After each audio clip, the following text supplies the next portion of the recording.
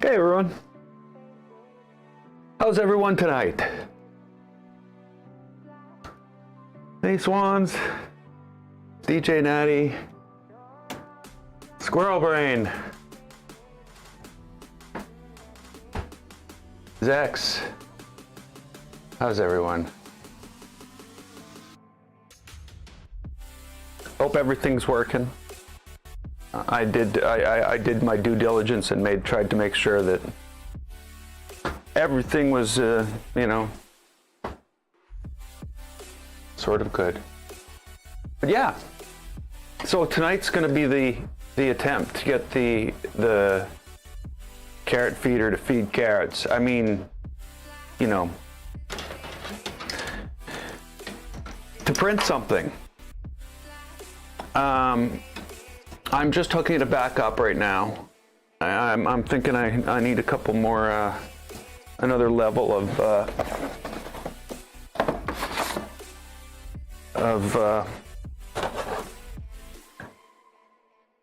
hell did I buy Army Green ASA for? Yeah, I gotta crank this up another level. It's just not high enough. Now we're gonna break something. Yeah, just broke something. That's good. I haven't broken anything all week.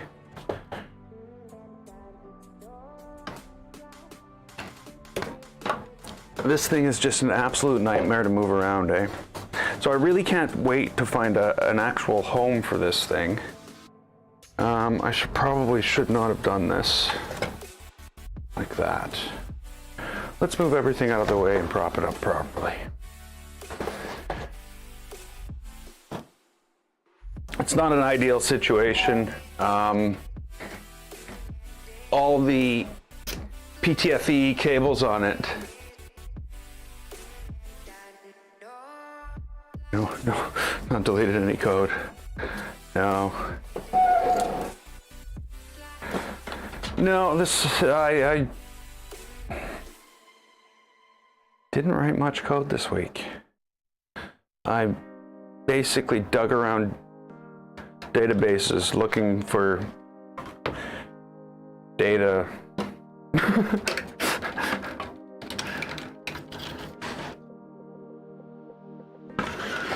That's what I did in my week.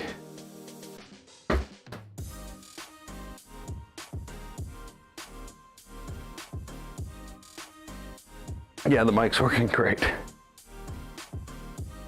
Yeah. It was not a lot of fun. Well, no, I can't say that. I'd rather be writing code.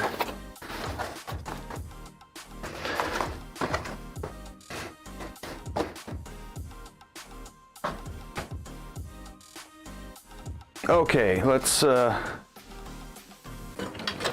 lift this up and onto here, and we should be good to go.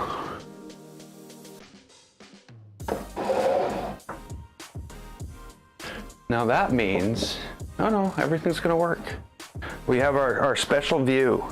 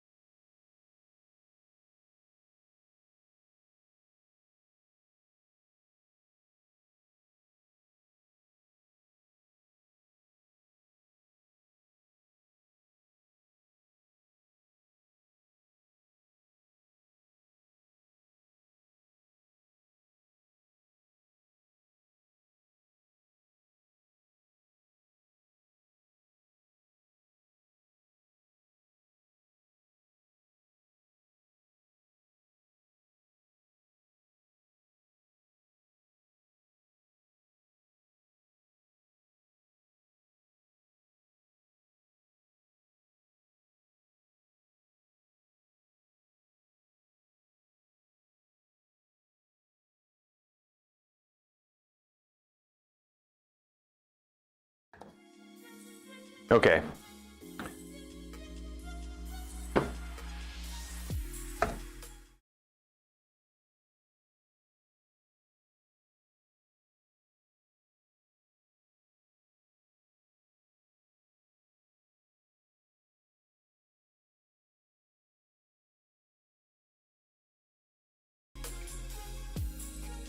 Okay, there we go. That should fix it. It might be loud though. Is it too loud? Yeah, so yeah, the problem here is all my weird audio devices. If everything was normal and I just had normal stuff, this would be easier, but I've got GoXLRs and that's not normal. Okay, so what are we gonna hook up here? Black, white, we've got yellow.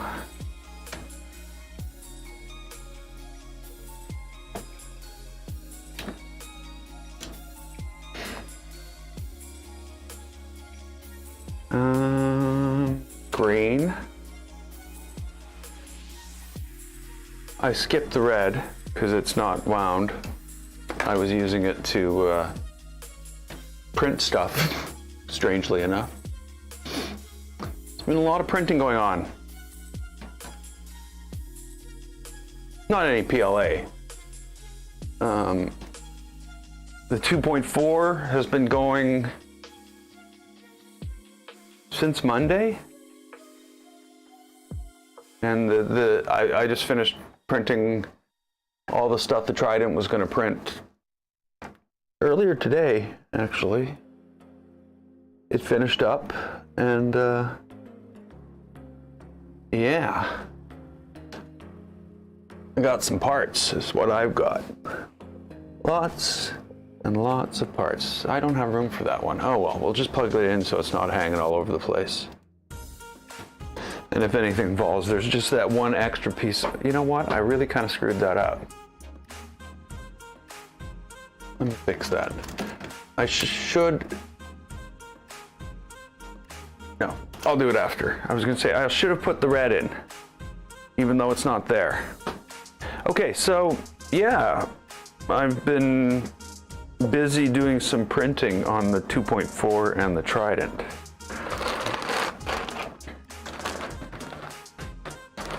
There's all the ooh, that's bright. That's very bright. Let me turn the brightness down on that because that's very bright. Not bright, saturated. There we go. So yeah, here's the Sparkle ABS Cloud Gray and Fluorescent Red. There's all my, what do they call them? Filament clips. Got the filament clip, tube multicolor. That's gonna go on the 2.4 rebuild.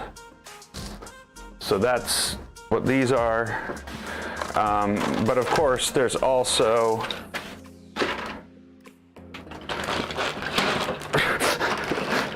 sorry.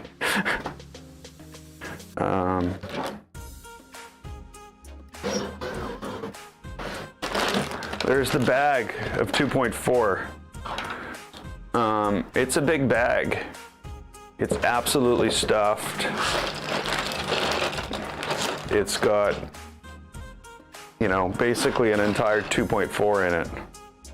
All the functional parts. And then I've got some other, I've got the skirt.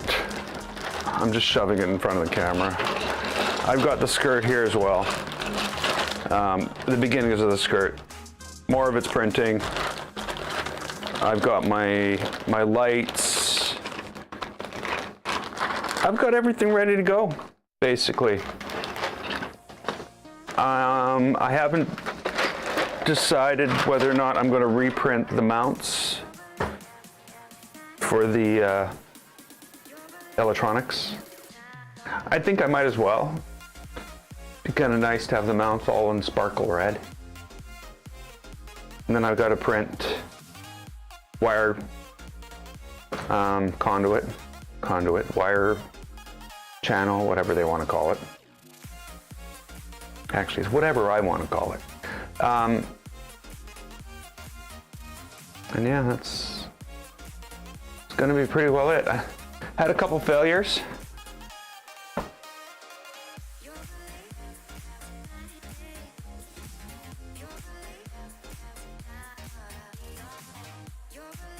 Printing the R2 parts for your 2.4.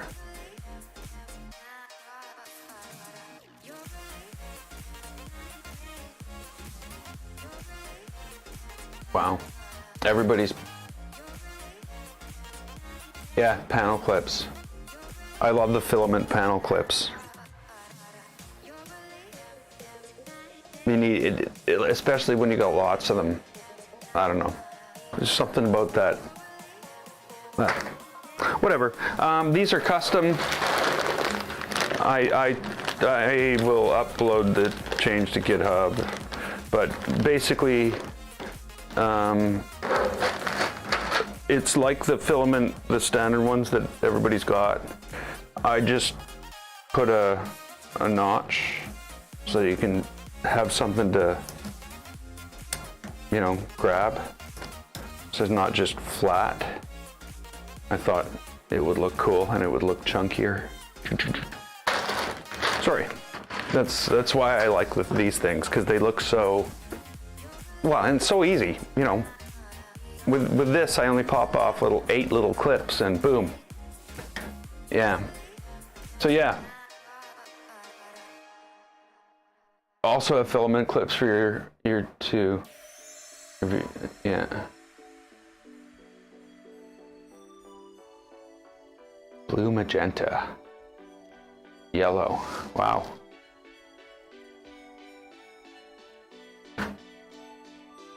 Trying to imagine that.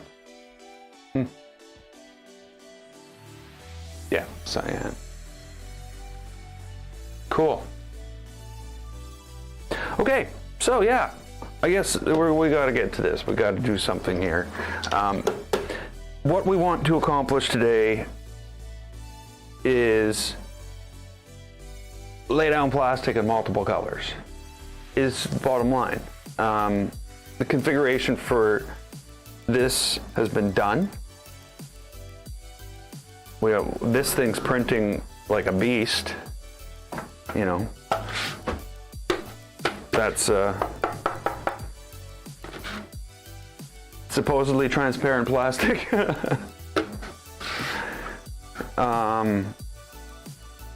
That's Sharpie. I didn't print multicolor. That is Sharpie. So yeah. So yeah, let's figure out what we need to do here. And I think the best bet is to put those on the floor so they don't fall down. I think instructions. I almost think instructions are the best bet, because that's going to tell me what I need to do in my slicer. It's going to tell me what I need to do in... Yeah, let's grab the instructions and take a look.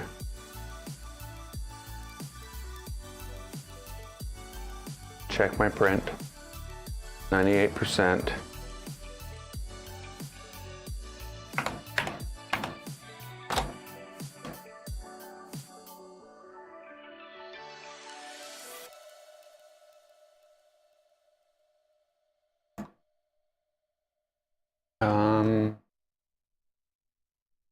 What do I need to do here? What do I need to do? We need the instructions.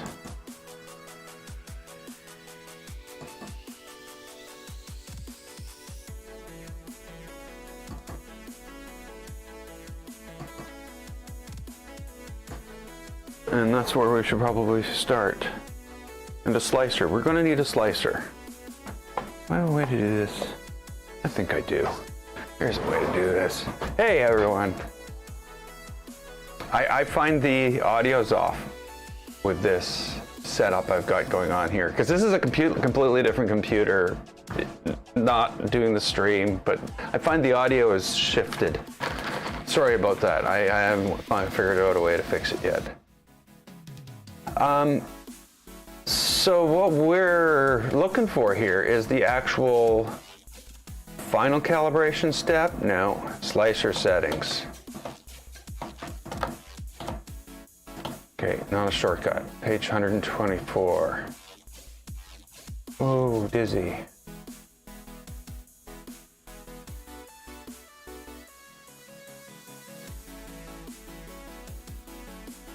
So we got all this stuff done, and here we go. Super slicer. Well, we're not using super slicer, so there. We're using Prusa slicer. And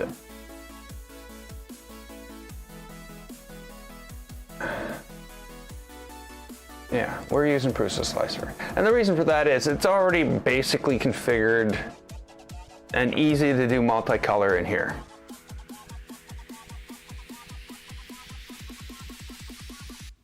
Yeah, I use Cura for everything, except for multicolor. So Prusa slicer, yeah. Using the 0.9s on my 2.4, but put 0.8s on the Switchwire.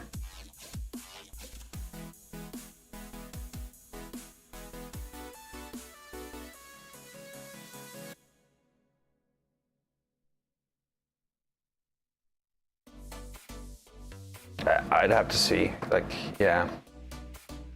It's hard to say. Different layer height for each model. Did you know? No, I didn't know. I'm not interested either right now. We have other fish to fry. Okay, so here we go. What we're gonna do is we're gonna change this thing that we have here to Switchwire orange. There we go. Everything's done. It's all set up. I'm kidding. And we got to go through to Switchwire orange and figure out what we need to change.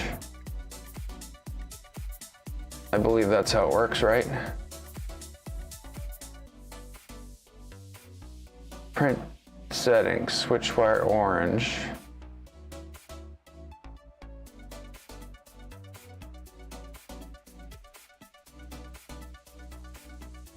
See, I don't know Prusa slicer that well, but they're expecting you to have this already set up, I'm guessing. So here we go.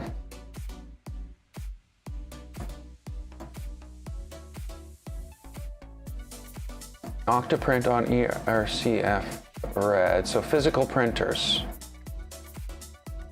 Okay. Add or remove printers. Add a physical printer.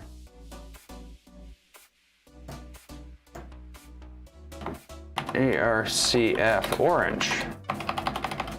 Maybe Switchwire orange. ERCF. That makes more sense. Post type. Octoprint. Okay, so we're gonna need our API key.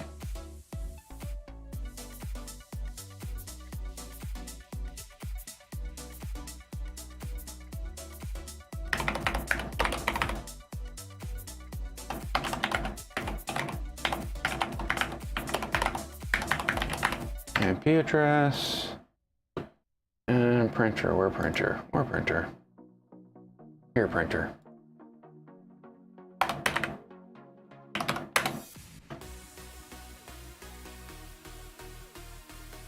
There's my API key for that printer. Not like anybody else can use it, so yeah. Yeah, whatever. Octoprint.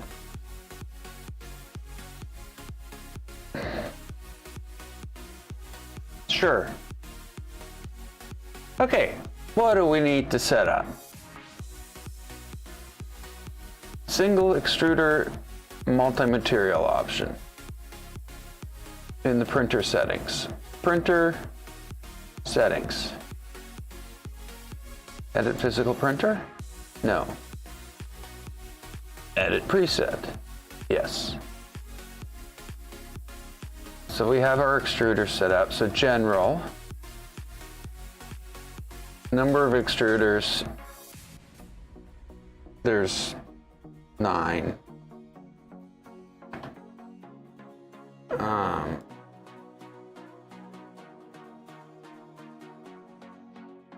Milling cutters. We don't have milling cutters. This is a thing that's gonna just, I don't even know what milling cutters are. Okay. And then it wants us to go in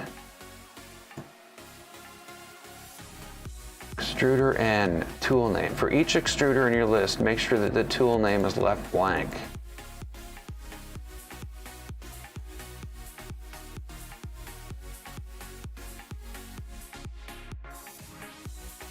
I don't see a tool name, so I'm going to assume it's blank. Nozzle diameter is, yeah, there is no tool name on any of them. They're all the same.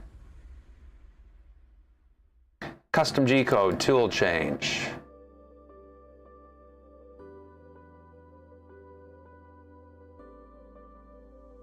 Custom G-code.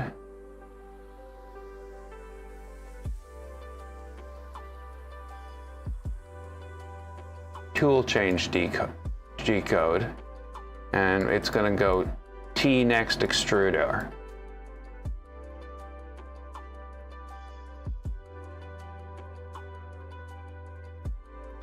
T1, T2, etc. So we got that. Global behavior. The start, I really don't like how, yeah. I kind of wish that was darker writing, not just gray. The start and end G-code shown below are designed for using the ERCF as a filament management solution, even for single color prints. This means that the proper filament will be loaded at the beginning of the print. Yeah, so I have a T0 at the beginning of all my prints anyway. On most of my printers, it basically says, I don't know what that means, and ignores it. But on this printer, it's going to actually load up the base filament, whatever is hooked up to T0, if I don't change that. And you know, if I do single prints from this, I'm going to just switch to Cura and probably use that.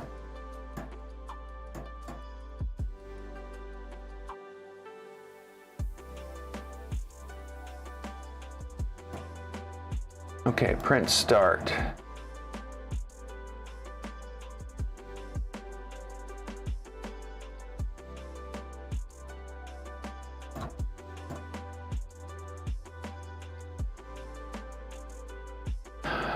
Change tool, standalone, and initial extruder.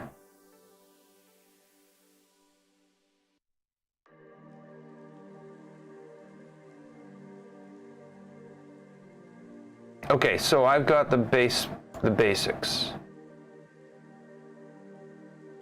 I don't need the extruder in the bed, but ERCF change tool, standalone tool equals initial extruder. Basically, when we start the print, just immediately switch to the initial extruder. Don't, yeah. Okay, thanks for hanging out for a bit, Squirrel Brain. Have a good night. I'm guessing it's like late. You need this. It makes late into early. And then it turns into burnout. Crashing, but whatever, you know, it's good while it lasts.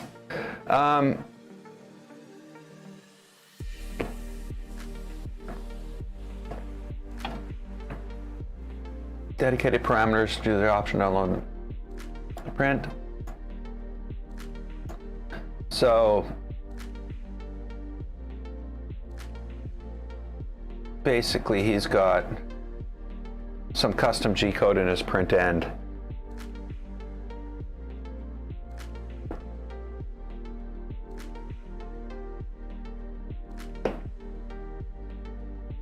To unload. Okay. Do we want that?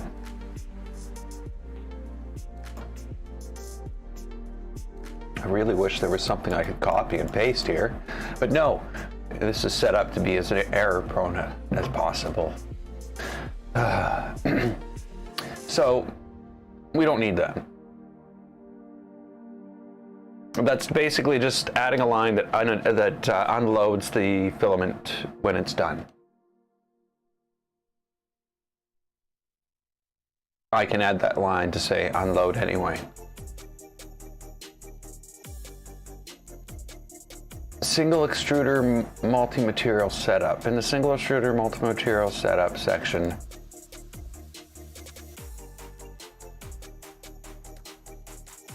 single extruder multi-material parameters have to be defined. They will change based on the hot end you are using. Okay. Well, this is pretty straightforward. Single extruder multi-material setup. Cooling tube position. Don't know what that is. Cooling tube length. I guess they're not really talking about that. Oh, they are.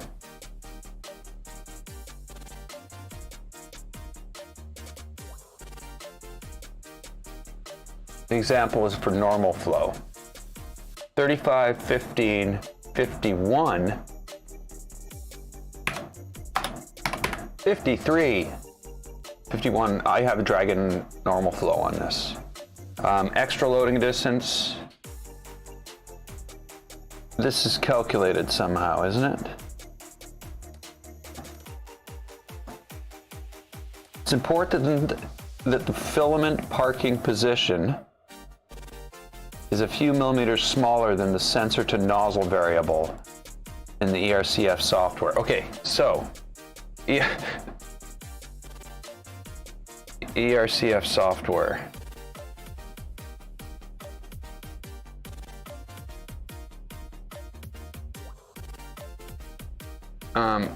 In my case, that's the ERCF. No, not VARs. What is it? User config. And what am I trying to make sure is right? The sensor to nozzle. Variable. Sensor to nozzle. Right now that's 54. It's important that the filament parking position is a few millimeters smaller than the sensor to nozzle variable in the ERCF software.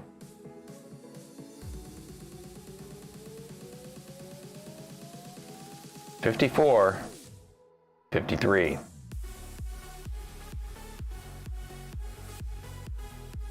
That doesn't sound like a few millimeters. 51. We'll go back to a few millimeters.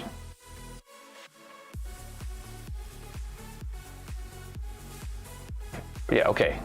So, and then this, the extra loading distance is the negative value of the filament parking position plus 0.2. So, negative 51 plus 0.2 is negative 50.8. Please adapt to your configuration. And this sort of gives you an idea of what they're talking about. What's the distance from the sensor to the nozzle? I don't really know what the distance to the sensor to the nozzle is, to tell you the truth.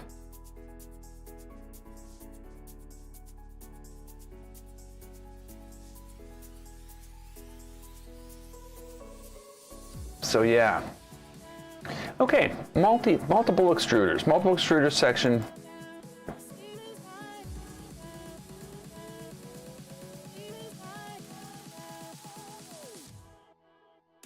No sparse layers. Okay.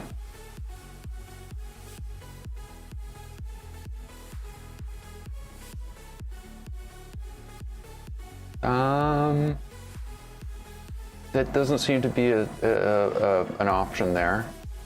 Is it in print settings? Multiple extruders. So, wipe tower. Enable. It's called a wipe tower, not a purge tower. Or is it, am I thinking different things here? Position. I don't know, does that make sense?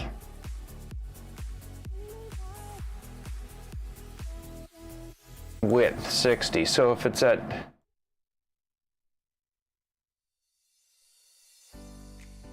That doesn't make sense.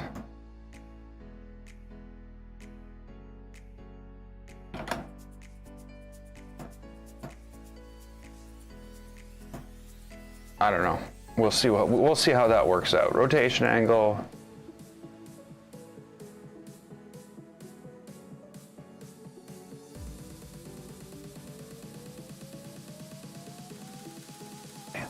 To 80%. To wipe tower brim width. Wipe tower brim width.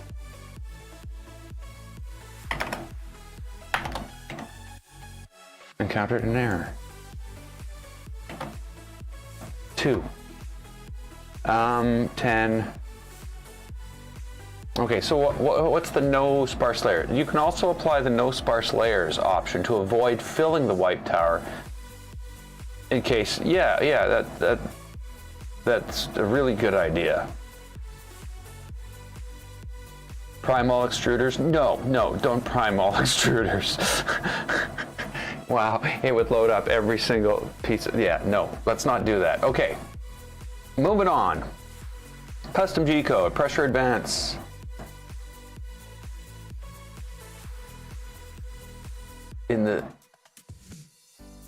We'll worry about that pressure advance once I actually measure pressure advance on this machine.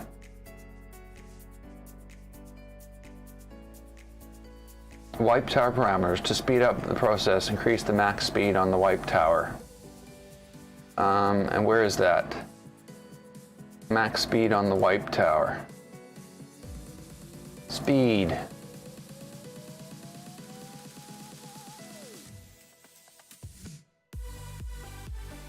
I'm not seeing wipe tower max speed.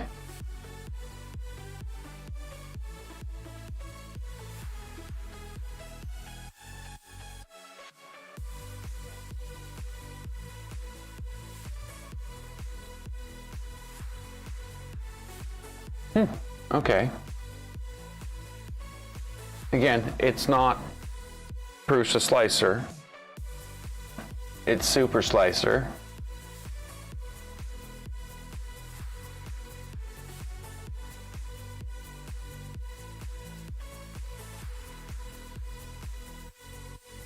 I don't see it here anywhere. Okay, doesn't matter. Moving on. Fine-tuning tips.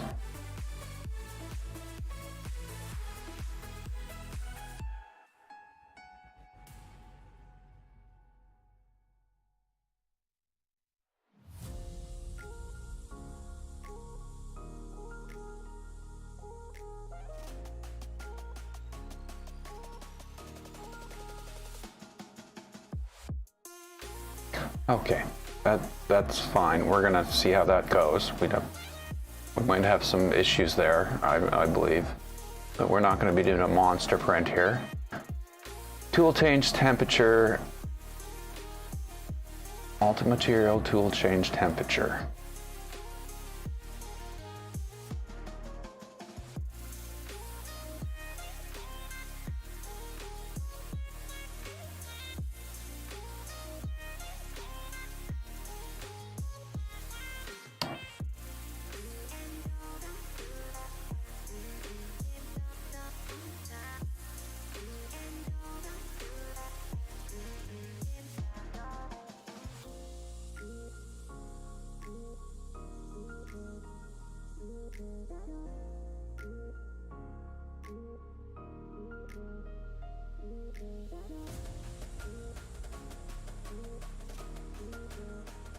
Okay, I'm not seeing that. It could be a... It's hard to say what it would be.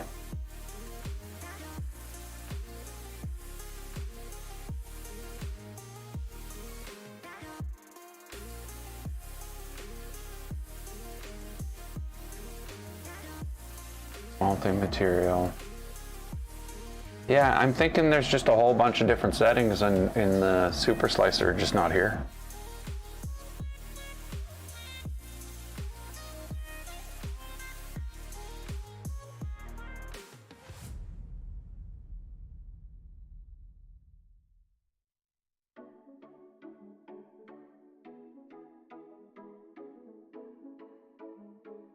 Okay. Tool change parameters with single extruder multi-material printers.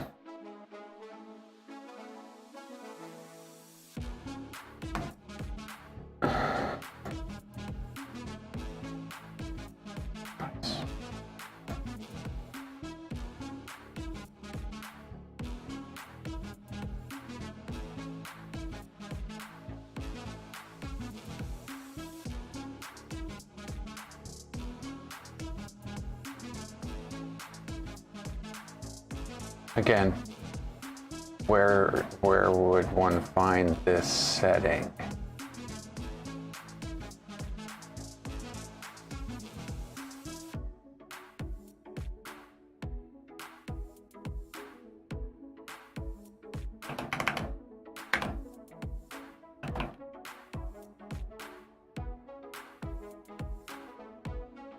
Okay, there it is. It's in advanced. Okay, so what are we looking at here? Loading speed at the start. Hey, wait a minute. Where's that? Minimal wipe. Max speed on the wipe tower. That's what we need.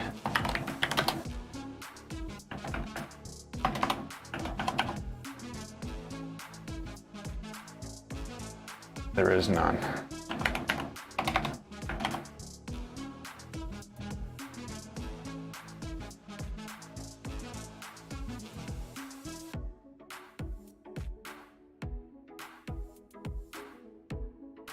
Okay, it's fine. It's okay. I'll get over it. Tool change parameters with single extruder.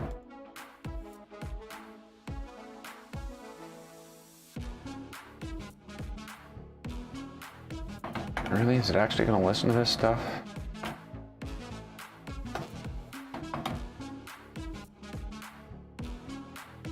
No,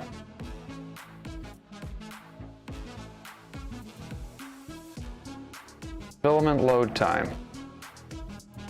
Here we go. This is where it's going to fix the timing so that when I ask it how long is it going to take this, it doesn't take, oh, it's going to take an hour and 20 minutes and then take 14 hours with all the filament changes.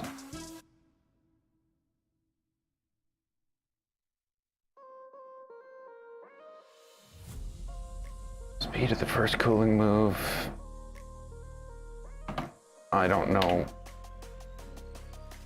Speed of the last cooling move, 50, I don't know. Ramming settings. You can choose the ramming time and volume, finely tune the filament tip shape. Values of result will vary for different filaments. So, testing the parameters. To easily and quickly test the parameters, you can use the ERCF form tip standalone, which we probably should try.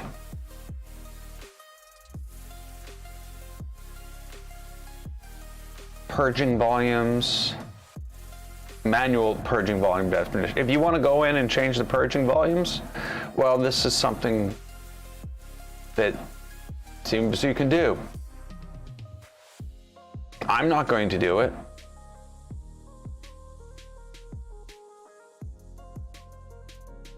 But I guess if you are printing something and what you find is you have color bleed from, say, red to white or something like that, you could change that. Very last part of the filament loading move from the tool head center to the melting pool be subject to clogs or issues. As a result, the filament can be blocked and not reach the nozzle. To detect such problems, ERCF is used to measure the length of the filament that moved during the last phase. Because of the ERCF curves at the start, there might be some slack in the distances measured by the encoder will not necessarily match the one done by the extruder.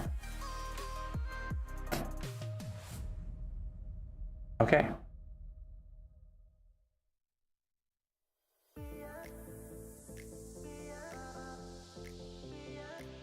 So this is what I need to change. How do I change this?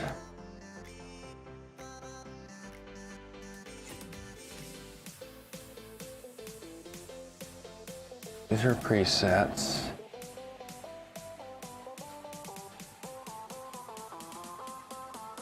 These are print settings, right? Layer height, 0.2. Yeah, this is all print settings. Speed. Oh, wait a minute. Speed.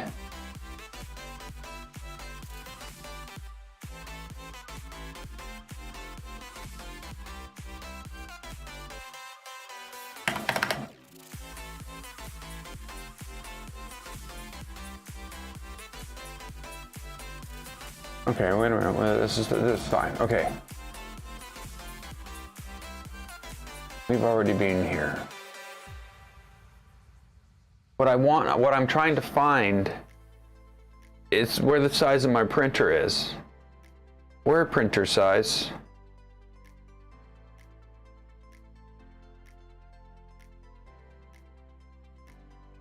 Platter, you'd think it would be somewhere here. But when I added a new physical printer,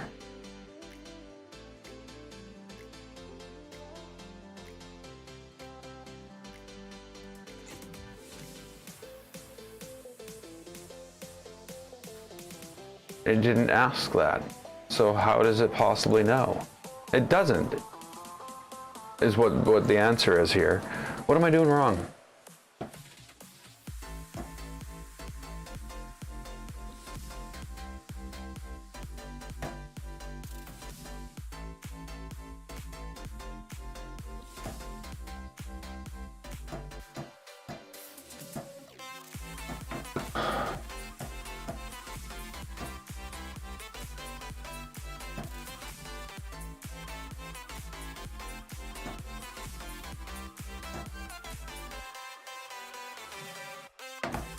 What? Do it again?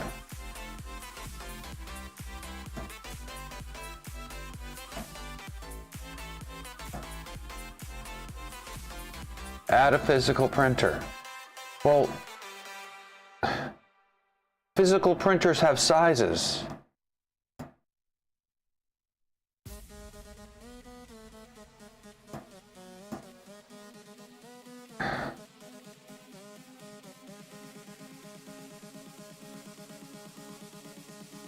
I just don't understand. There's nowhere here. Yeah, process or super slicer, whatever. Hey, we're. Ugh. Okay, so.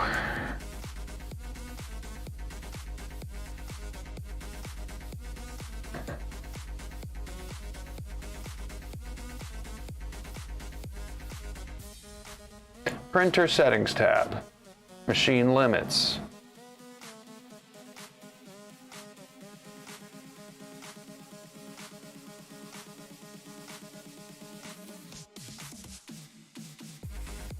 General. Ah, oh yeah, yay.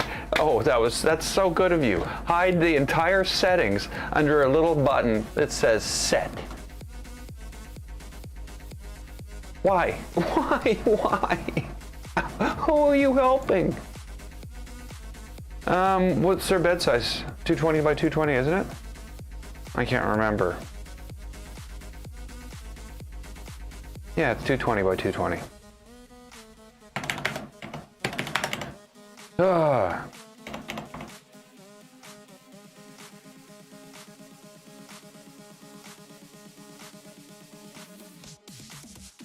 Doesn't want to know Z. Okay. Oh, it has that here. What was our Z? 450. Oh, Z offset. No, Z offset 0. Huh, that would have been bad. I found it. Yeah, it was hidden under a button. Okay, whatever. Here we go. I should get this thing preheated.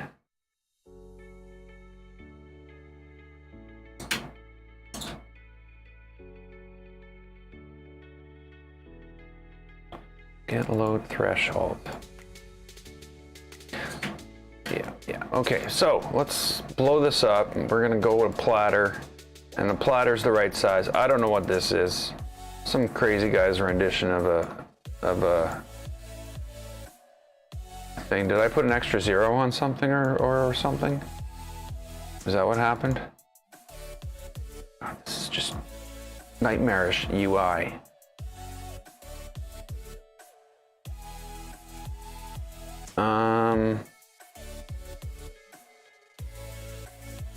No, it was print settings, multiple extruders, wipe tower, X position.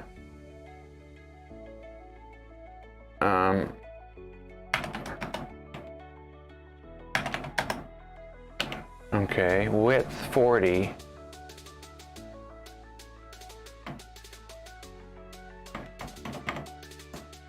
Okay, I don't know.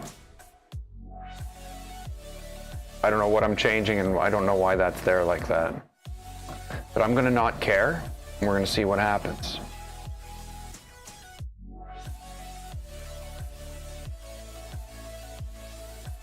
So here we go. We've got a color thing, a color wheel.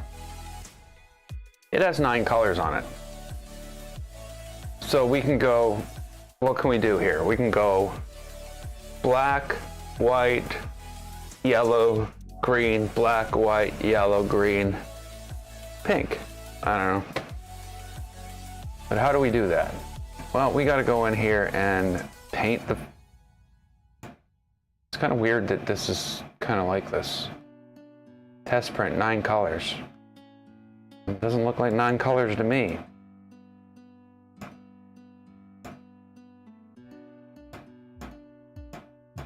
Let's make the default color white.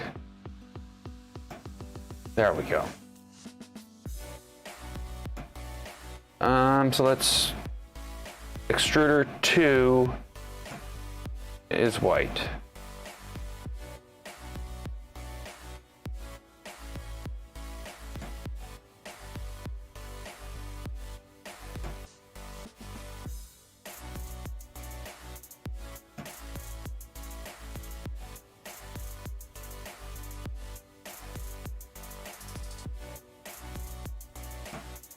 Extruder 3.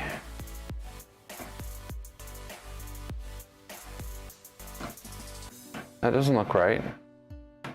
Oh, wrong button.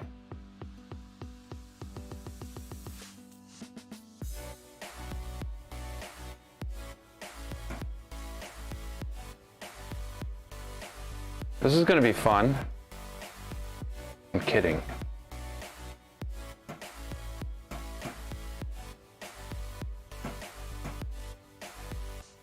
Guess what? There is no red. But basically we have colors 1 through whatever, 6.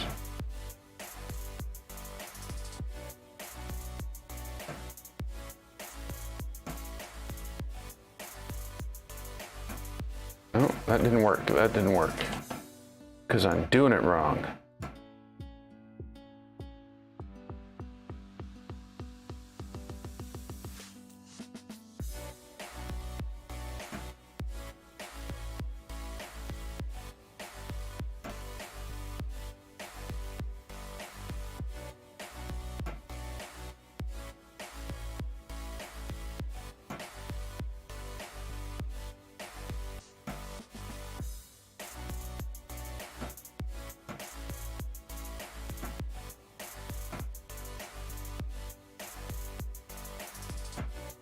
Quite the task.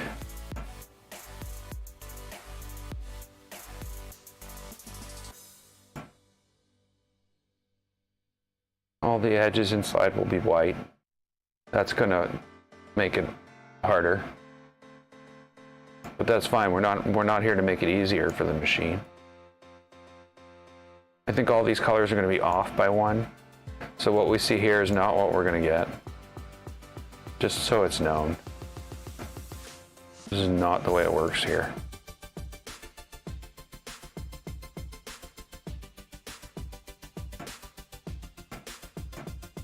Oh, actually, what I should have probably done was something else.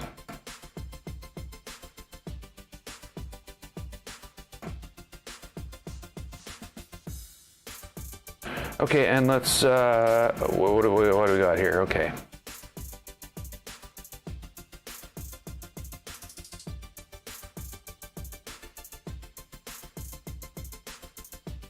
There we go. There's a thing. It's got multiple colors.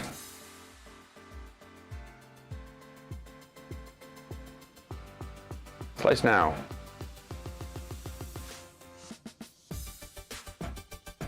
Really? An object outside the print area was detected. Well, yeah.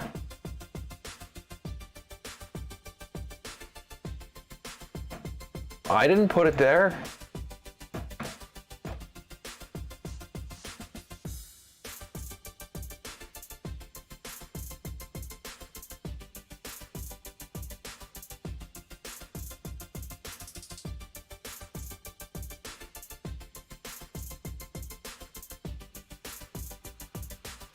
Purging volumes.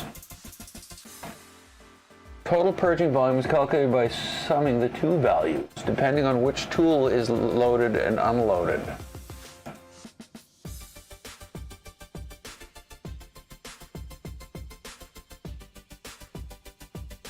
So should we start? We'll just start here. But this seems kind of ridiculous, and it doesn't want to let me move it.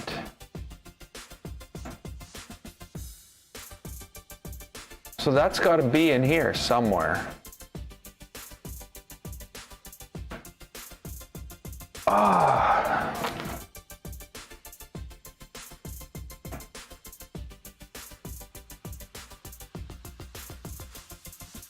Print settings, multiple extruders, wipe tower. Enable. Position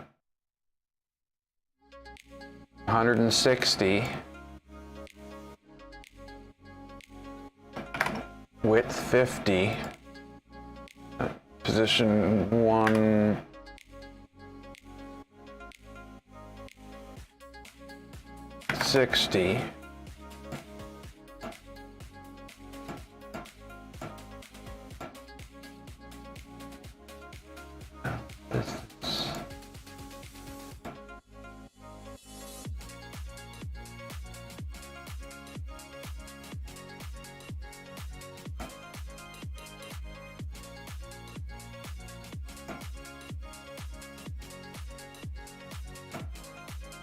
Is this really a thing?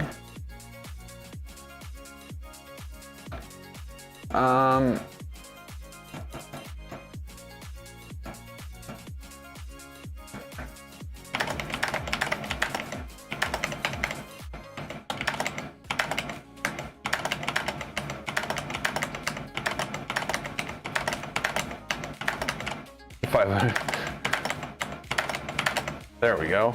Let's see what happens here. Slice now. It made it smaller. Okay. Well, that's one way to make it smaller, but it's probably going to make a mess of the print. So I'm just going to go in and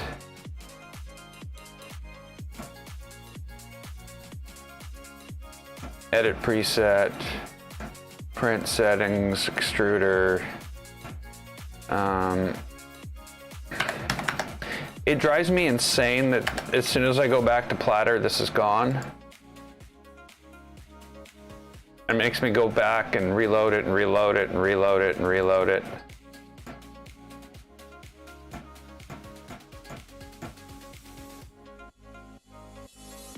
Why is that not yellow? Okay.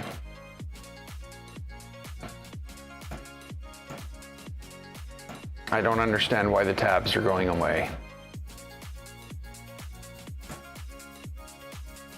But I'm pretty sure it's just to frustrate me. Wait a minute. Wait a minute. If I make this 40, no, 200, and I make this 10, I can make this 20. And that should push it right off to the side. Maybe I can go with 190 and 15. That's not 15. That's still not 15. Why am my brain thinking in centimeters and punching in millimeters? And now if I do it, it should be down the side.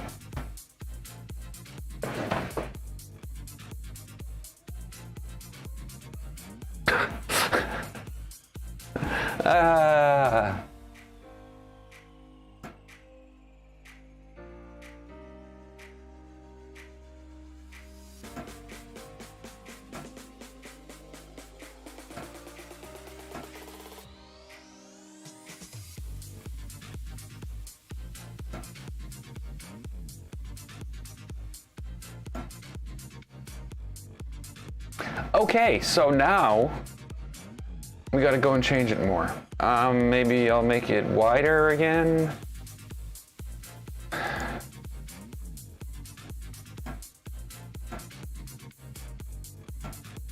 So we'll go to 180 and,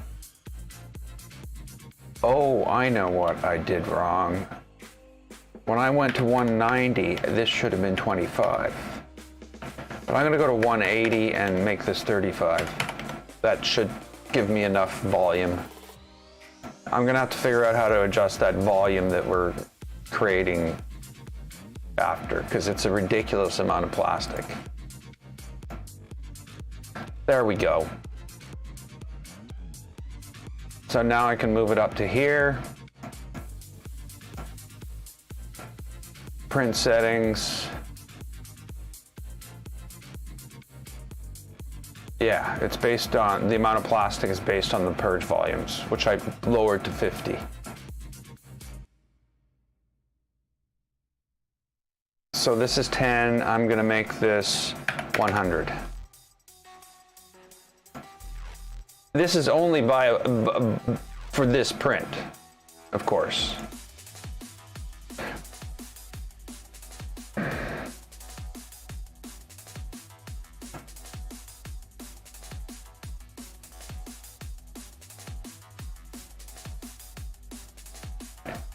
Okay, we're gonna go back in. 180 is now gonna be 170. 35 is only gonna be 40. Can't do that by 10. 100 is gonna be 80.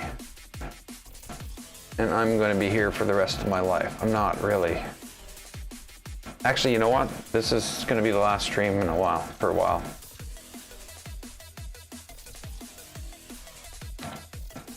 I'm going out of town. Okay, there we go. There's a thing we can print. Export G code. No, don't export G code. G to the thing and the color of the upload. What? What? Upload. Just upload, don't print. Please don't print.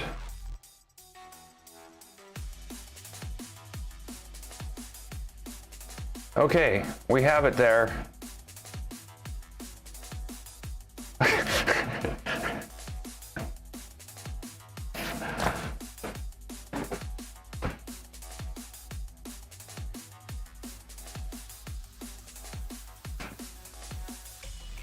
Are we ready to see everything come crashing down around us? I know I am. There we go.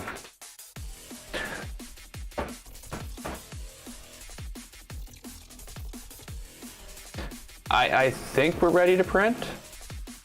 I could be wrong. Yep, we're ready to print.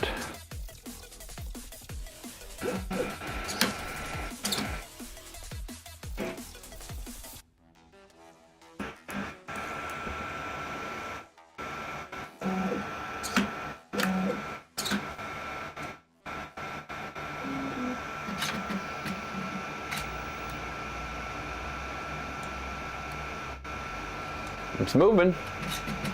It's moving to the right filament.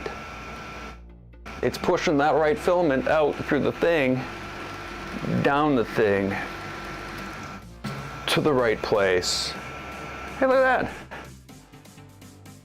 Hey, the poor boy channel. Oh, I would do it. I have a switch wire, an actual switch wire, and it's just as good.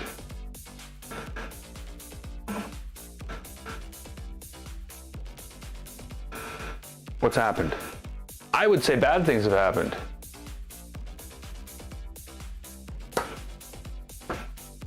Vacation, yeah. I'm off for 3 weeks. So yeah, it's a lot of time for everything to fall apart. So, what am I looking for here? That's the reason I shaved.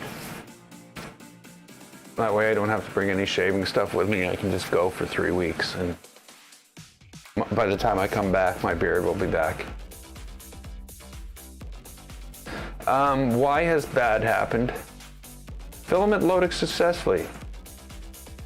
ERCF is currently paused.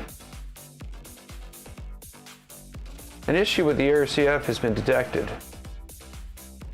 Toolhead sensor empty. Okay, toolhead sensor empty.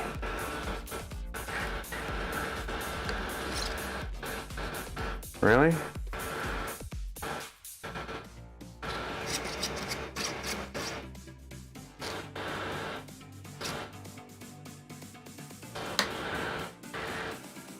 Okay, toolhead sensor not empty.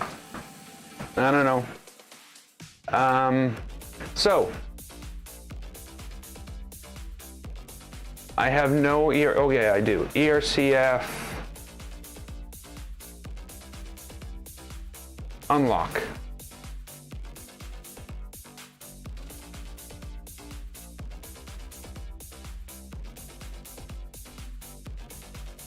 Maker's Development Group mod.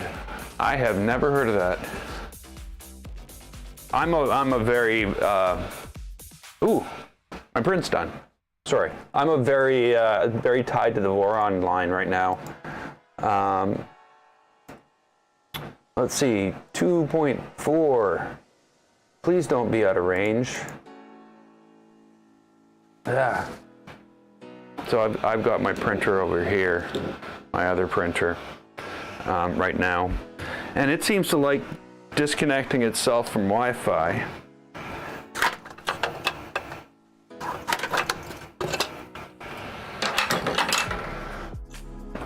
So yeah, it's disconnected from Wi-Fi right now. So I'm hoping just moving it like to here will help it. It doesn't seem to be doing so, which is too bad because I'd really like to print something on it.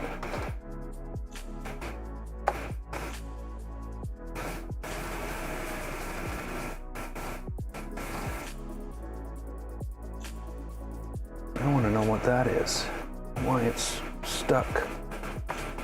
Oh well, I'll have to take some sandpaper to it.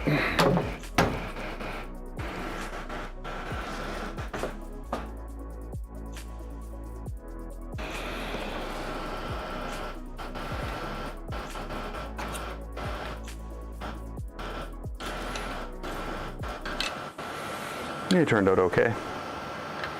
Little fluorescent or a red. Fluorescent. Is it fluorescent? It doesn't fluoresce. I don't know. Add that to the pile of the 2.4 parts. And let's get back to this and see why this is paused. Though I would like the 2.4 to start the next print. That would be a really good thing for it to do. Because, you know,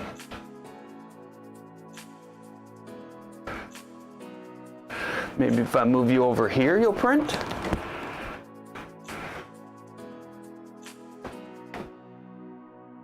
Yay!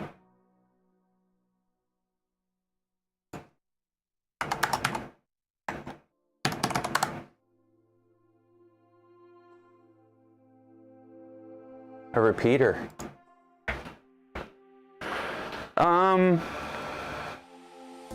I never have a problem with the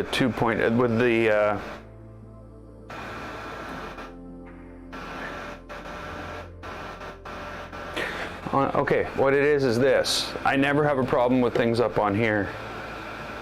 Or maybe I do, I don't know. It's off doing its thing anyway. We need to find out why this thing stopped.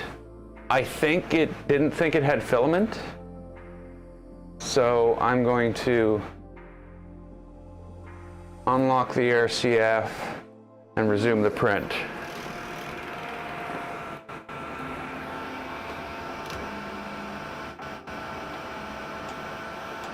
And it's off doing something weird and bizarre, thinking that maybe, hey, maybe if I take the filament out that I now know is loaded, that'll help me. Why are you taking the filament out, you stupid machine?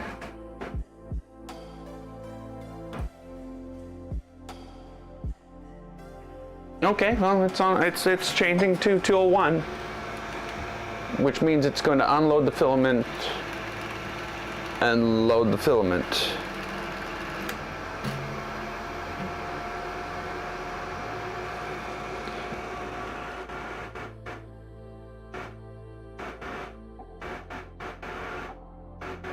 Yeah.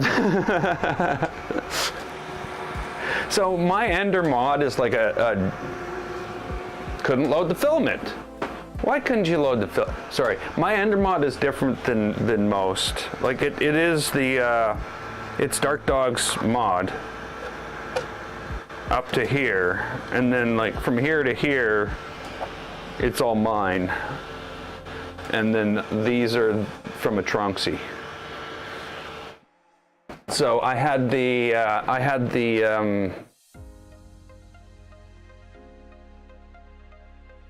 parts. So yeah. So I'm not sure what's going on here.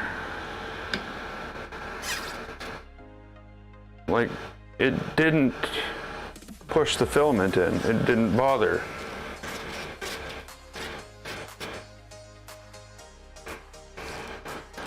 So it's loaded. Filament loaded successfully.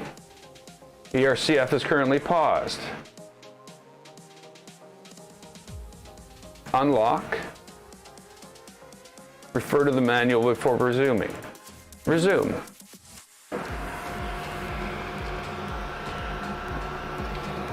Well, that's not good.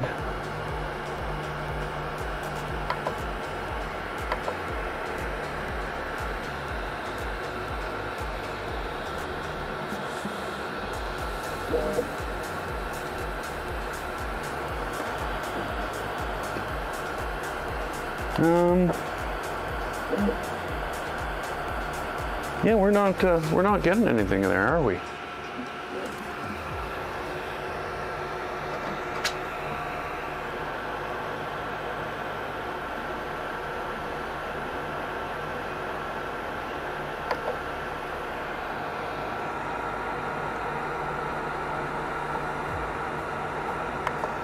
Okay.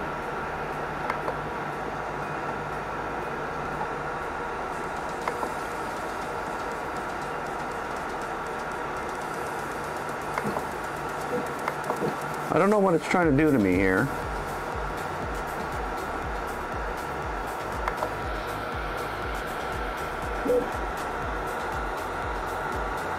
So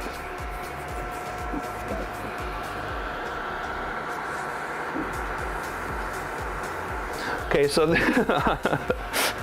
see, I never ever save my Z offset, because I find it infuriating to not know what's going on and what everything's based off. On this printer the other day, I thought, well, you know, I'll save the Z offset, so it'll be at 0.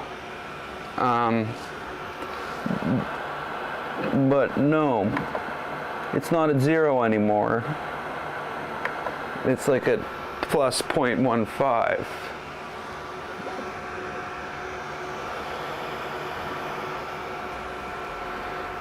So it did a bad job on the first layer and on part of it.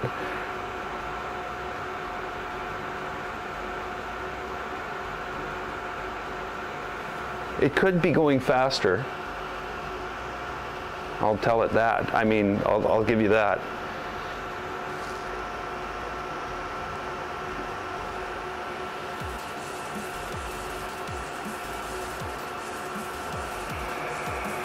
So basically, this thing's completely idle right now.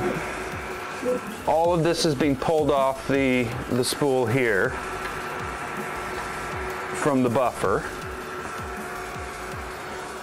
This isn't doing anything, it's just letting filament through.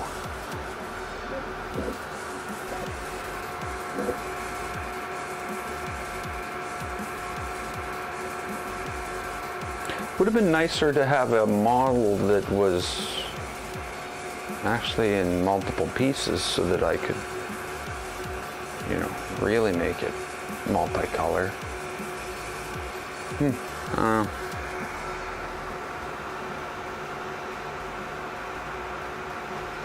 I guess I could have colored the bottom too. That's sort of my own fault.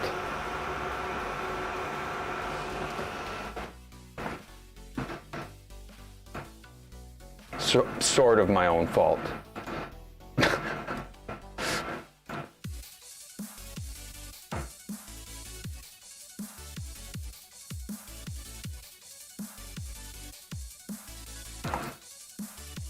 Okay, so all that needs to happen is really we just need to get there faster.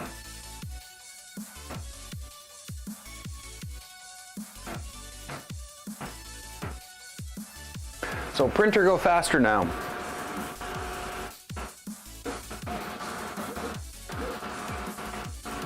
I don't know if I have to adjust the current on the motors to make this one go faster.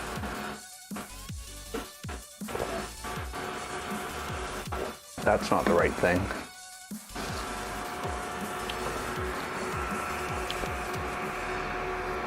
So yeah, I might, no, it seems to be doing fine actually.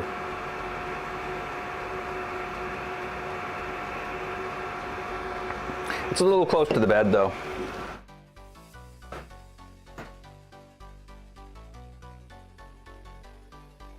Okay, the 2.5 is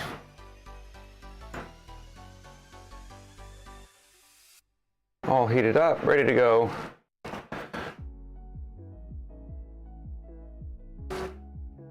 What's going on?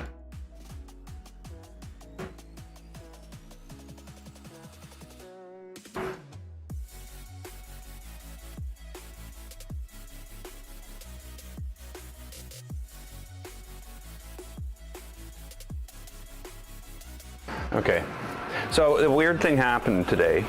Like that, oh, it's printing, it's printing.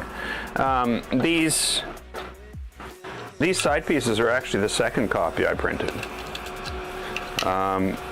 This morning when I got up, it was done the other ones, and they look fine. I bagged them and I loaded up this job to print basically the two side pieces.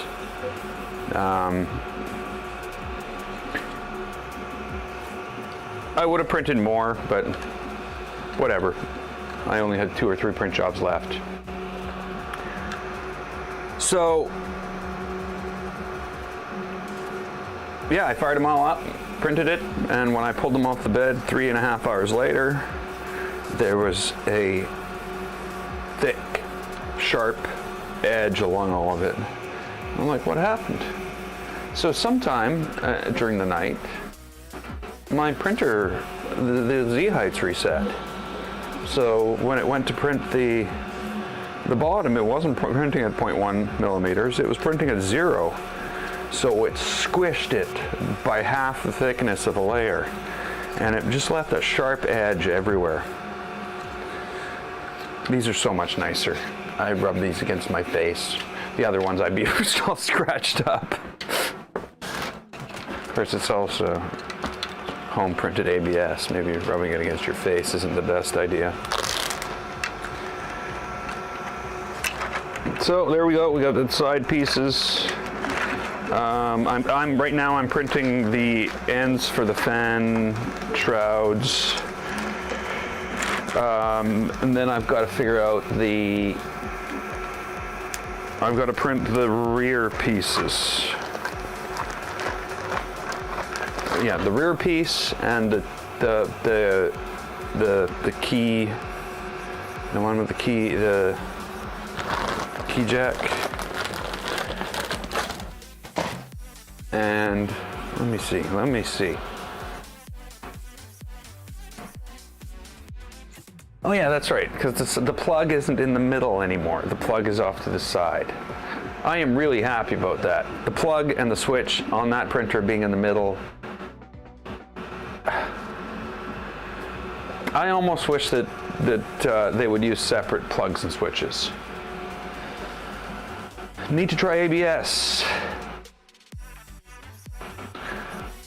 TPU with a Bowden setup. Oh man, I feel sorry for you. I don't even know why you'd try. I have, I've printed some TPU over the years. I got Rubber Sharky here, but I've always done it with direct drive, never through Bowden. I just can't imagine. I can't imagine. It's tough to get it to go with a direct drive.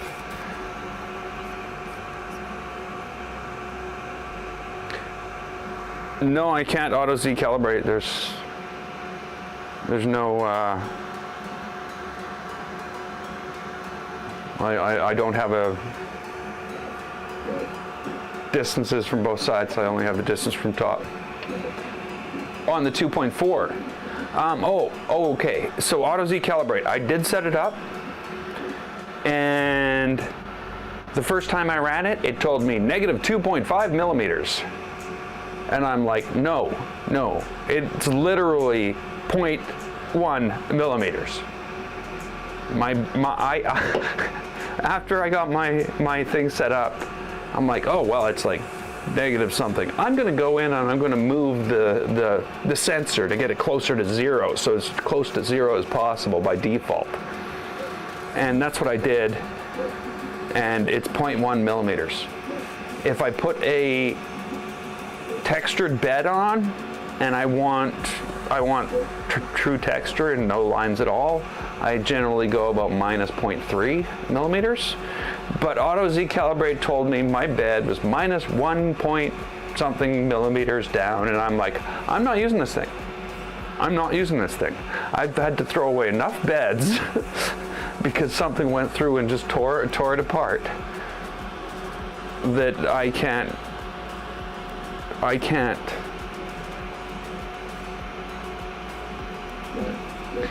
It's possible with Bowden, you just go slower. Yeah.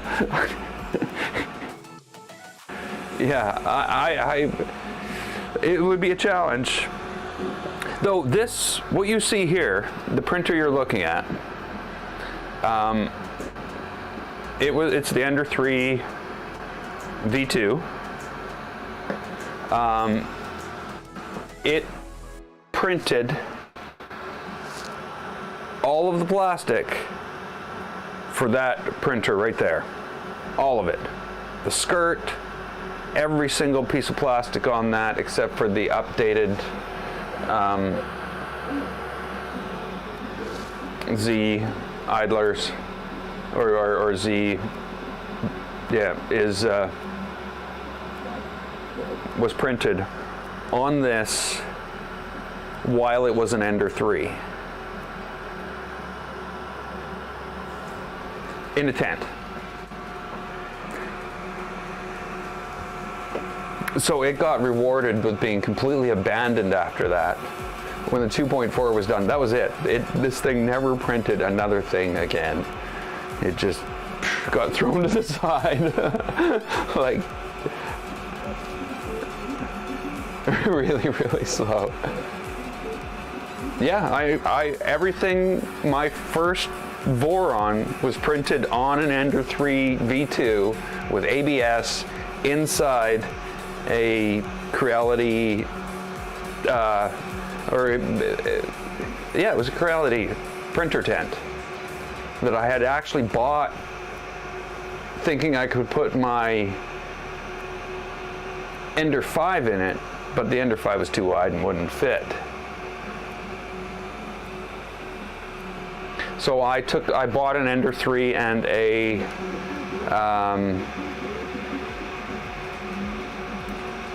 Dragon BMS or a Dragonfly BMO, BMS, one of those, the one with the right connect thing for the Ender 3, and I basically made it into an all-metal hot end.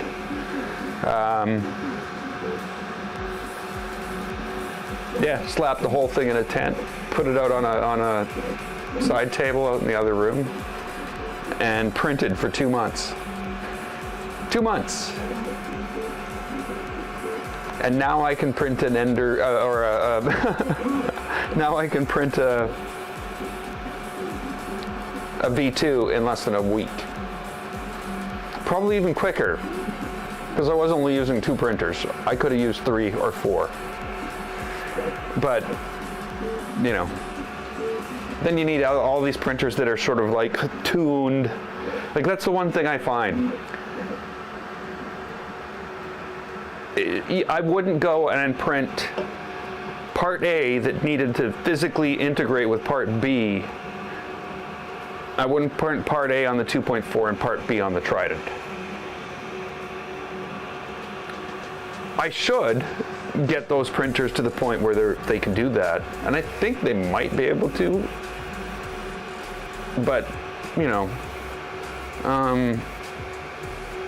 nothing that needs that accuracy. Like, you wouldn't print the front and back of Clockwork on the 2 different printers. You'd print it on the same printer.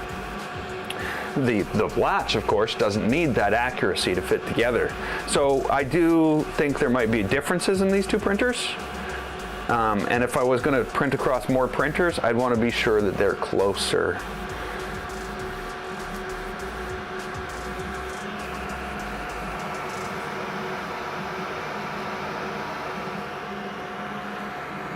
Well, I'm going to say it prints one color really well.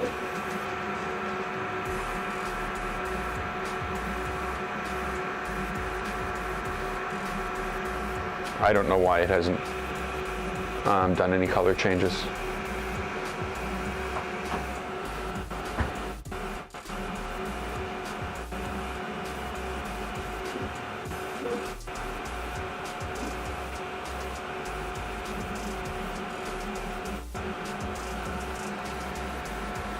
Same for Ender 3, but locked enclosure.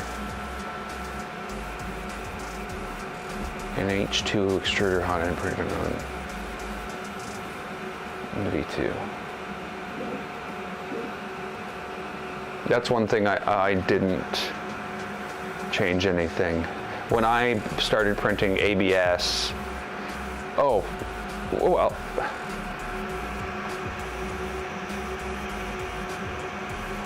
I would say that on those prints of printing the 2.4 on the Ender, I probably had a 50% failure rate.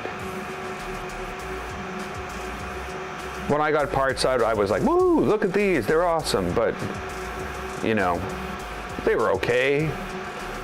Looking at them right now, I'm like, yeah, no, they're not okay. They're functional, they're serviceable, but they're bad prints. There's too much squish on them because of the glass bed, not a PEI sheet. So there's a lot of things that could have gone better. And, you know, now, like, I can hold the pieces that were bad in my hands like 3 or 4 pieces that were bad in this print for the 2.4 R2. You know, literally the hot end fan, or the parts cooling fan cover was bad.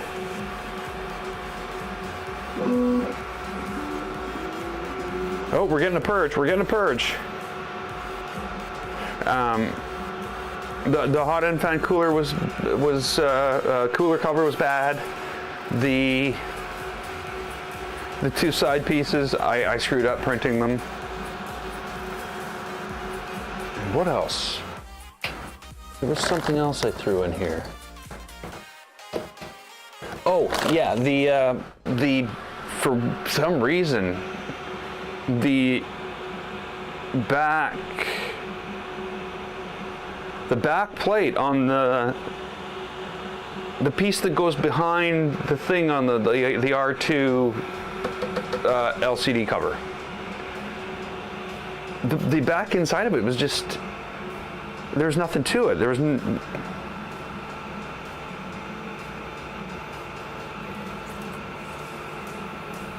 okay, here we go. It's going to change. It's going to change. Here it goes. Here it goes. It thinks it didn't get it enough out. Why?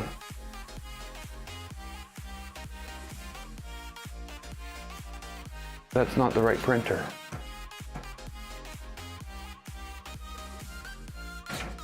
Loading filament.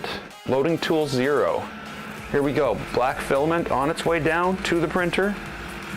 It's like magic.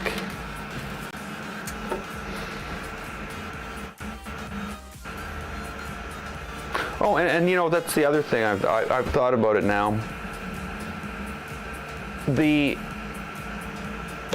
This Ender 3 Switchwire is a much better deal than my LDO Switchwire. Filament loaded successfully. Why are you doing that?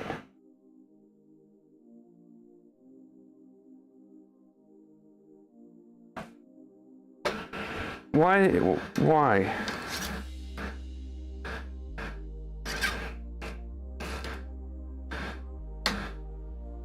Filament loaded successfully. Okay. It looks fine to me. Print with it. Okay. So it failed, paused itself, and then decided the filament changed fine, but it was already paused, so I don't know. I got some weird messaging orders going on wrong.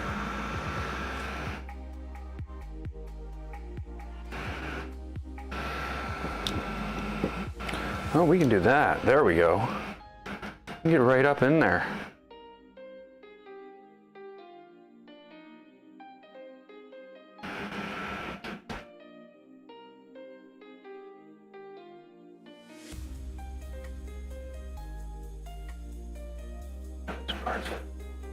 If you wanted to upgrade your Ender, you should probably just buy...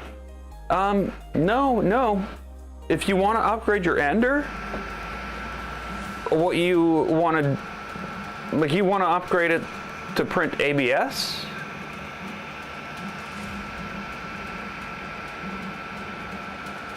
Or you just want to upgrade it to print better?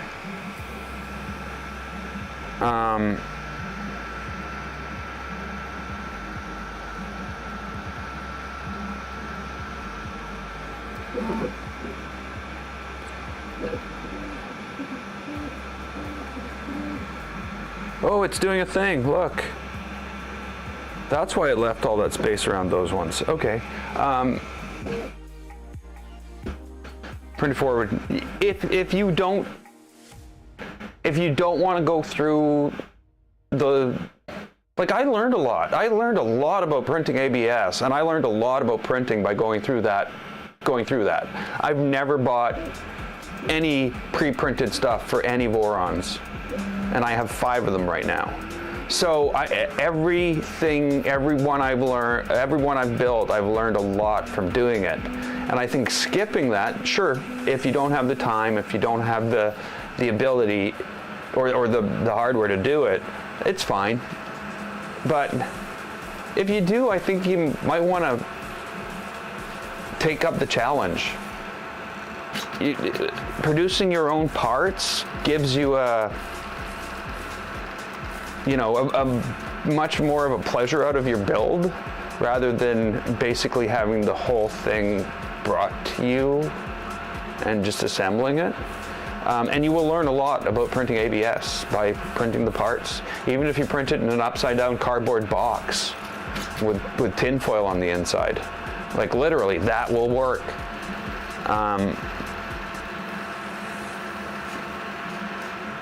So we're loading yellow. And something is weird. Loading filament, loading filament.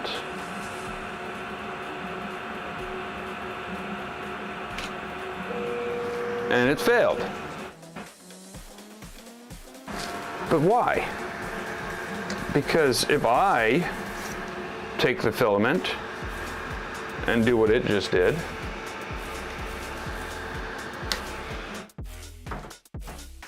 it works just fine. I'm confused.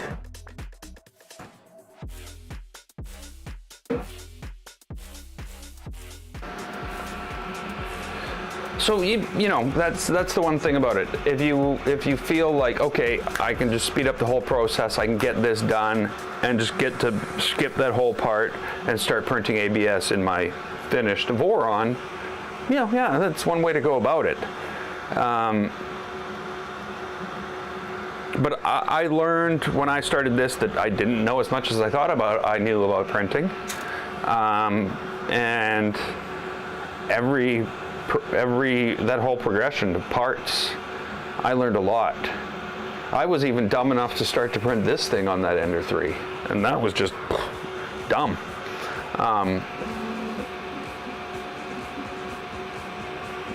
Here's a part printed on the Ender 3. Here's a part printed on the, yeah. Not to say that some of it, like a lot of this was Ender 3 printed. But I had to end up reprinting all of the parts in here because the tolerances were way off. But right now I seem to have an issue with this thing loading the filament color, where it gets past the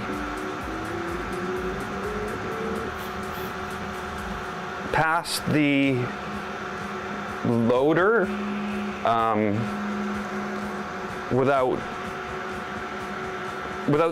the sensor without knowing it's there.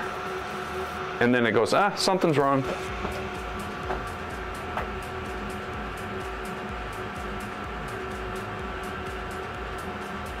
Oh, okay, if you're looking for carbon fiber nylon, you're gonna want an enclosure anyway.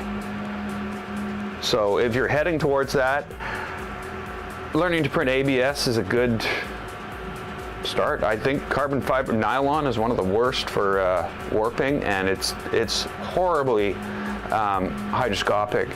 It's like a sponge. So yeah, there's a big learning curve with that. But it sounds like a fun journey. I have some eSun carbon fiber nylon right over there, I think, that I still have in the package, and I want to find a use for it, but I don't know what to use it for.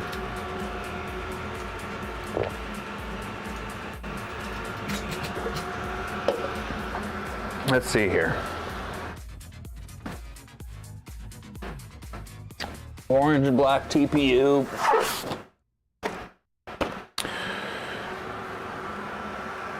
Yeah, here we go. That's what we got. eSun carbon fiber filled nylon.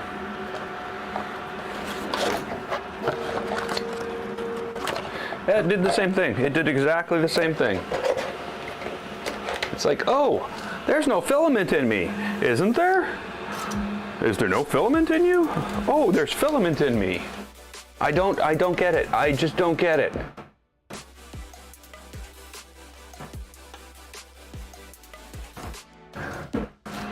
So, as far as I can tell so far,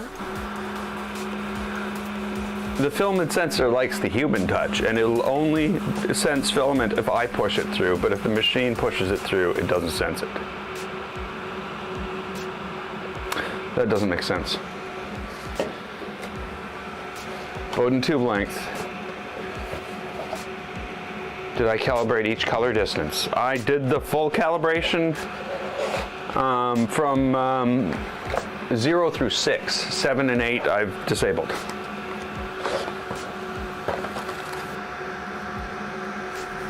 Print temperature is 240 to 260. So yeah, you definitely need an all metal hot end. Got to stay away from that Teflon at those temperatures.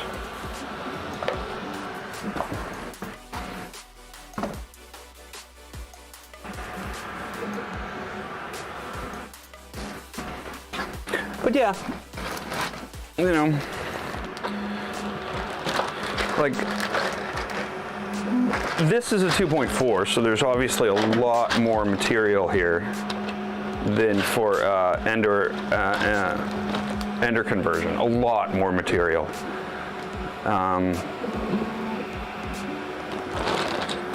Really, yeah, now that I think about it, I'm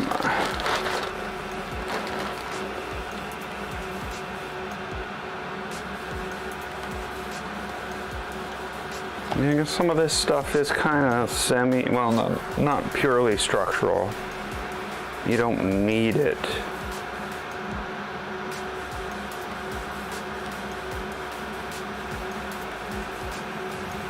But yeah, if you're going to print carbon fiber nylon, you're going to need.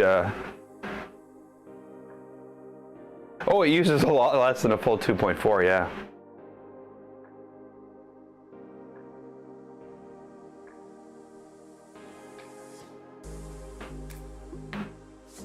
If you're running on a standard Ender 3, you do not have a full metal hot end. And if you try to heat it up that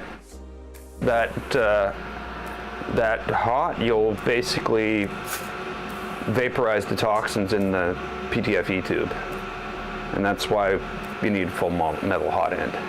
So any base Ender, Original, Ender Pro, Ender V2, those are all Bowden tube to the hot end.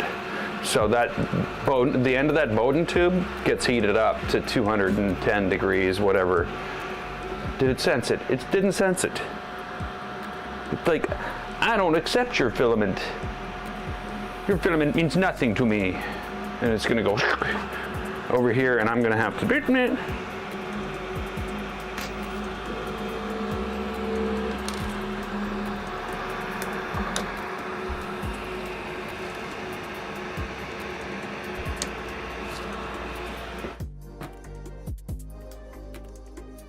Filament loaded successfully. Oh, okay, so it paused it. So I don't have to do anything, everything's fine. I just have to press a button. That's the other thing. I was gonna say, the next thing you're gonna have to do is you're gonna have to recompile the firmware you're using. So if you have a micro switch, you're good. That's, I have a couple micro Swiss copies. That's what I went with originally for higher end printing. But yeah, that's fine. You can swap that out. And then your Bowden tube only goes about that far into the top and goes into a little plastic cullet. And that should work good. I was like, why is it not red? Well, it's not red, it's pink. That's why it's not red. Pink is not red. Or is it? Could be. I don't know. I don't know colors. But yeah, I think So the steps that I went through before I started printing was the tent. I pulled off the hot end, replaced it with the Dragon. I upgraded the firmware on mine was a V2, so I upgraded the firmware to, what's his name's firmware? Starts with a J. I didn't like the firmware, but by that point, I'd already touched upon, I've already compiled my own firmware. I only use that one because it was tied to the display, but it allowed me to go up to 260 degrees. And that basically allowed me to print other stuff. Yeah, see, I found Clipper. Check out Clipper.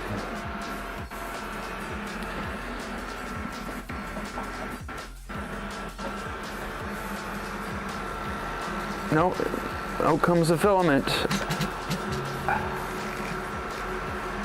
I found Clipper did nothing for my Ender printers. Just a lot of work for them to print the same, basically.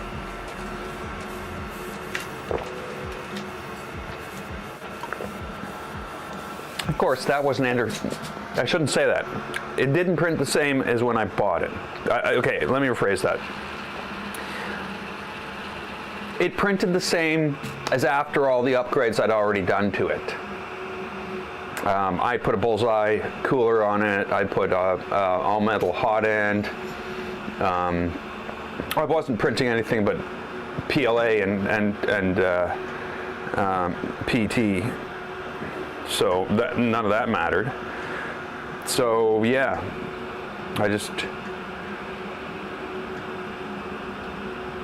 then I went to Clipper with a beta of Stealth Burner and a high-end display on it. It looked really cool.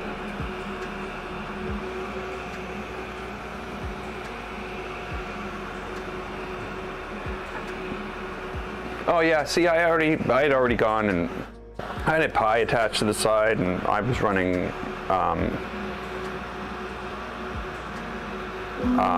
Octoprint, and so I had most of the experience of Clipper.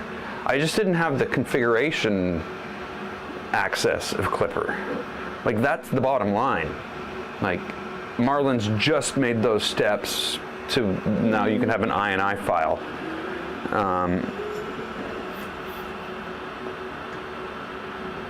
So now you can have an INI file with configuration in it and just drop it on your printer and it changes the configuration. But it's not like a live editing the config file, it's not like that. It's still a painful operation. So I really like Clipper because of that. I'm in the same camp as Nero when it comes to the rest of it. All those printers are the same. They all run roughly the same version of Marlin or a version of Marlin. I don't find Clipper ever differentiates them that much. But yes, Clipper would allow you to easily make the change we're talking of, whereas Marlin won't.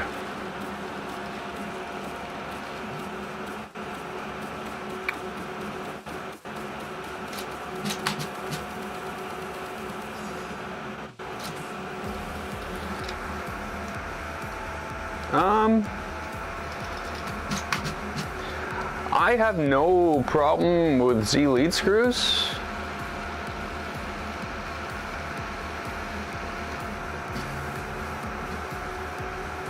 None at all. I've got a Trident out there. It's got 3 of them. It's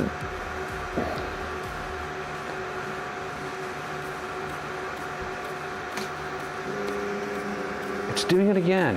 Why is it doing it again? And the screen resets, goes to the top of the screen. It still says empty. It still says empty this time. It doesn't say okay.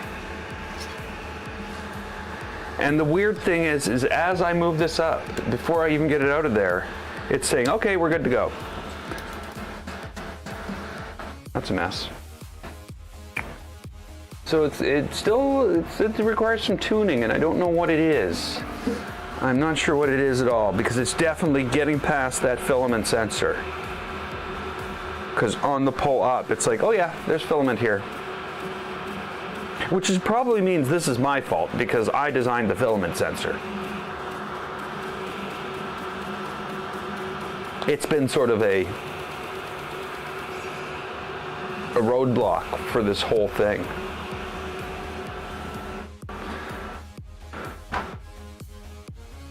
Yeah, you need a Pi to run Clipper.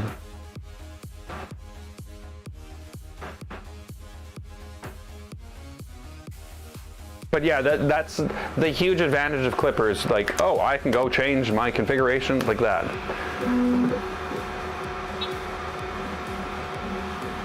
Click restart, boom, it's all done.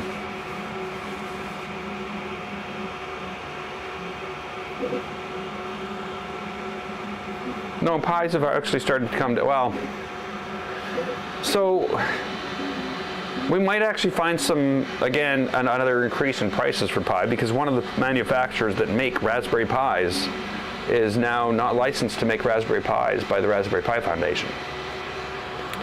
So I don't know what's going to happen, if that's going to make them more expensive. But I got my Pi 3s for like 89 bucks Canadian.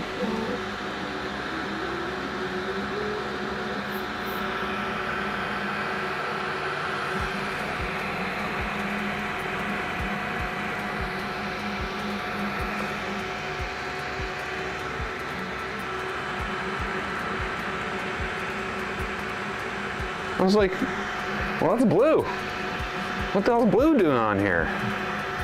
But I guess blue is on here.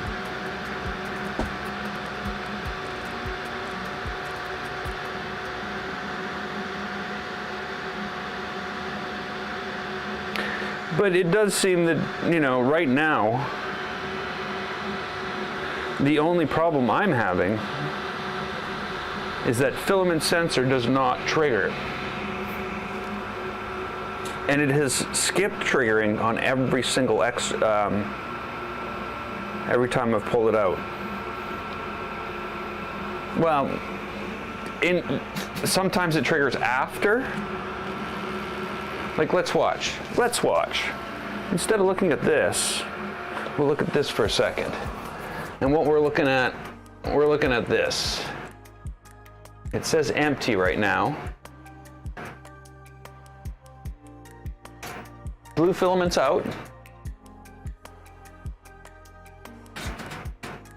It did a home. Now, normally the ERCF doesn't do a home. We're gonna miss it if I do that. So here, it's going down, it's feeding. This should change.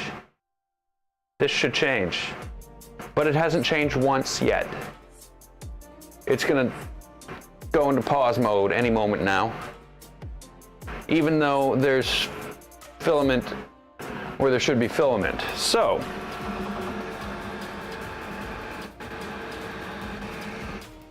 the screen changed. It scrolled up to the top for some reason. Now I'm just gonna undo this, and it's detected filament. I didn't even touch it. I just undid the motor.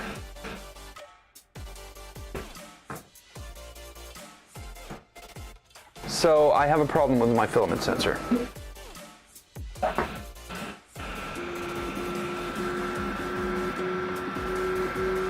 Now we know the answer. Did I change the measured length? No, I went through the step. I didn't change anything because I had the configuration from the other one. But flipping this up and down shouldn't have that change.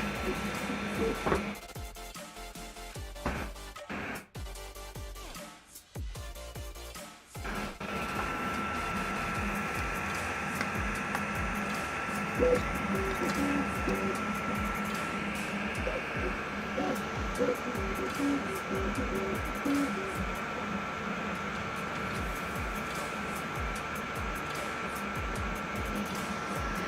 well, it's only 10 layers, right? Oh, 26 layers. 4 hours.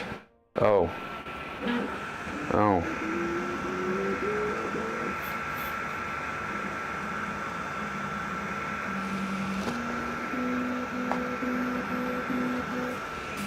Okay, so back to the screen. It's empty. It's pulled the filament out. We know that works.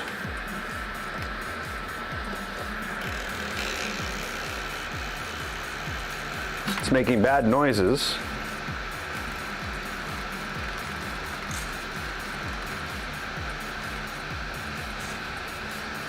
I'll have to look up to see if there's some major difference between this and the distances on the, well, the distance is going to be different because I built it. So, yeah. I don't know how much the distance really ties into this.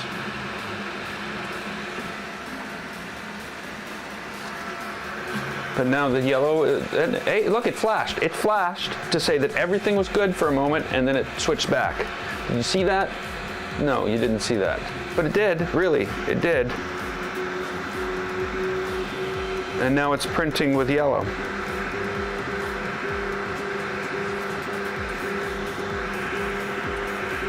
So it worked, but the filament sensor that says there's no filament, but it is printing.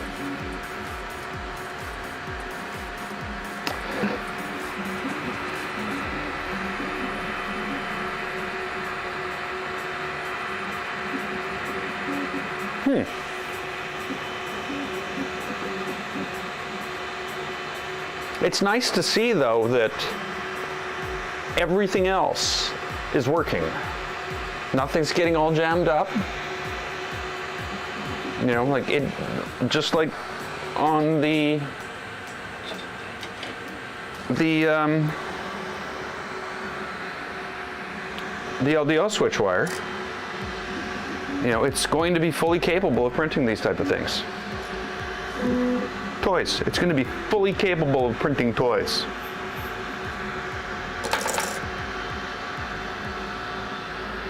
So I got to find some really cool toys to print.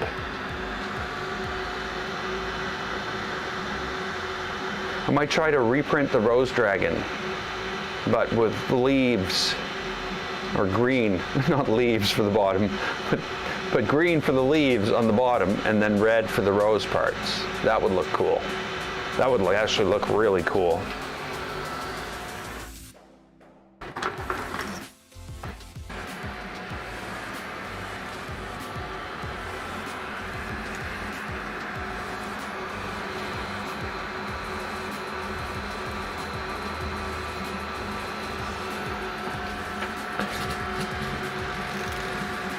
Oh God, that would be painful to go in and try to make that green and red.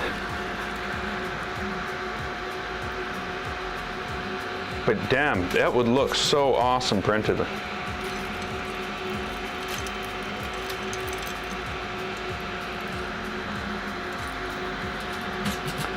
Okay, so it's now switching to green.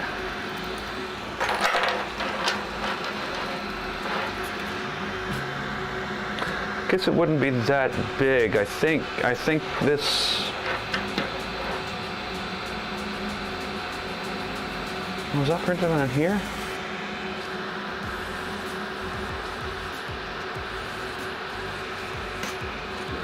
Okay, it's doing the same thing again. So all I'm going to do, we'll see if this works.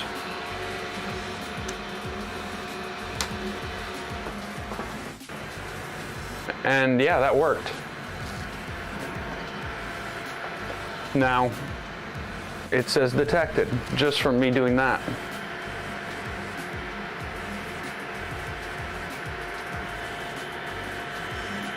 Better be careful with that button. It's the button to switch between the screens on that thing is on the same place to end the stream.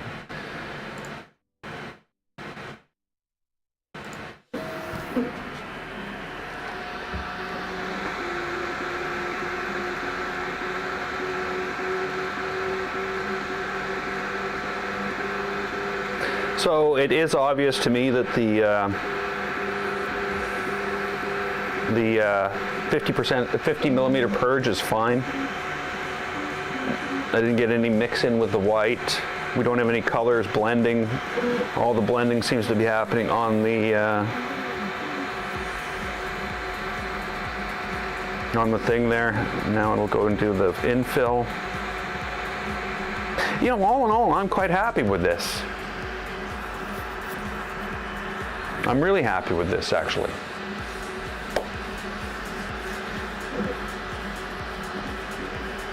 I'm going to be that YouTube guy and say, hey, don't forget to subscribe and like the video so that I can be even happier about this.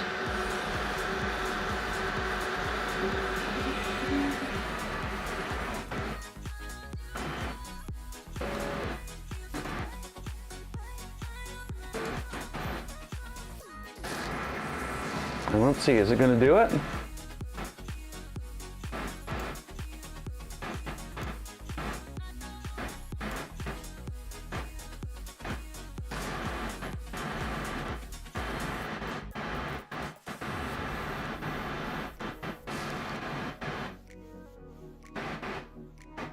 Is it going to do it?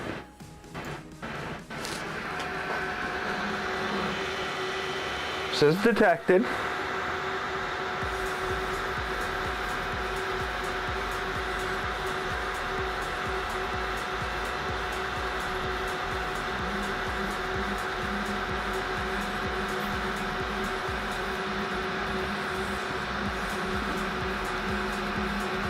I'll have to look to see on the ERCF channel on Discord to see if there's any talk about different numbers for the configuration for this.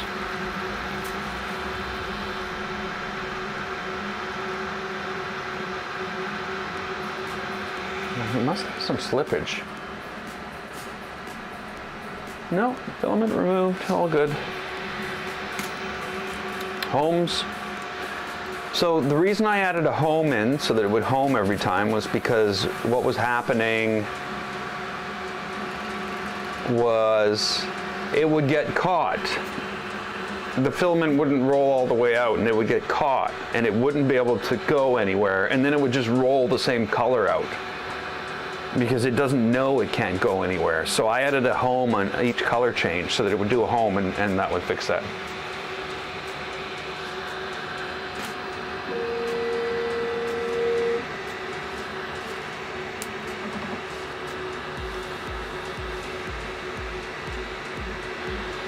It kind of bugs me that it does that.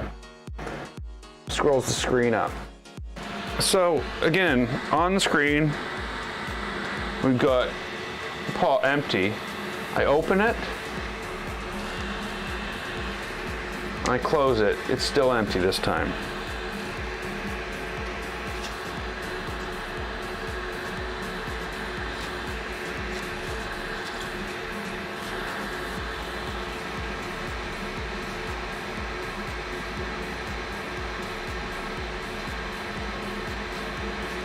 No, it's got to be a configuration issue because there's no way, as you can see, that I can possibly get by that without the sensor going off. But what's happening is it's getting by there without the sensor going off. Somehow.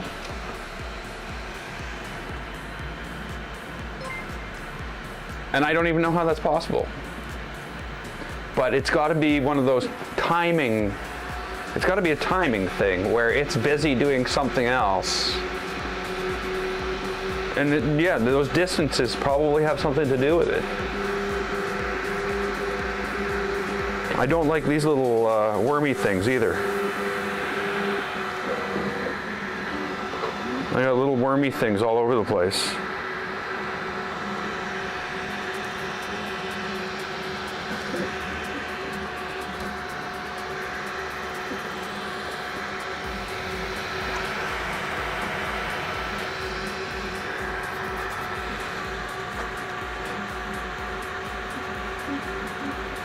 But again, I'm going to say, other than the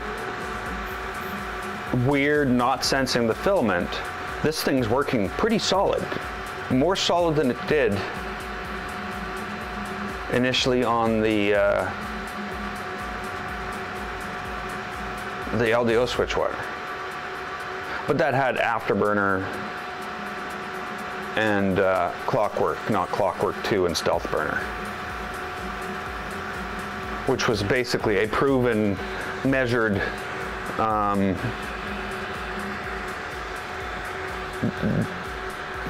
thing. So what numbers do we have to look at here in order to change this? If I go into machine and the ERCF user configuration, variable end of Bowden to sensor.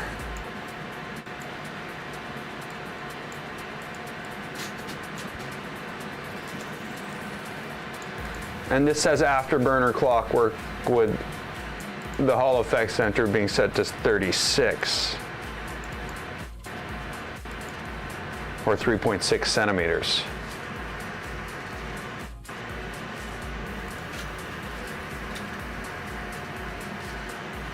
Okay, so it's pulled out the filament, it's set to empty, it's rolling out the correct filament. It's not rolling out the correct filament. It's failed rolling out the filament. Okay, so that's the first real failure.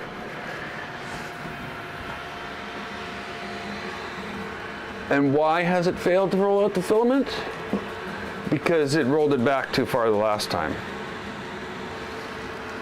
It's probably more of a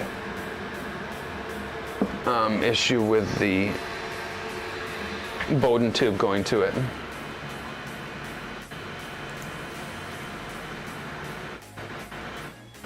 So I'm going to try load T5.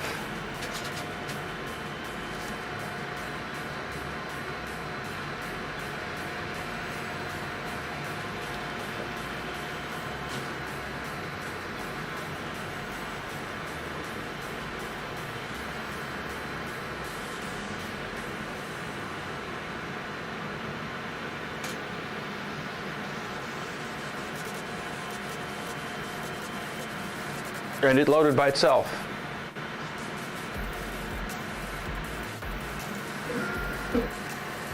Okay, that doesn't make any sense. That doesn't make any sense. When I pressed T5, it rolled filament down, the detector went off and said everything's good. When it presses T5, that doesn't happen. It rolls the filament down, passes the sensor, it goes, yeah, oh, I don't care. Filament, I want to see the human touch. If a human doesn't involve themselves with this, I'm not switching over. That doesn't make any sense. So the resuming is Bert's saying, how do you resume after a failure? Okay, we'll catch you in the next stream, poor boy. Have a good one.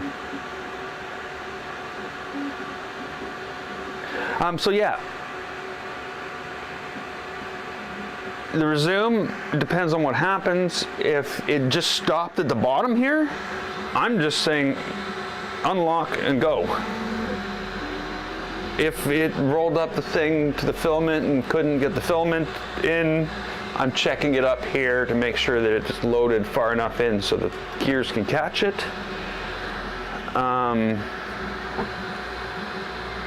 Yeah. But I'm really, this has really got me kind of concerned of why am I having to do this? I shouldn't have to do any of this at all.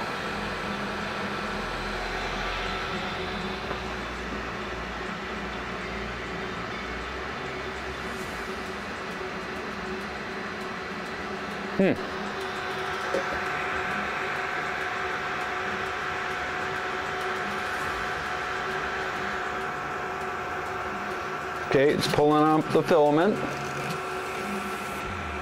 Empty. And it goes to pink now. So it should home and then go to filament number 5.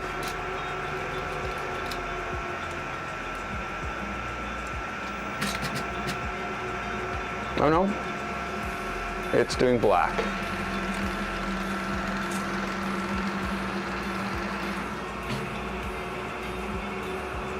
So, that detected the filament.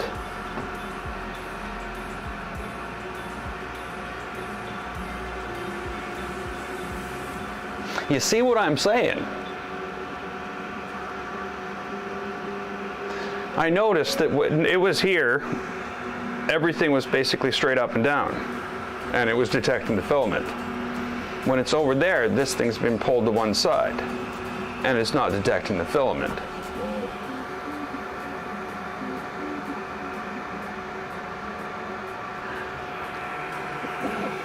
I will admit, though, I'm pretty damn happy to have it going, getting like this good of a print.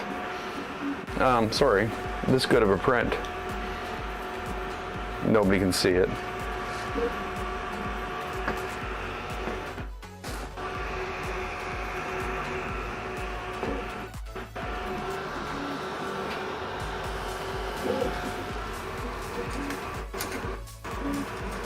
Just checking the buffers.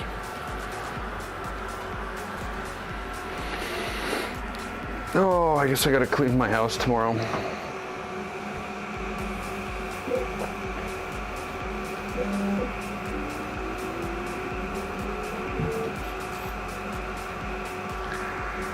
Well, it's definitely something weird, or yeah, weird about the sensor.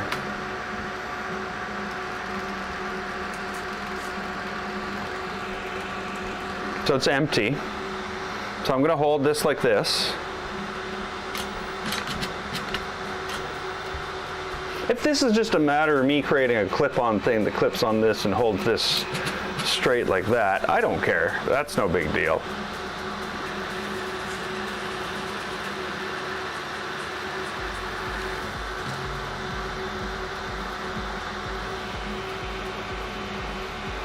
Detected. Release, filament loaded. So, next time I'm not gonna do it. I'm not gonna do it.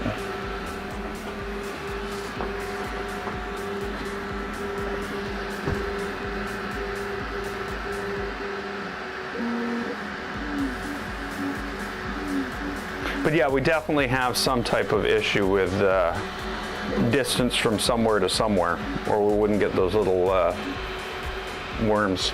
I'm going to call them MMU worms.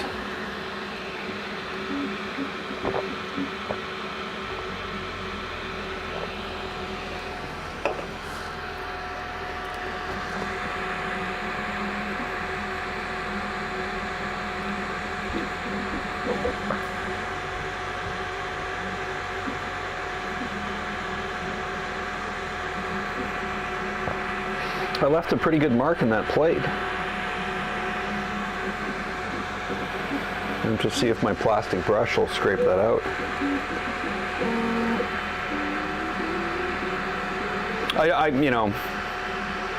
I'm a person who kind of doesn't necessarily like printing on textured, unless it's to a benefit of what I'm printing, and in most cases this isn't. But I find that PLA is such a pain in the butt when it comes to flat PLA, flat PEI, and sometimes just pushing it into the, a good press into the texture makes it stick.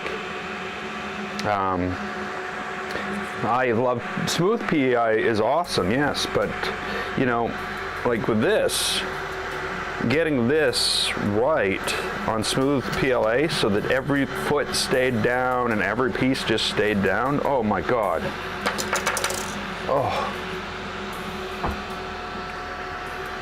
But yeah, I print on smooth PLA on all my functional prints. Unless, like I say, unless I'm going for a cosmetic look, like when I do the hinges on the front of these things, they will be red with Voron logos in each side, and then there'll be gray, the cloud gray behind the red, so there'll be gray Voron logos in each side for all the hinges down the side. There we go, it did it without me. Maybe there's just something stuck in there and me doing that, I don't know. Seems to be working now though. Knock on Formica. Formica? Yeah, Formica. Particle board and Formica. Knock on that. But yeah, the Smooth PEI is definitely my favorite print surface.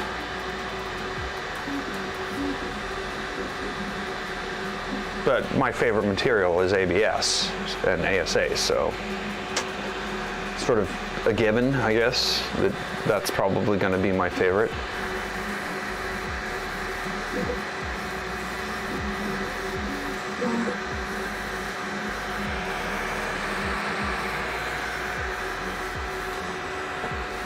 Okay, I'm pretty happy with the way this is going.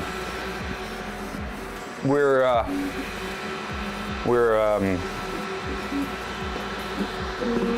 20% done. It's been going for an hour and 11 minutes. And it says there's 3 hours and 5 minutes left. I think it's wrong. I think there's 4 hours left. But you guys got nothing to do, eh? You're ready to hang out all night and watch a printer?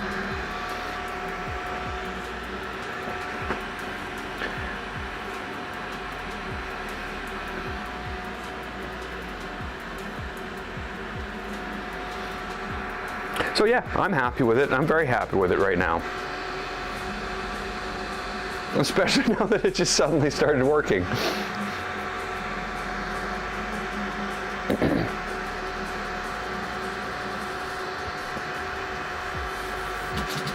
There we go. Pull that filament out. I'm going to pull this back a bit so we can see some of that going on.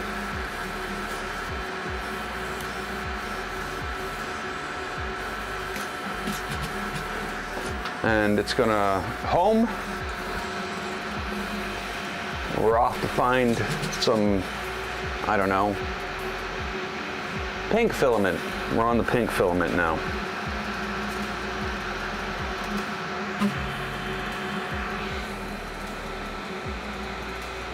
Detected.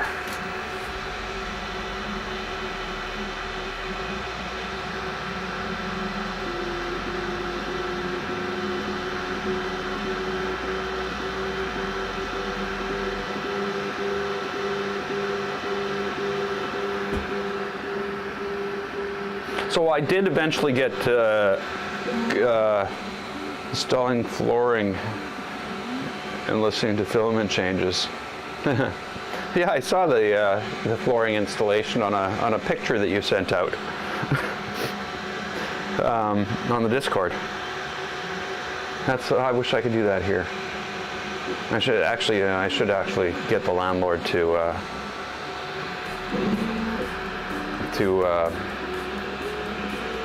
pull all the carpets. They've probably been here longer than I've been alive.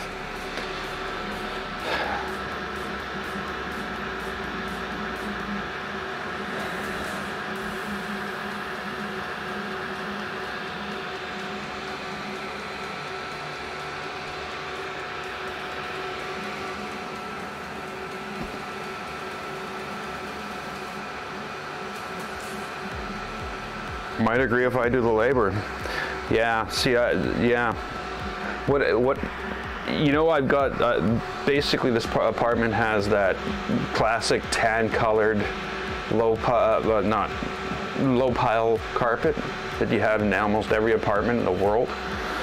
And yeah, it's been here since probably the building was built. But ideally, I would say tear it all out and put floor in, wood, you know, not wood floor, but some type of floor. You know, I would do it. I would do it.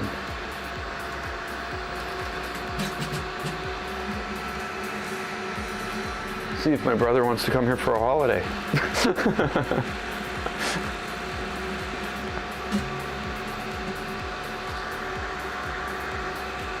Oh. Oh no, it did it. Maybe I should have been more patient.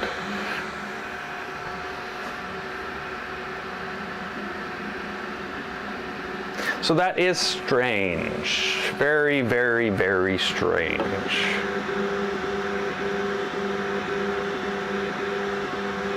But there's a couple things I'm thinking here.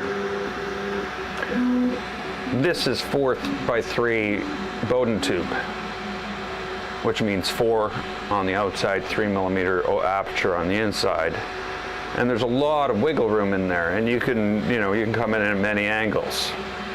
If I were to change this over to 4.2, now that would tighten things up. It would be harder to push it through. It would be what you would use on a Bowden setup, not on a direct drive setup. But also this end here isn't really made to allow that to go through, and it would hit the edge quite often, and that would jam things up. But if I were to make something that I could carve that into like start at a 3 and go down to a 2 so that it would ride the curve, that would probably tighten that up and allow that to actually be a little more usable. Then I could also take this out and use my regular collet, metal collet, brass collet, because this, I've only ever had 2 of these, and one got torn apart by the Enraged Rabbit Carrot Feeder. It literally tore the insides right out of it.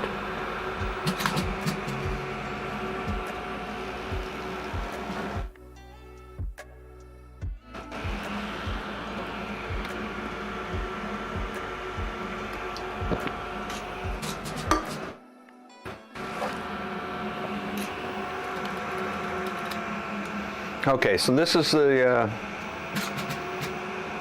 black.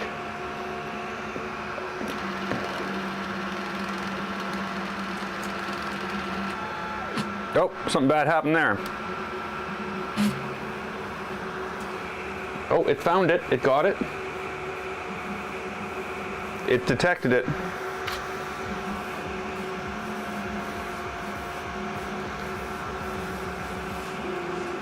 So, I don't know, is it a current thing?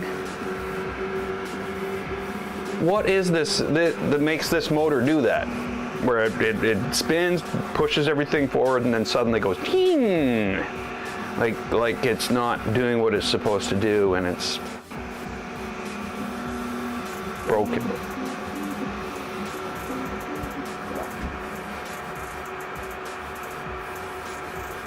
So I guess everybody watched Nero's stream.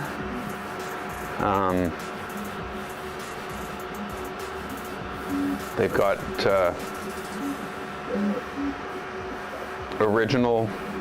they've got serial number 19 and serial number 20 of the original Vorons between him and Steve.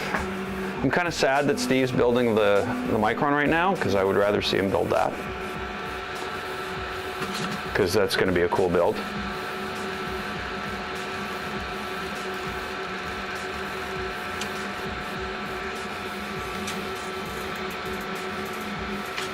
Exciting though.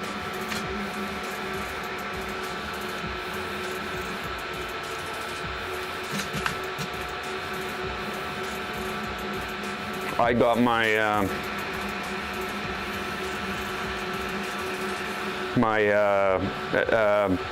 solid state relays, the SSRs, for my legacy build the other day.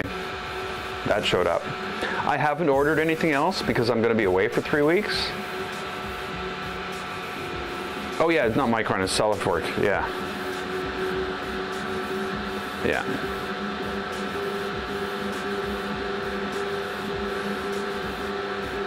But yeah, it looks like Max sent Steve and Nero both the leftover. Well, they basically took the leftovers from the original Voron 0 kits and then updated them with what they could find. didn't look like much, you know, really.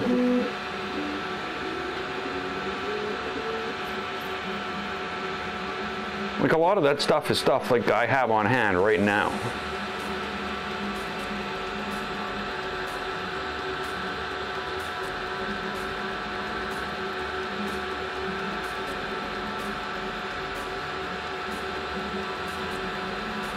But of course, if you're going to build a legacy, what's the point, eh? So Steve's building SolidWorks at the moment, but what happened was when they were at,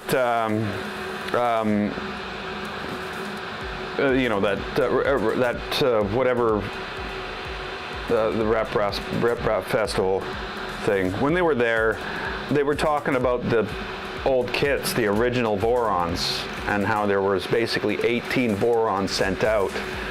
But Murph, yes. So, I guess in talking with him, they came to the conclusion that he'd ordered the parts for 20. But when he got them, he went through everything, he went, you know, did the quality control, and only ended up with 18 kits. So he still had the parts for another 2 partially sitting there. So, and I guess they agreed that they would let him complete them. Max, yeah. What was I saying? I might have said something else. Sorry. Yeah. So yeah, Russian cat food. RCF says, yeah, he'll basically find the rest of the parts, bring the kits up to par, and he sent Steve 19 and he sent Nero 20. So they will have the. Yeah, that's the mysterious box. Oh, well. I don't know if it was really a spoiler, but yeah, sorry. I don't think Steve was going to be, you know, doing an unboxing of it, because I think everybody who was there would have been at Nero stream anyway.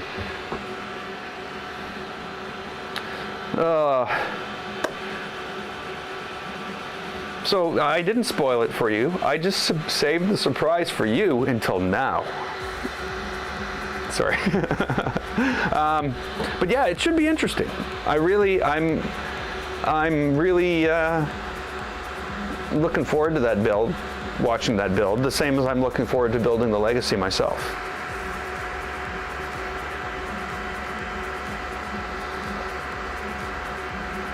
And I've been plotting and figuring out what I'm going to do with the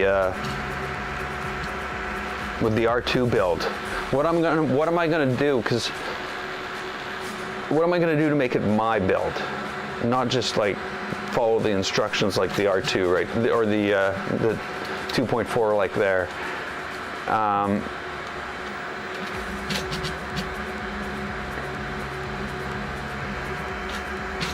Yeah, see, Clipper's not going to care.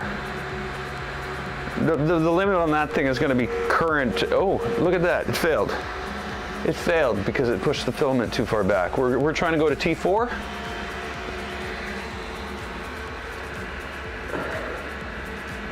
T4 is the 5th one. Yeah, it pushed the filament too far back. Let's try that again.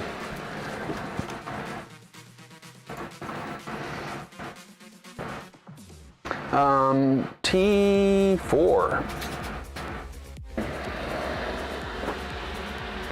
And there it is. Hi, T4. Bye, T4. Not the V20, not the V24. That would be cool. That's a 24-inch. What would that really be? Like,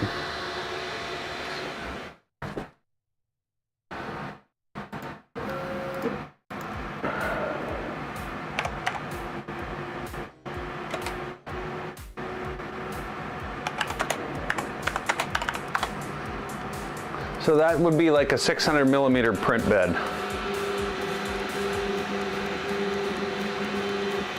Yeah, that would be awesome. I don't know how you'd get anything to stay flat on there though. Like literally, with my 350, when I went, I'm not even gonna go drag them out, but when I went to go print the fan pieces with those two long pieces sticking out, I'm like, you know what? It's reliable. I don't get very many failures, but I'm like, you know, I'm just gonna stick these two on there because if anything's gonna fail, it's those.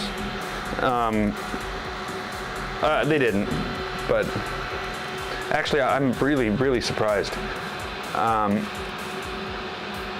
I'm really, really happy with my Sparta filament. Like, it's just, everything else I got, all of my stuff here, that's all Polymaker.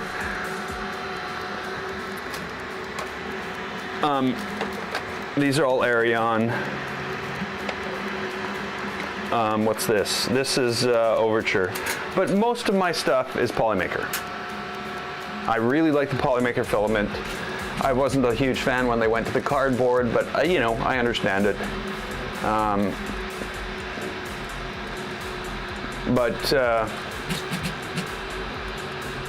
finding that the ABS from Sparta prints better. Okay, we're gonna have another failure here because this is not unloaded properly.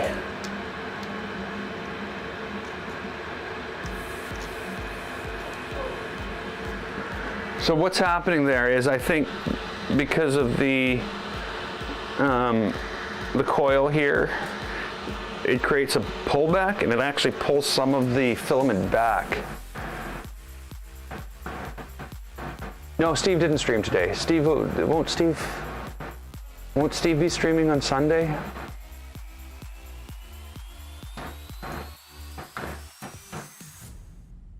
So basically, this is what I'm going to do in this case to fix this.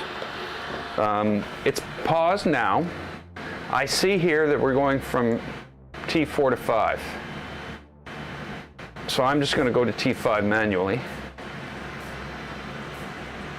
Oh, it's currently paused. Okay, I'm going to unlock it and go to T5. $35 shipping. Oh, wow.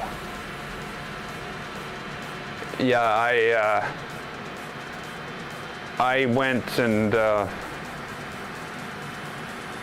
I can't remember what it cost me, $21 or something like that. I think next time though, when I go to order my, generally what I do is every once in a while I drop like way too much money and buy just a whole crap load of filament. Like I had 10, 12 different colors of ABS from Polymaker. I just bought it all at once. Boom. Same with all these. I actually have to buy more PLA. Sorry.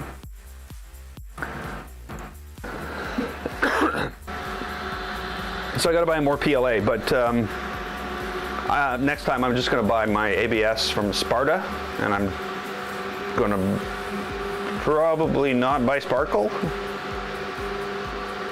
You know, when you're making a joint for a connection between your the thing on your eaves trough and the other thing, you don't want it to be Sparkle ABS.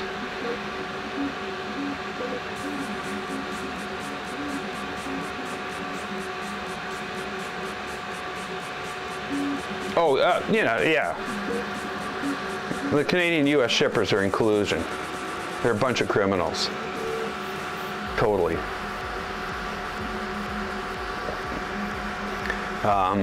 They're basically robbing us. It's worse though. It's much, much worse. It's actually awful. You know, you can, if I order $20 worth of stuff from China, they basically charge you tax. So if I order $21 worth of stuff, it comes through DHL. DHL, on top of the, $60 I paid them to get it here on a $20 item, not that I'd ever do this, but DHL will go, oh, that $20 item, that has tax. So we'll calculate the tax for you. And that comes out to, oh, it's $1.32. Oh, that'll be $18 to calculate that tax. Thank you very much. And that's $18 and $19, and they charge you a fee to charge you the tax on it. That is criminal. They already charged you $60 to ship it, but yet they will charge you a fee to charge you the GST and BST on it. Could you imagine if every time you went to the grocery store, they went, oh, and here's a $25 fee to collect the taxes. Not that there's taxes on groceries. That was a bad example. Huh. I don't know what happened there. T0.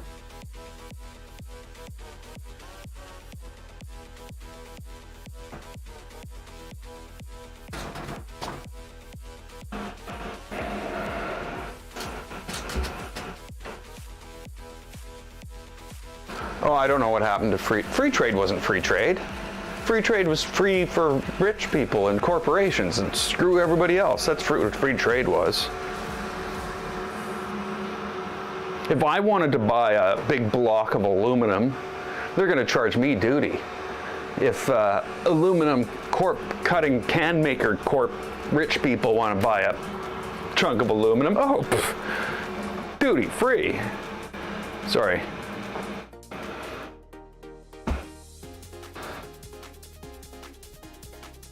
Though I will admit that Nero does take it to extremes. Like, I will admit that most of the stuff I order is not from the States.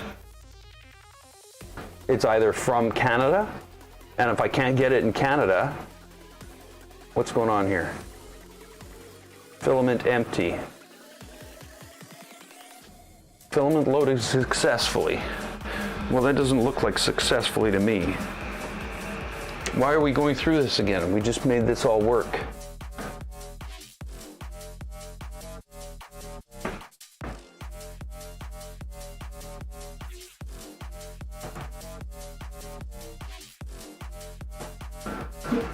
But yeah, like I think Nero takes it a little bit too far. The amount of money I save buying stuff from China. Well, I think the print's done. Just me, but I do think the print's done. Well, the print's done. Aren't we happy? The print's done. Yay! The print is done.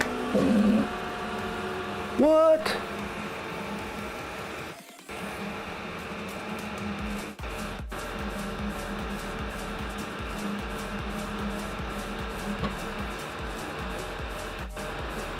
Why? How you layer shift?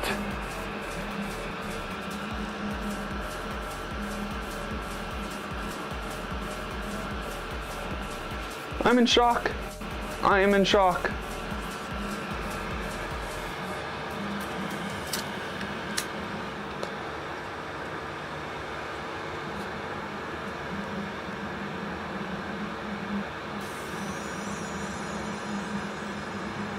What just happened? There's nothing for it to hit.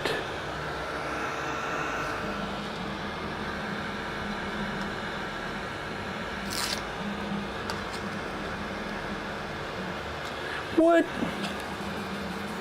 What?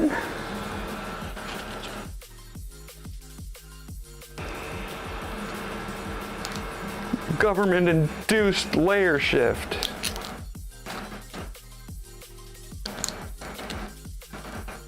Yay! Oh, I almost threw that in the ABS box.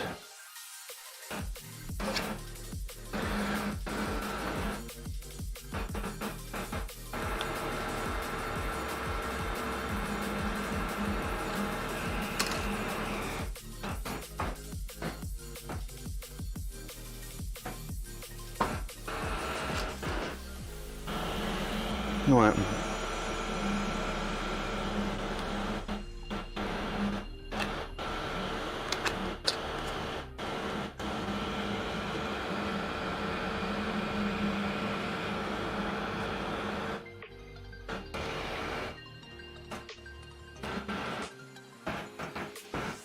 I got massive tolerance issues.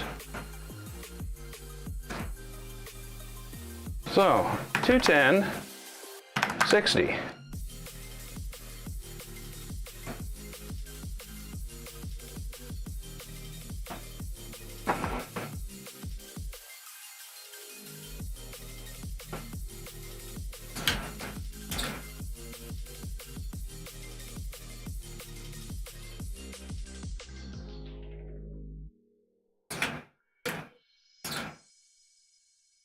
Okay, don't get it. I don't understand. I don't understand.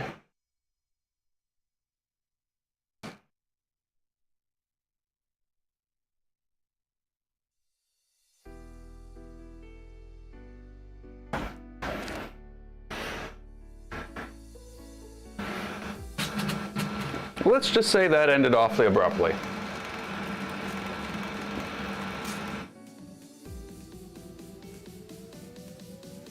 Well, as you said, it ended abruptly, spectacularly. But why? Like, there's no reason for this bed to go just suddenly right in the middle of printing. It didn't hit anything.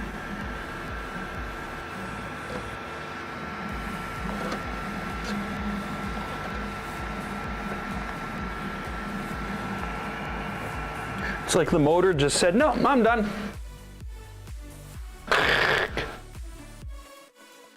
That's basically what I heard.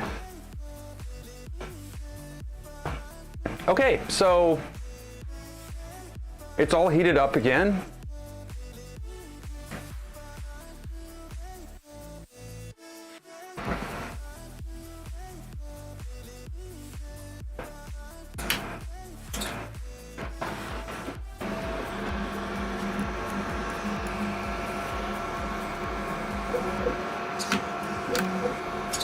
It's not like the other one, the other Switchwire. Those who might remember that the Switchwire, the other one, when it goes forward, these two bumps on the thing knock the doors open. It's like, what? Really? So I turned it sideways. Well, then I couldn't get it to do a bed level. The bed would just go, and I'm like, what's going on? And now, of course, it's in a cabinet, so it's in a thing, so I can't see it.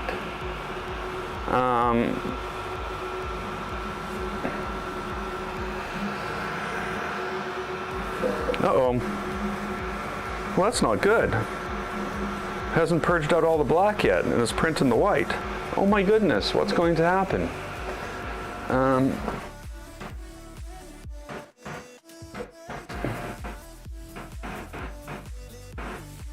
We make it go faster now. That's going to help the bed stay on step.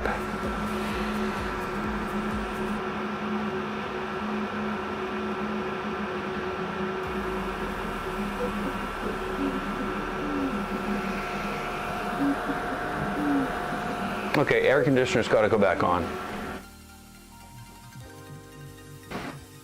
You know, I used to play video games in here. Like the streaming setup is originally from playing video games. You know, the equipment I have, the Go XLRs, the touchscreen thing there for my streaming setup, the monitors, everything was from gaming. And you know, it used to get really hot in here. If I played something like Subnautica I used to play a lot. Subnautica was something I'd say, okay, everybody, on Sunday I'm going to start at 10 o'clock and I'm just going to play through the whole thing, you know, and it would take 6-8 hours, you know. By 8 o'clock or 6 o'clock that day I'd be done. But you know, the temperature in here would go from a nice comfortable 22 to 31, 32 degrees with the amount of heat that can come out of that computer. These printers are not quite as bad, but they're pretty close. It gets hot in here pretty fast. Like right now, I was like, wow, it's like 27.2 in here. I'm actually going to leave you guys in charge of this, and I'm going to go run out and make a coffee, if that's okay.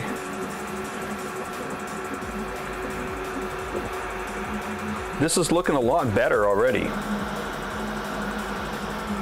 Like, I thought this thing actually came apart, eh? I could be wrong. I'm probably wrong. Yeah, I'm wrong. It doesn't come apart. It's time for coffee. Yeah, so just yell into your screens if something goes wrong, and I will attach to your psyche and somehow no, I won't. You can yell at your screen all you want. I'm not going to hear it. But I will be back momentarily. I need a little thing, like a coffee thing that, you know, put on the screen.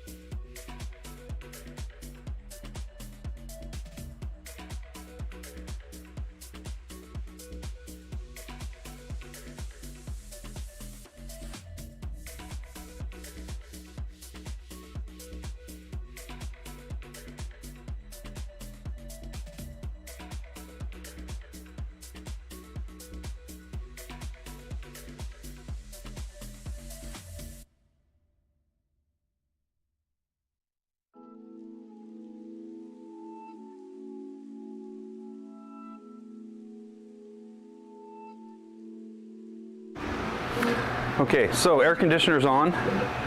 Coffee in hand.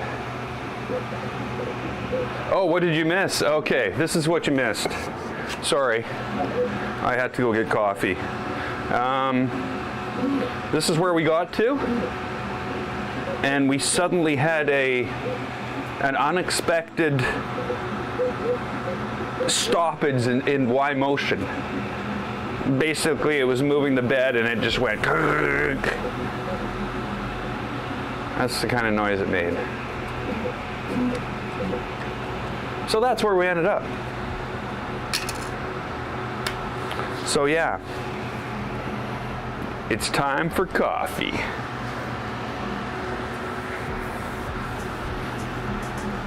I bought the wrong coffee again this month, this week, this month. Last time. I drink McDonald's coffee. You know, I used to drink Tim Hortons coffee. They had good coffee at one point, and then they're like, our coffee's no good. We're gonna make new coffee. So they fired the company that made their coffee. Well, they didn't fire them. They just said, you're not making our coffee anymore. And they went to somebody else and said, oh, you make our coffee. And it's like, ugh, I don't like this coffee. And then McDonald's comes along and goes, oh, we'll buy this company that makes coffee, that used to make coffee for Tim Hortons. They make coffee for us. So basically, the McDonald's coffee is very similar to the original Tim Hortons coffee. I guess this means nothing to anybody, does it?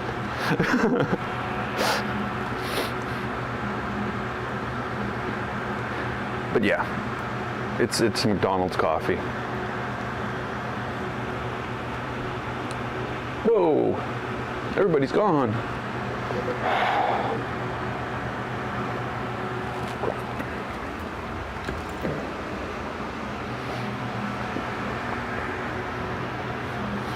Yeah, McDonald's has some okay coffee.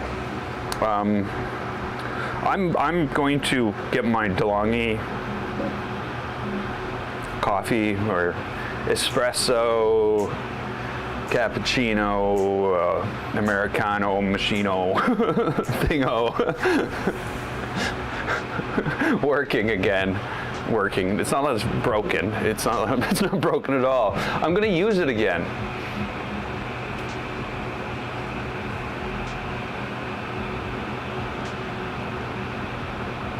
I used to love Tim Hortons. I'm not gonna lie. I was a daily Tim Hortons drinker years ago. The company I worked for back in the day used to have their offices we used to be in the campus of the University of Manitoba. Our offices were in a thing called the Smart Park, which was we provided IT services there. We got offices there, type thing. It was a good deal. Down the street, just outside of campus and around the corner was the Tim Hortons. And every single day, 10:30 would come along, I would hop in the vehicle, down to Tim Hortons, 2 breakfast sandwiches, extra large coffee, back to the office, and I'd have my breakfast sandwiches and my coffee. Every single day, like clockwork. And they never got it wrong. They never got it wrong. Maybe they might have got it wrong once but whatever. But other Tim Hortons, it seems, aren't like that. I've gone to Tim Hortons and ordered, I remember this specifically. This was one of the last times I went to Tim Hortons. I ordered this was years ago. I've been 3 or 4 times since, but years ago I went there and I ordered a bacon grilled cheese sandwich. It's the only grilled cheese sandwich they have on the menu. Okay, we're changing filament.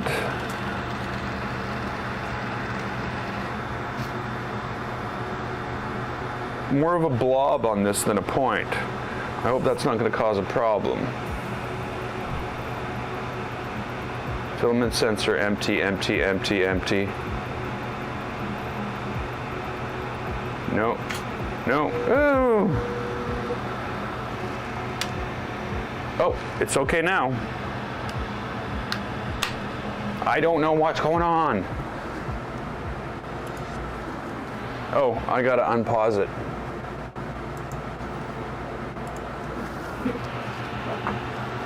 So, yeah, I was going out of town, and I decided, oh, I'll grab a sandwich on the way to town because, you know, supper or something. So I went through the Tim Hortons, ordered this grilled cheese sandwich. I'm out on the highway. I'm you know, up to speed. I'm 5 kilometers away. Everything's good, nice and clear. I pull out my sandwich, open it up, take a bite. I'm like, okay, nothing great. I eat half of the sandwich, and I'm like, wait a minute. There's no bacon on this. This is a freaking grilled cheese sandwich. This is just a simple grilled cheese sandwich. You don't even have that on the menu. So I actually, because, you know, it wasn't like, oh, they forgot the sugar in my coffee, or they, you know, something like that. This was like, you guys need to know you did this. So I pull over to the side of the road, and I call them,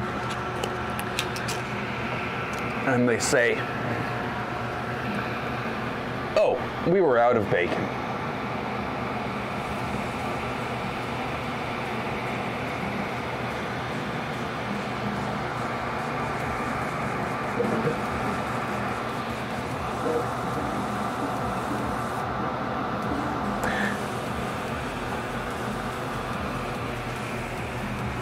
Would that not be exactly the same as me going into a Tim Hortons, going behind the counter, and just taking some bacon and eating it?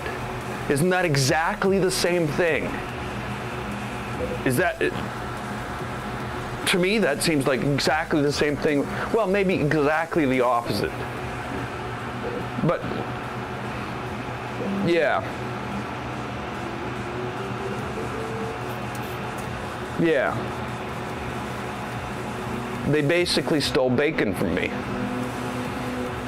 If I went in there and stole bacon from them, the first thing they would do is call the police, and I would be arrested for stealing bacon from them. For theft. But they do it, and it's like, meh. Not that I want someone to go to jail, but I'm like, I just don't want you to do it in the first place. You actually put thought into that.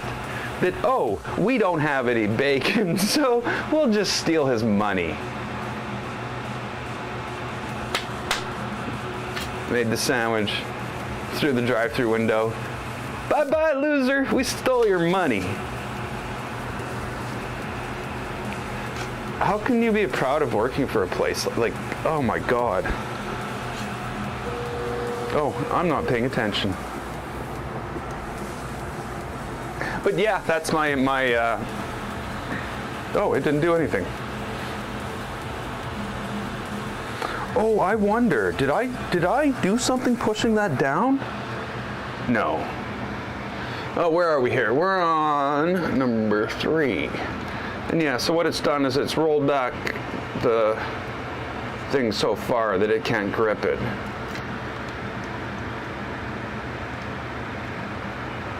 Now, it seems to do that on purpose at some point.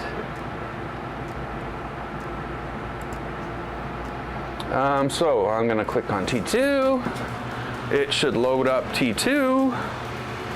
And here comes T2. Hit the filament sensor. If I hold this straight up and down, it's already been detected. So there's something I need to do here in order to address this. Now that that's loaded, I can just do a on pause, and there we go. But we know now it's doing exactly the same thing it did the first time. So there is definitely some physical issue with the, I don't know, with the filament sensor.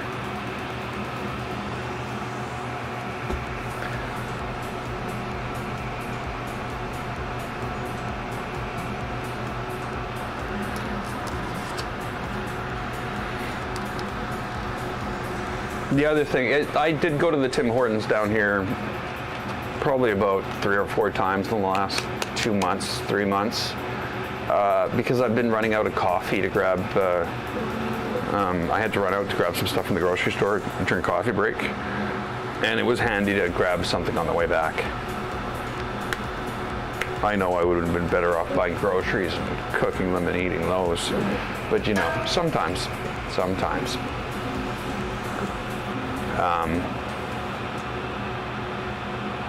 But yeah, you know, within the, I think 4 times I've been there, 2 times I've had like head shaking experiences.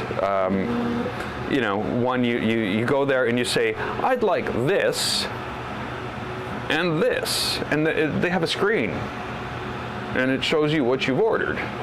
And then you look at it, and they say it's like, oh, that'll be like $10 and blah, blah, blah. And you're like, what, $10? Like, what the hell am I ordering that's $10? And you look on the screen, and they've got like some steak sandwich, and I'm like, I didn't order any of that. And they're like, oh, what did you order?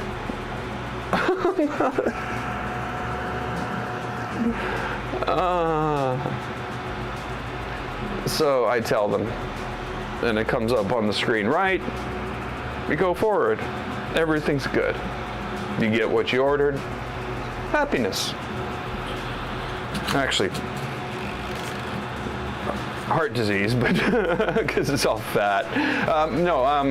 But whatever. I'm not that. You know, whatever.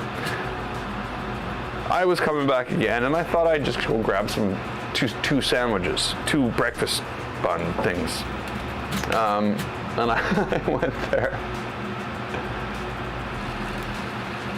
and I ordered, you know, this 2 sandwiches, and it comes up on the screen, and the price comes up, and I remember from the last time, because the correction, I remembered it was like $8 and something. I remembered specifically what the price should be. Well, not specifically. And it came up, I looked at the screen and the items, and everything was good. I pull up to the window and he says, $7.15. I'm like, what?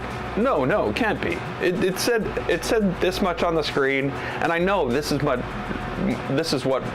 I ordered costs. And he's like, he looks at me like I'm insane. And I said, well, there's got to be something wrong with the order. And he's like, okay, did you order a blah, blah, blah? And I'm like, no. No, not what I ordered at all. Oh, what did you order? I'm like, oh my God.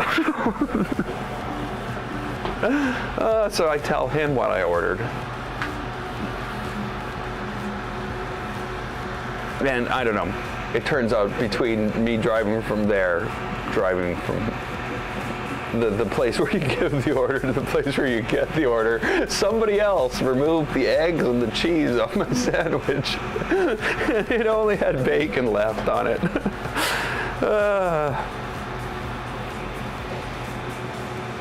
But yeah, I can see why. I've heard Taylor mention Tim Hortons, and I can see why. It's like,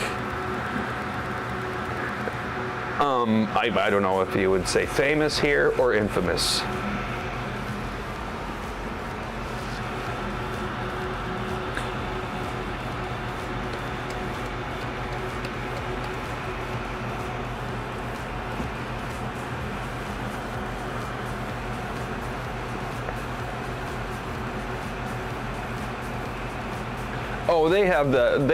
Oh, oh yeah, but so I'm never ordering through the app. I'm never installing an app for a restaurant on my phone.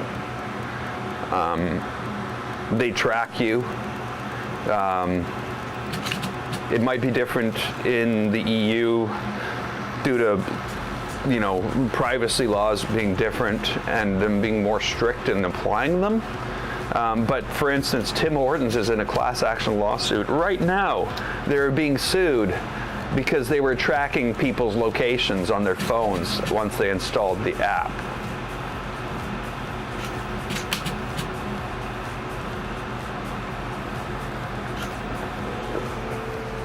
Oh yes. Yeah, I can go to Google and tell where my phone's been.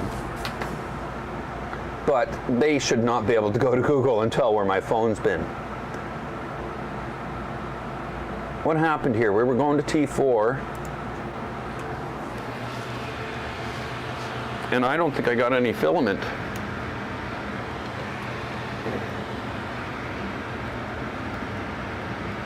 Oh, I can see why.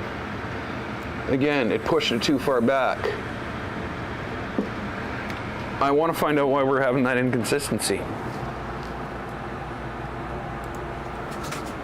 Here comes T4. But you know, the bigger, I think the bigger picture with the whole, well, the app. Okay, sorry, I was going on about the app. They put out the Tim Hortons app, and they basically track people's locations 24 hours, 24/7. Not, you know, no benefit from it, didn't tell you about it. And they were like tracking what other restaurants you went to and everything. And they went through a class action lawsuit, and in the long run, it seems they're going to settle for a coffee and a donut for each of the litigants in the class action lawsuit. And I'm like, your privacy is worth a coffee and a donut? You know, and I'm a software developer. I know what these people can collect, and I know what they can do. And I'm not, you know, I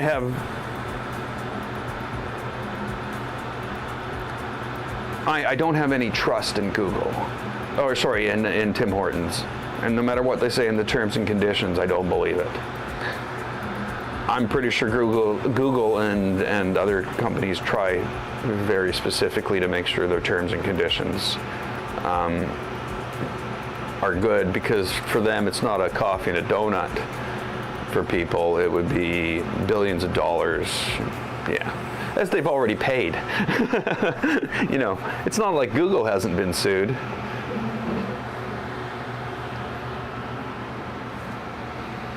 Just preparing your rails for your E3 to switchwire conversion. No, they're from Amazon. That's where I got mine too. Really dirty, really.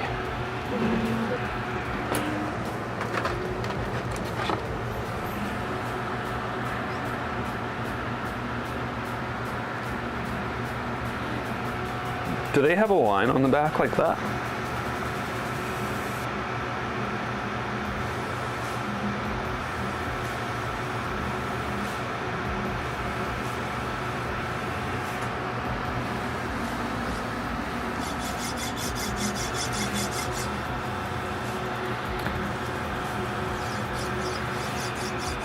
Yeah, I try not to be too crazy about my rails. The printer I built before I knew crap is still running there. It's got, well, I don't even know. Let's have a look. Right now we're printing parts for, is that right? Is that right? Yeah. We're printing parts for the R2 upgrade. I'm printing some lighting stuff. We are at 1,518 hours of printing.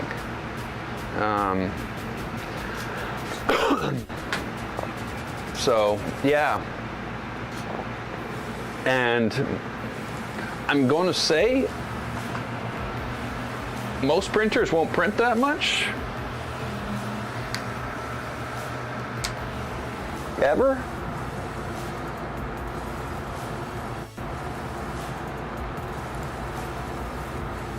Tool head's empty. Okay, we're trying to go for T5 and it's empty. What has happened here? Is this throwing the filament all out the back? It is.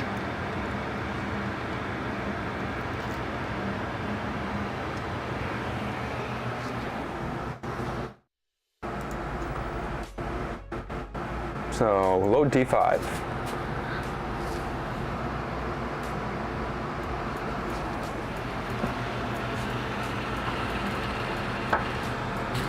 So yeah, I'm, you know, I think some of us,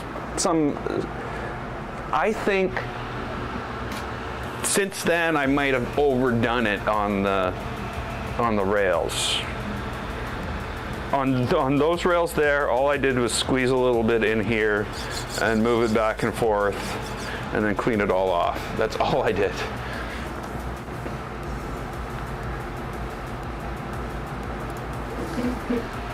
Whoa, didn't like the sound of that.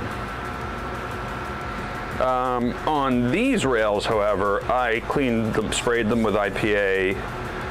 I took a syringe and forced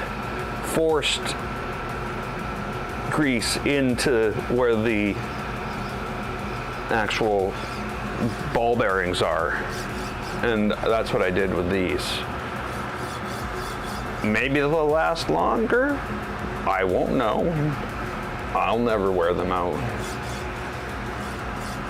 And you know, chances are if you are going to have a failure in 3,000 hours, it's probably because of this, not because of how you did it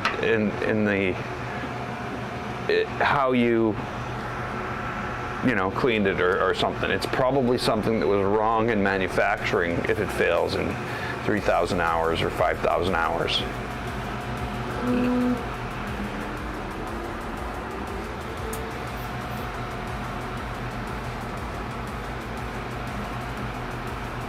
Well, yeah, okay, so don't have a line there. Yeah, I don't know what the line is for, but I think what it is when they cut these out of hardened steel, I think it's something to do with that process from whichever manufacturer this is. Because I've seen them with lines before, even on the longer ones, but these don't have it. The big one, what are they, 450s, 400s? Okay, select tool 5. Here we go. It's going to pull this back.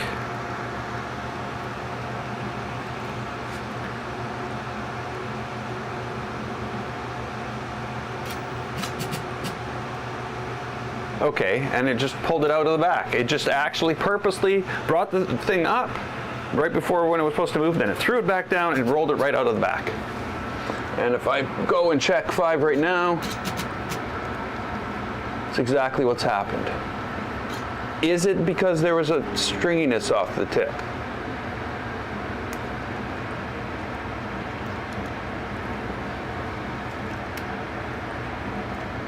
No, because the same thing's happened on 6, and there's no stringiness off the tip. It's just happened off 6. Okay, so we're changing to 6. Unlock. 6. And we'll see what happens.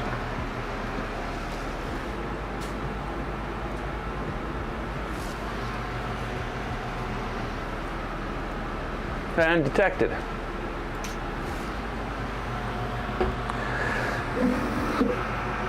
So yeah, I'm somewhere in the middle on the rails then. Which one? Yeah, I win.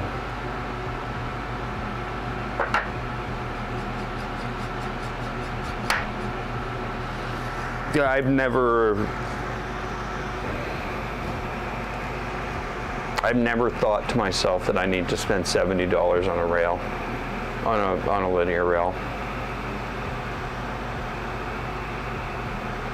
Like these, I'm pretty sure these are like, I should check actually before I say.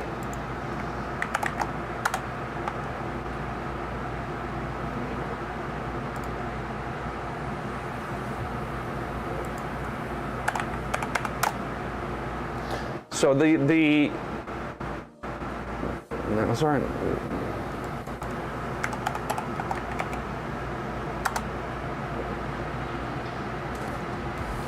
Okay, so 450 MGN12.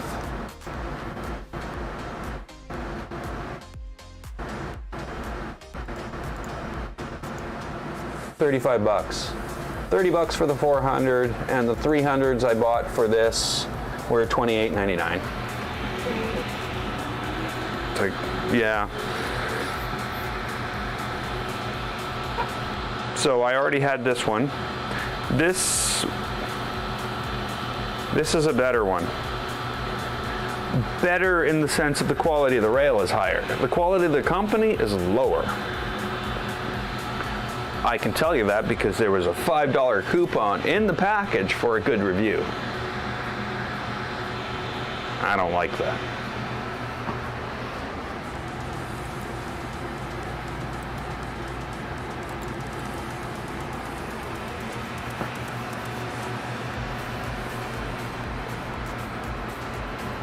$6,450. E5 plus mercury conversions.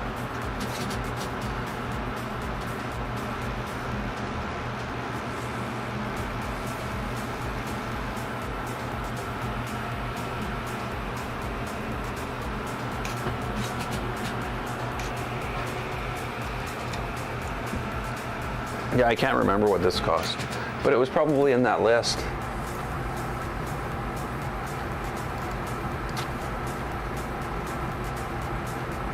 Oh, that wasn't that expensive. Unitech? I've never even heard of them. It's probably just another piece of garbage.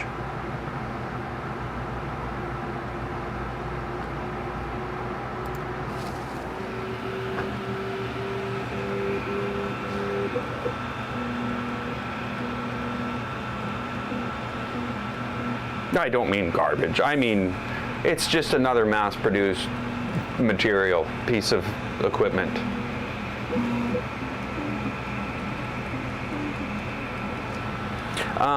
The one thing, though, that I will say that I didn't like, one of my, I don't know where it is. Not like the next printer I'm building has rails on it anyway. One of the rails that I bought off Amazon, when I bought like a bunch of rails, I think I bought 1, 2,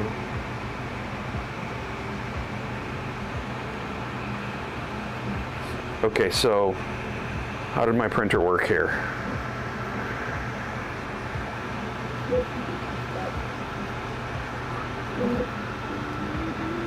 I think I just bought 4 of them, but 3 of them are fine. 2 of them are on here right now.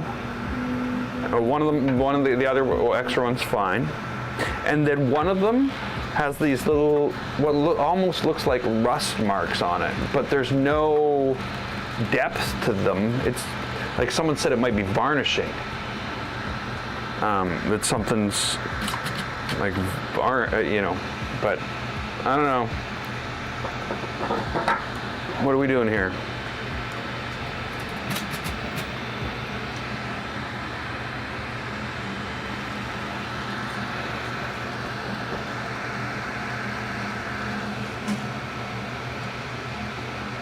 Is that going to work?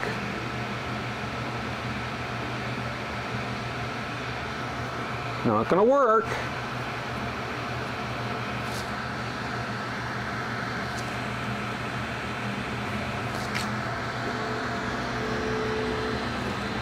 Don't worry, I'll lift this lever and lower it again. That didn't fix it.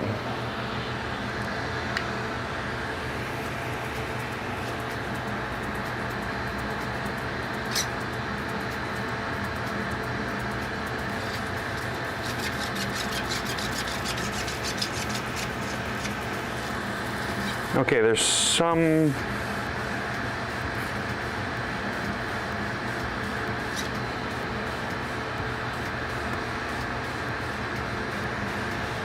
there's something going on in there.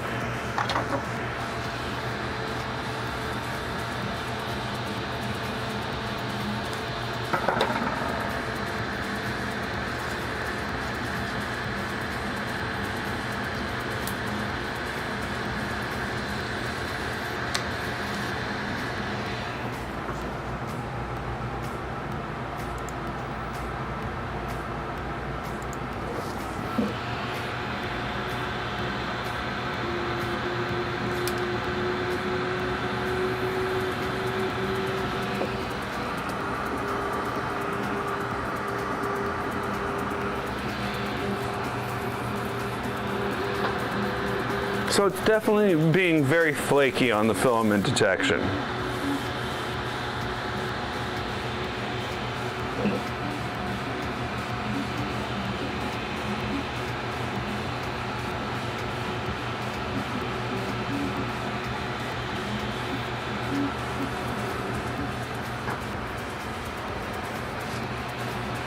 An LGX and a Revo.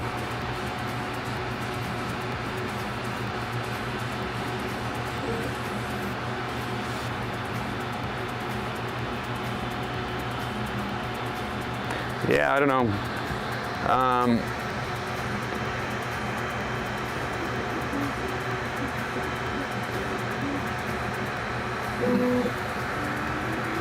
I guess I just haven't seen anything in the Revo that made me go, oh yeah, this is that much better. Other than I can change that nozzle pretty damn easy. Much easier than changing the nozzle on a Dragon. But I got Dragons on almost everything. This is a Dragon. It's a Voron Dragon.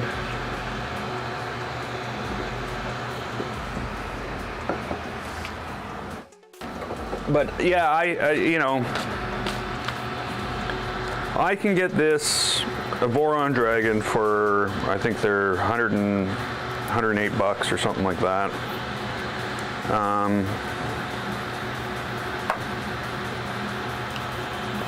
They're nice. It's a red Voron, a red Dragon.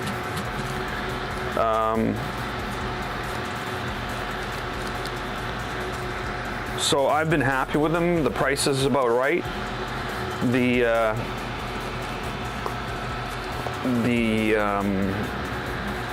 I can get these on Amazon. They're here in 2 days with free shipping. The Revos, the Revo Voron, I can't get from Amazon. I have to buy those from Spool 3D. They're about 20 bucks more.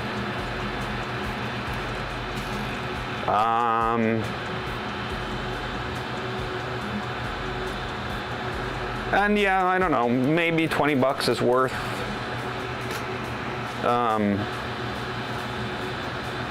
being able to change the thing that easy. But I haven't seen any other advantage.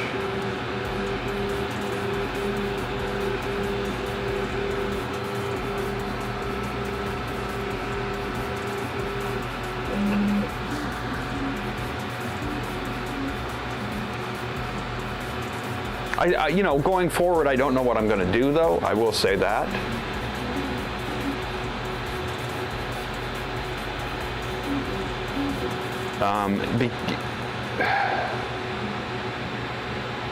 Yeah, I'm going to say I don't know what I'm going to do going forward, because a replacement 4mm or 0.4 millimeter nozzle for an E3D Voron is a lot more expensive than a replacement 0.4 millimeter nozzle for anything else. Unless it's like a Ruby nozzle or something nuts.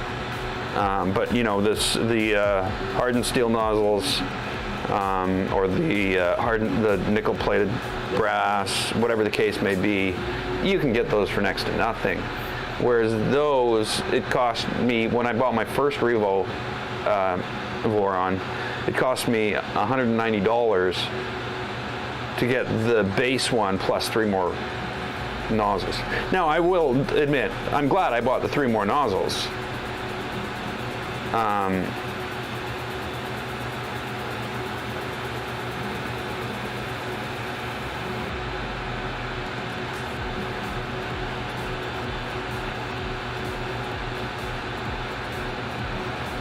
But yeah, that's the big thing.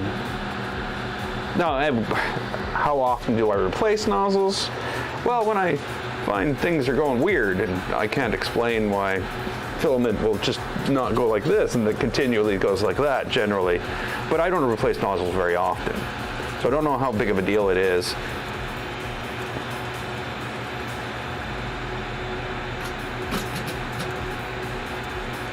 You just rolled it all the way back, you stupid piece of garbage. What are you doing?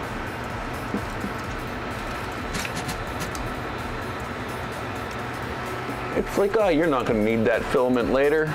I'm just going to roll it all the way back out.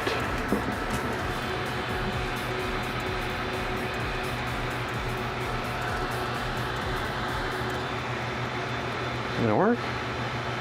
Is it gonna work? It's not gonna work. It's not gonna work.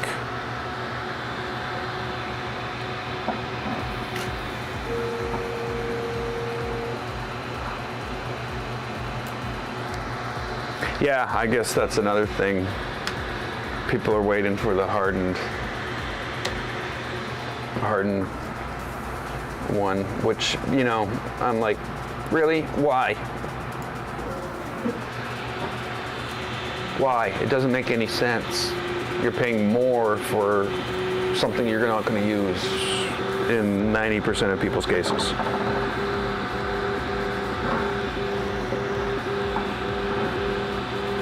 Of course, just, you know, what am I talking about? I have 5 Vorons.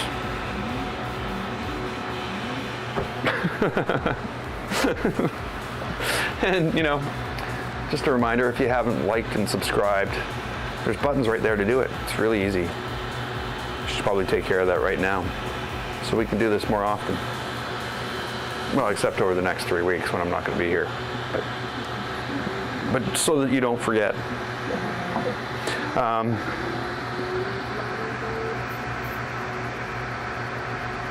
Yeah, I guess it would be nice if everything I had was one thing. You know, if I had Revo Vorons on every printer, that would be awesome. Not because they're Revo Vorons, but because they're all the same, they're uniform. You'd just be able to take off the thing and swap them between printers.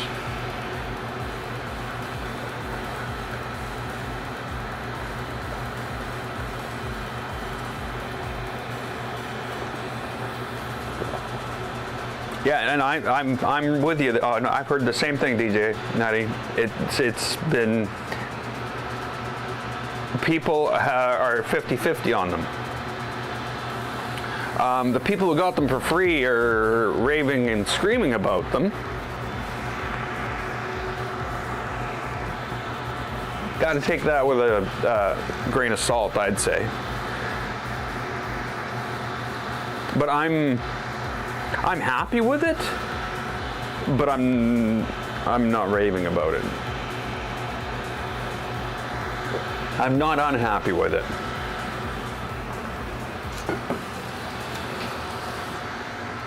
Print's done. Ooh, that's warm. That is warm. We'll leave that in there for a minute. I thought it was like done 5 minutes ago, but it was just done.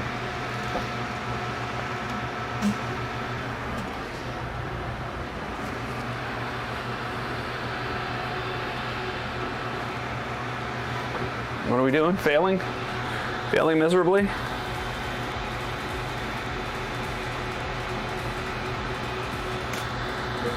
Yeah, we are. I'm gonna do this. And I'm gonna do this. I wonder if there's a piece of metal or something that's interfering with it.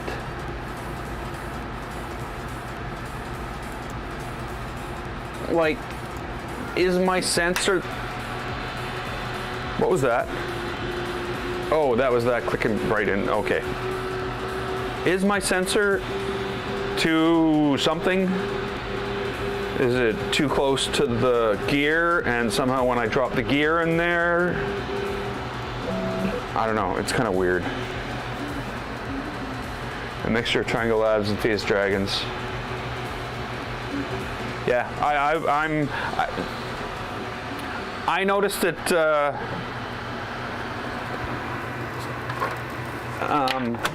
that Nero's recently taken up against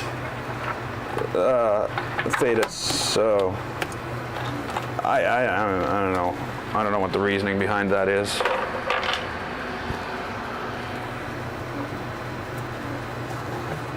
Maybe not taking up against Thetis.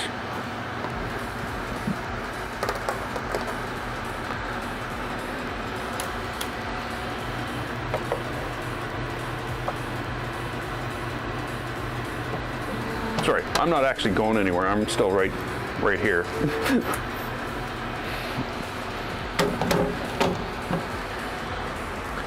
Pulling the stuff off the 2.4, turning it around, heating it back up. 255, 105. So what do you guys print ABS at?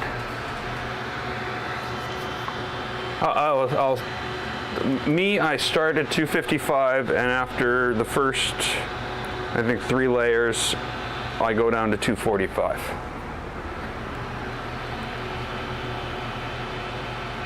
He wasn't going to, yeah, that's what he says. He's not going to talk about them. 250 on Polymaker.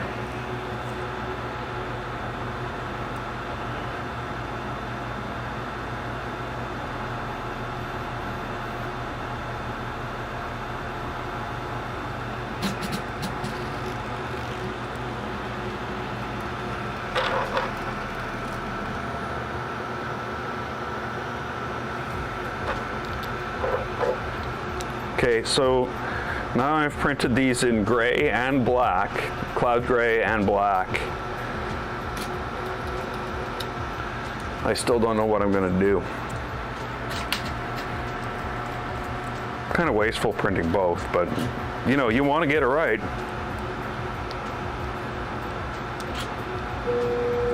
Really could not get the stuff from the thing of the deal? I'm going to have my help to do that? Would you push it all the way out the other end? Okay, I'm starting to see what's happening. Can you see that? There's like a string. And when the string's on it, it's pushing it out too far. So I'm going to have to do some tip tuning, is basically what I'm going to have to do. Will you load T0 for me?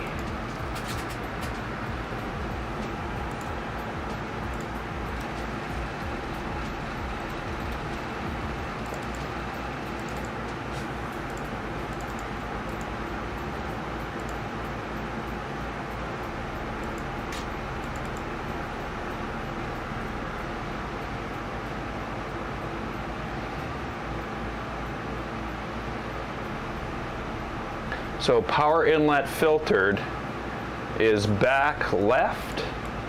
Oh no, that's not right. Oh great, oh great. So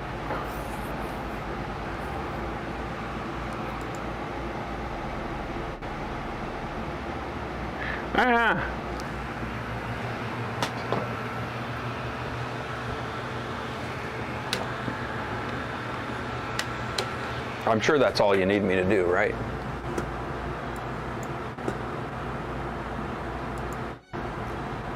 Yeah, everything's good. Unlock, print. Okay, so what I'm trying to do here is I'm trying to figure out what I need to print. And I know obviously it's not this. So is it inlet filtered 1 millimeter or inlet filtered 1.2 millimeter?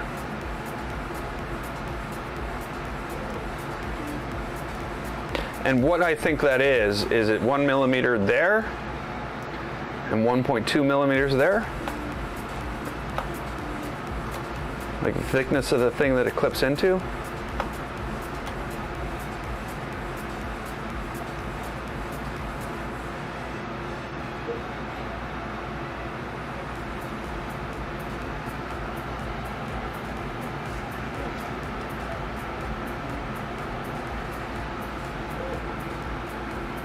Yeah, I do exactly the same thing. Like, I can't decide. I even went into my 3D, I can go into Blender, which I build a lot of stuff in, and I can put it in there and change the colors and look at it, and I'm like, yeah, I still can't tell.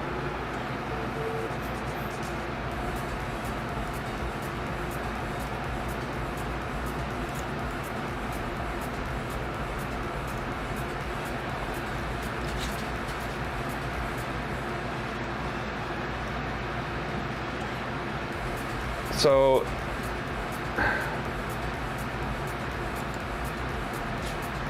it used to be called power inlet unfiltered. So what I'm going to do is I'm going to assume 1 millimeter.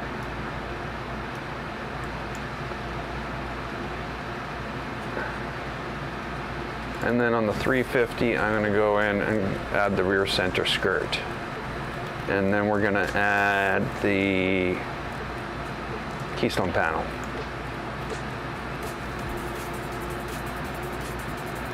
It looks like a bird. Sorry. Yes, I have lost my mind.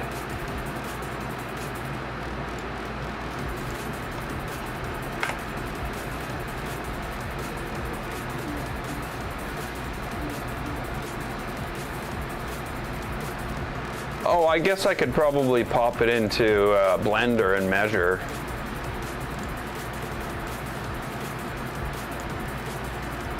But I'm gonna base it on my knowledge or my memory.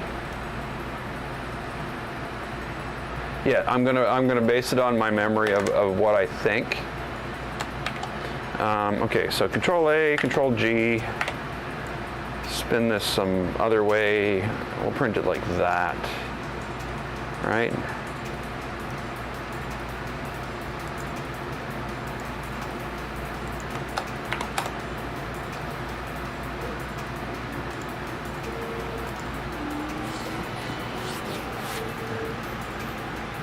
Trident? Who do you think you are? Voron 2350, thank you.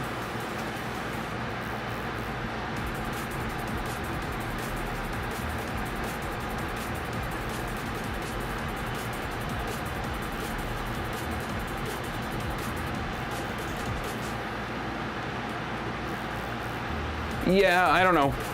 I like them. I not because of the airflow, because I find that the general skirts on them are too open. Like the front's not like that though, is it? No, the front's open. The front's still open. Okay, so let's slice this up for a Voron 2350, and then we'll throw it over to the Voron 2350. Yay, it's responding. And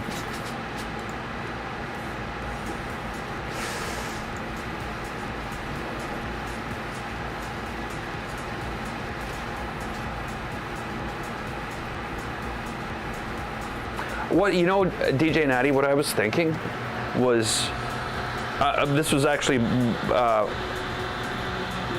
what I was originally going to do on the front panels, was to basically make like a very thin half a millimeter, something that's like maybe not half a millimeter, maybe like 0.8 millimeters, maybe it's 4 layers of filament thick, and punch little itty bitty tiny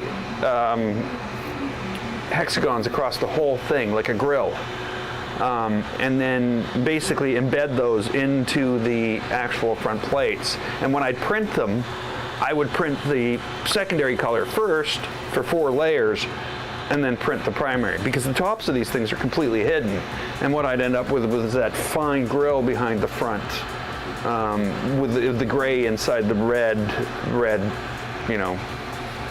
But you know, what I've been doing on almost all my latest builds is swapping the colors on the base. I find there's a huge like, I know they call them accent colors, but they're almost forgotten colors, you know, misused colors. So I've been swapping the colors on the base to make these printers pop, because, like, God, you know how much better that thing would have looked if it had some blue on the bottom instead of the gray. It doesn't look like it has any blue on it at all, and the thing is blue and gray. Like, yeah. So, and I'm basing a lot of that on whoops. I'm basing a lot of that on how I felt about the way the Trident turned out. And I've been looking for that thing that I'm going to do for the R2. Oh, that didn't sound good. No, maybe it sounded fine. I'll do buttons on the front switches.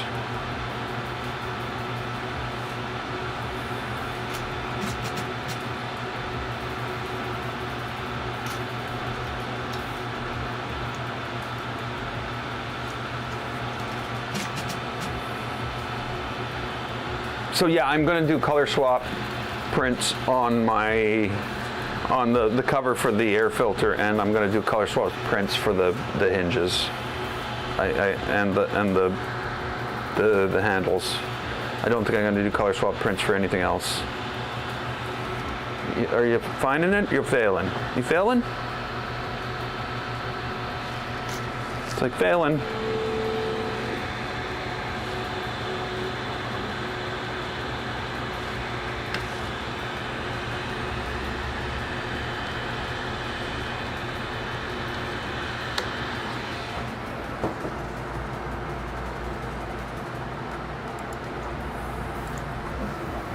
Yeah, so obviously that's not ideal. Yeah, so buttons on the front, switches. Yeah, I'm gonna put switches on the front of mine on the Trident, on the R2 this time.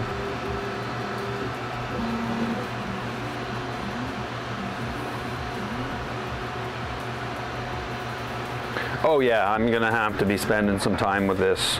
Well, not babysitting it, but I don't think it's a thing.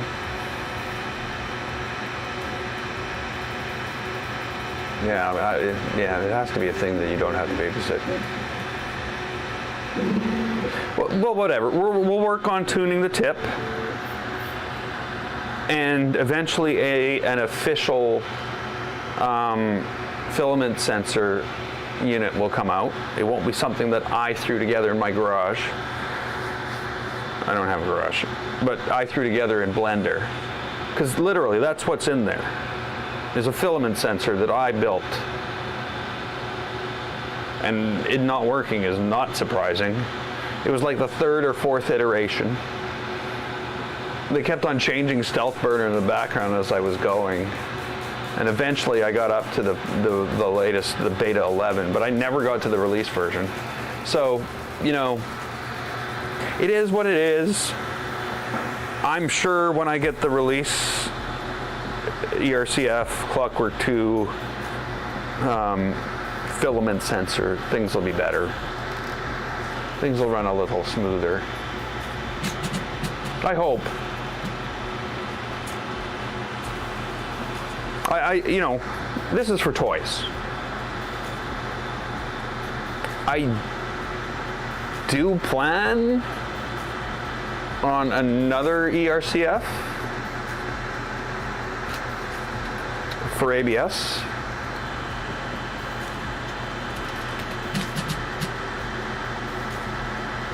Nice. So I do plan on another one.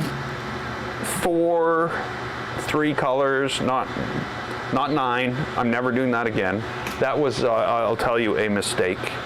But I'm an idiot. I'll be the first to admit it. I'm stupid when it comes to stuff like that. I didn't buy the 250 printer. I didn't buy the 300 printer. I bought 350s. Both my Trident and my 2.4 are 350s, because you got to buy the biggest one you can freaking get, right? That's how it works. I know better. I know that's not how it works, but I did it anyway. So I did the same thing with this, and I'm just grateful that the company that I bought it from didn't have 12s. You know, but there's a lot of overhead with this, eh? Like this beast that's gonna have to either be hung on a wall somewhere. I think that's what I'm gonna have to do, is print some inverted things like this and have this up on a wall or on a shelving unit behind a table that this is on.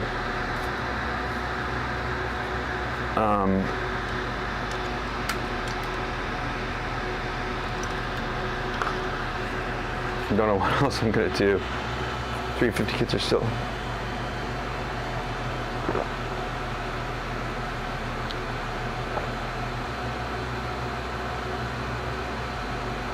You know, so yeah, FormBot or Vividino. FormBot and Vividino are the same thing, right?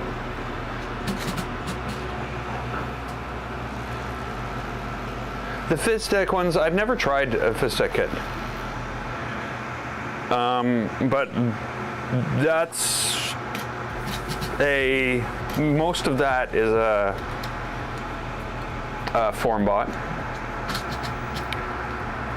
And I had great luck with FormBot. They were, whoever was, on the other end of the FormBot thing was a nice person and was helpful. If you had a question, they answered it.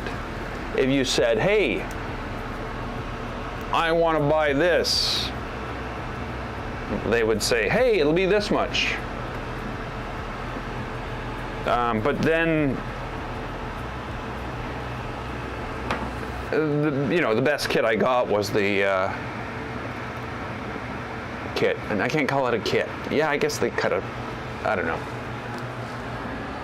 I have a hard time calling some of these things kits.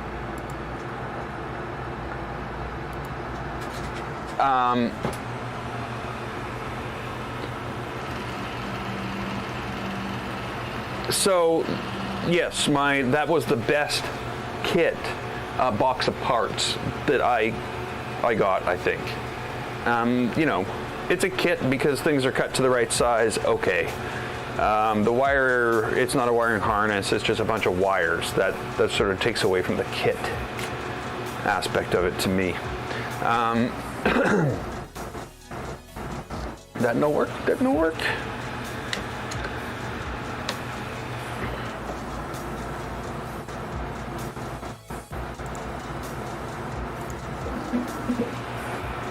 And so yeah, my R2, my Trident. I'll tell that story. My 2.4 and my 0.1 FormBot. Both with replacement frame kits from somebody else. But when I went to go buy my Trident, there was the Vividino version. And I'm like, okay, well, it's a little bit cheaper, but you pay the $20 difference in ship, it all works out the same in the end. So I don't really care. I'll order this, but I don't need, I don't need the mother. I don't need the octopus. I've got two of them sitting in boxes over there. I don't need the Pi. I got one over there. I don't need the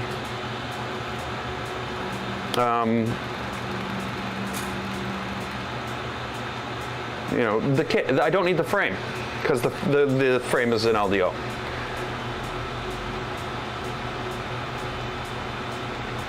So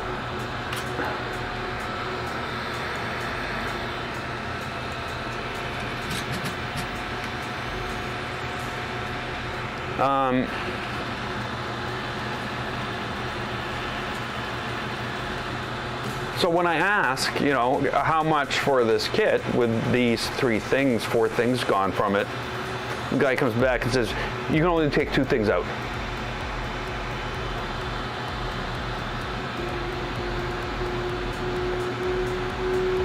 I'm like, well, why can I only take two things out? I don't need, but, they literally would not let me take out the board and the drivers. because the board and the drivers were two separate things. So there you go. That's all you can take out is the board and the drivers, and that'll save you, you know, $70. And I'm like, well, that's not worth it. It's not worth it at all. And they were just so, I don't know. They'd put up walls instead of building bridges. They put up walls. It's basically how I felt about it.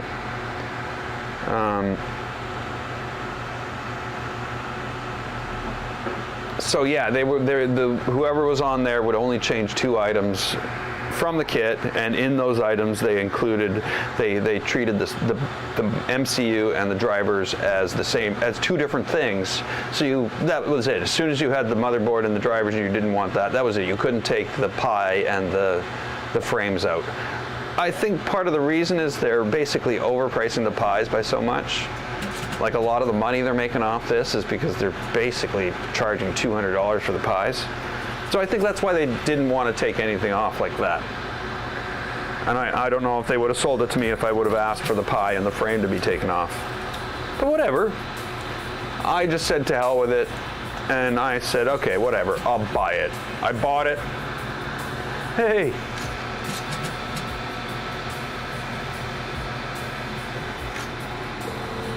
The FormBot kits, yes. That's not sitting in the right place. And there's no straightness on it, so it's not because of that. The FormBot kits, yeah, I never used, I never did. My first, okay, so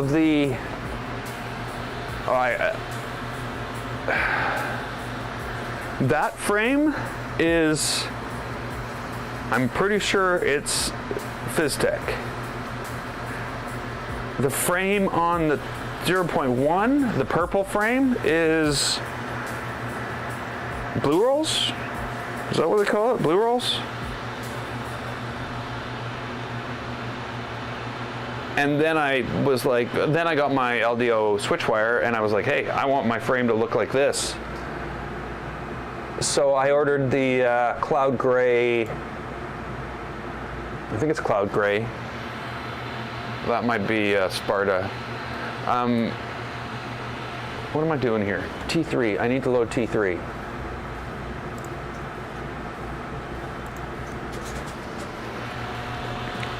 And yeah, my Trident is an LDO frame with a FormBot kit around it. So yeah, I haven't used a FormBot frame. They're sitting right down there. The one for the Trident. So I have all the parts.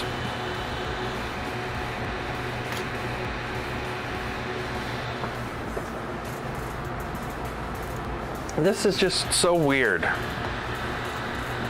So here we go. I'm just gonna unhook this. Oh, look, filament sensed. What is going on? That doesn't make any sense at all. Just opening the thing and closing it fixes it.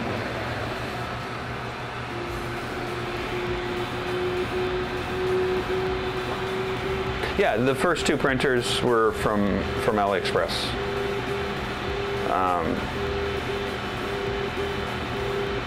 Because I found all that FormBot did was black. They just do black frames. I should have just bought the printer from another company, but I had really good luck with this. And what happened, what's driven me here is Tom's video. Tom building the first Voron 2.4. That was awesome. I loved that build.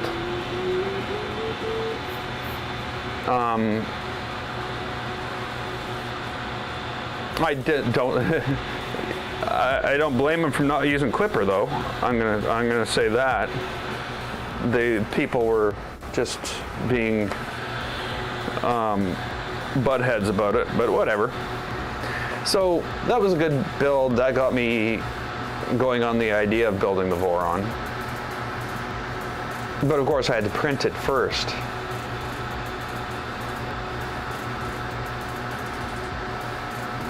So yeah, it took a while. But Tom's video is what did it. Got me the drive to get those parts printed and build a 2.4. It was also what made me buy it from FormBot. And you know, there's certain things Tom said during the video, like, oh, these screws are all greasy, didn't like that. They shouldn't be carbon steel screws anyway, they should be stainless. And there's a couple of things he didn't like. But then when I went and looked at the kit, it was all fixed, you know. It was chrome screws, it was, or nickel, or you know, whatever. Not carbon steel. The belts were different. You know, all the things that he had brought up had been improved. And I was like, okay, well, yeah, I'm gonna grab it.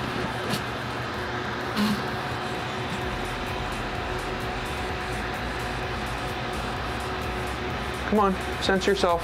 There you go. So I grabbed it, and I was really happy with it. I just didn't want the black frame.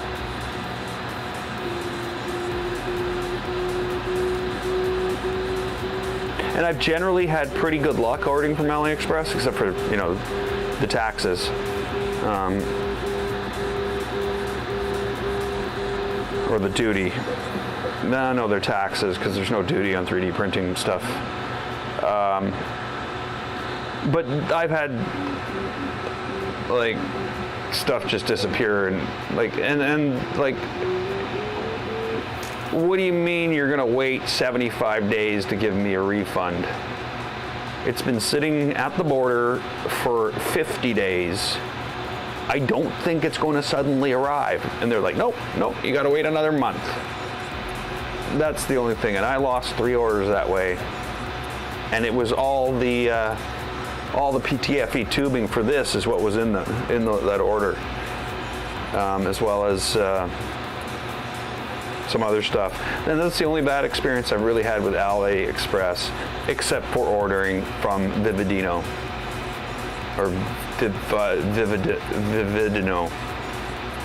Vividino, whatever they're called. Because dealing with that person, whoever is manning their, you know,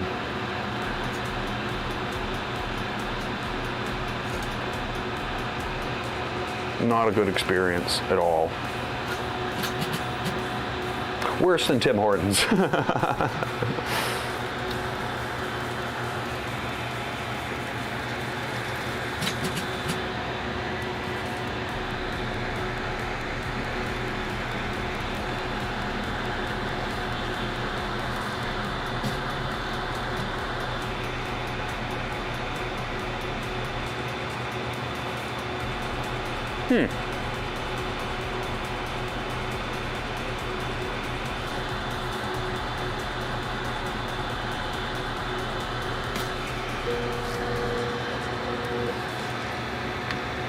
And there we go.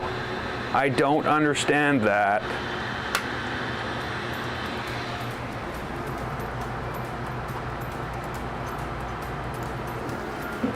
It makes no sense.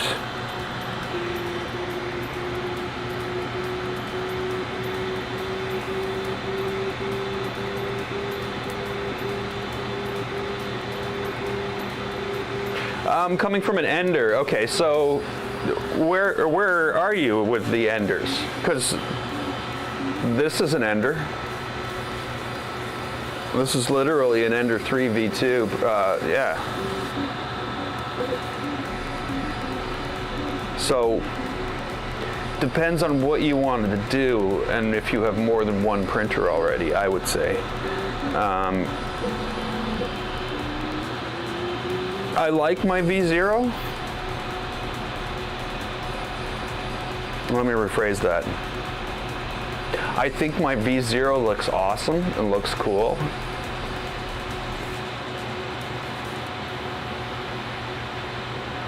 But it's not like the others. It's not. And maybe that's my fault. I think I don't put enough time into it. But it's an awesome little printer. I couldn't print another printer with it. I couldn't even print, I don't know if I could even print another 0.1 with it. So I think a V0 is a good second printer, but I don't know if it's a good first printer. You've already got an Ender 3 and an Ender 5 though. I started off with an Ender 5 Pro.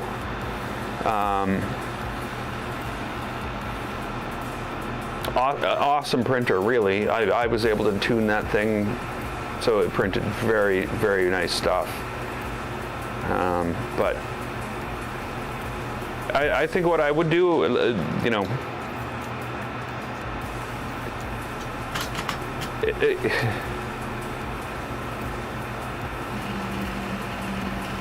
if you're dealing with price, yeah, it's a nice cheap printer that comes with an enclosure that can print ABS stuff. It's very limited with a 120 by 120 millimeter bed. Even coming from a Ender 3 and an Ender 5, you're going to find that limiting, I think. So, you know, take that into account.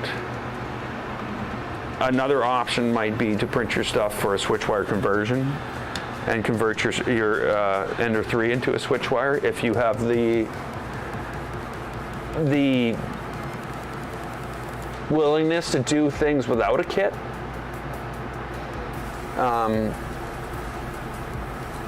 But yeah, the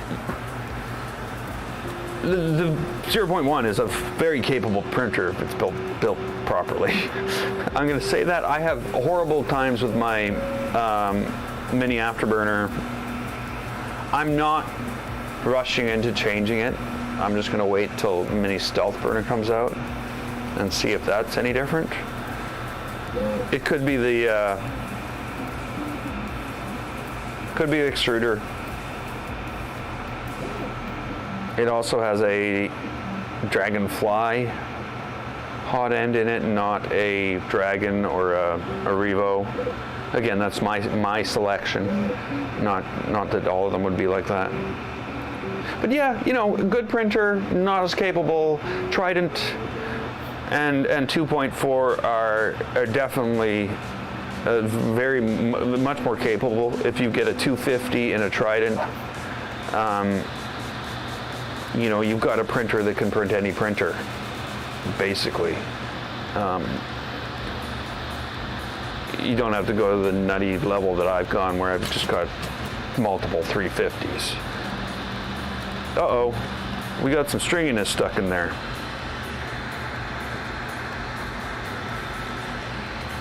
Don't want that pushed into the print. But yeah, I think if it's a money thing, see if you can go with a small, like a 250 Trident. Again, it all depends on who you buy it from, how expensive it's going to be. I think it's always going to be more expensive than a V0.1. I sound like I'm babbling.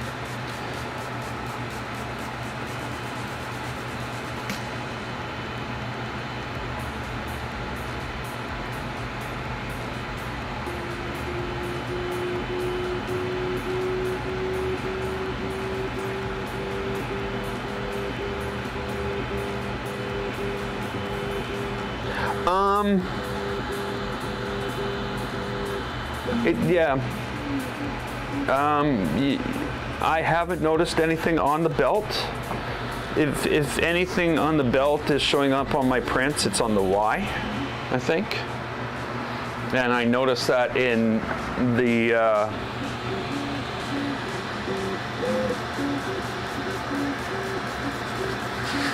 in this.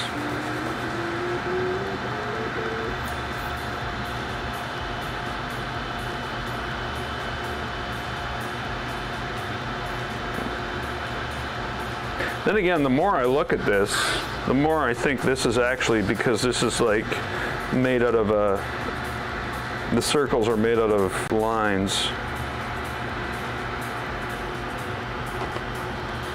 But no, I haven't really noticed anything. I can't say it's whether or not it's not there or not. I haven't noticed anything yet.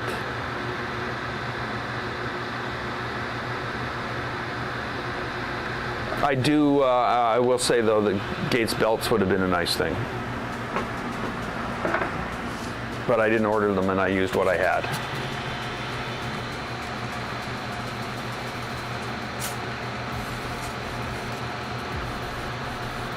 Oh, the Kirigami bed is not, it's not good. I've had that thing pop out from its placement during a print. You're putting it in a hot environment. It gets 60 degrees in there.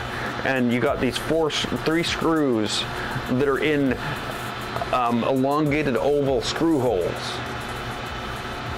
Well, you're 10 minutes into a print, this thing's going, and suddenly something goes pop, and bink, the bed moves, and you're like, why?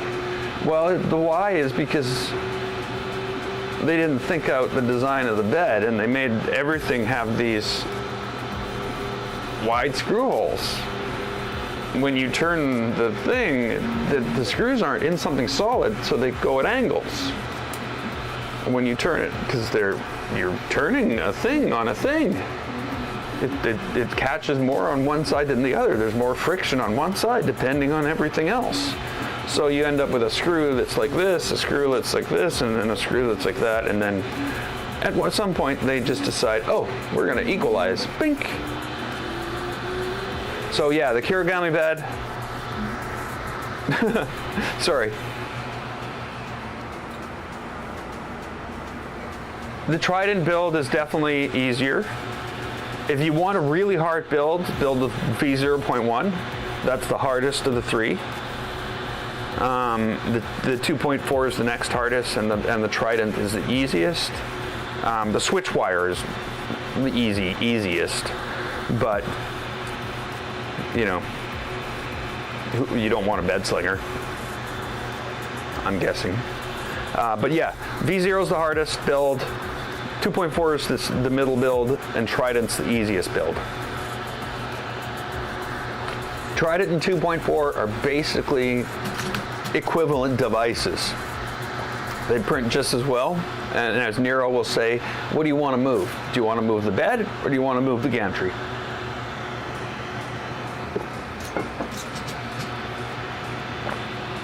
Switchwire, Trident, 2.4. Yep, you nailed it.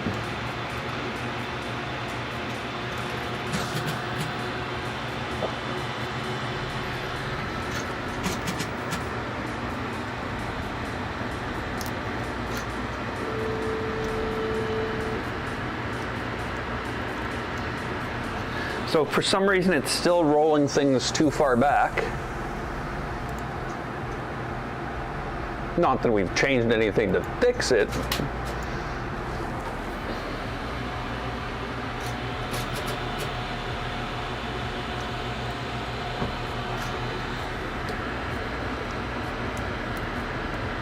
It would help if I chose the right one.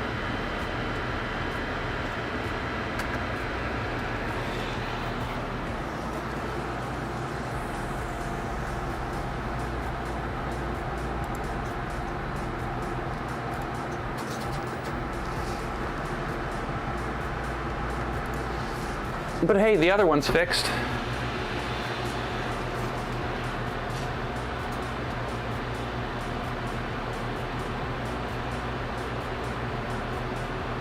This is what you're looking at. This printer that you're looking at right now is an Ender 3 V2.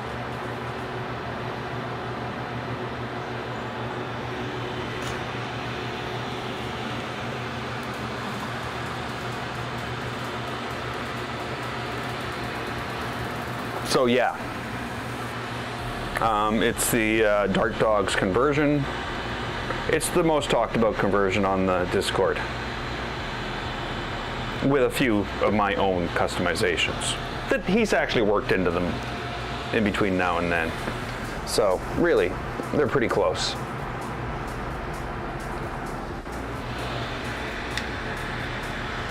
Oh, that's bugging me. That is bugging me so much.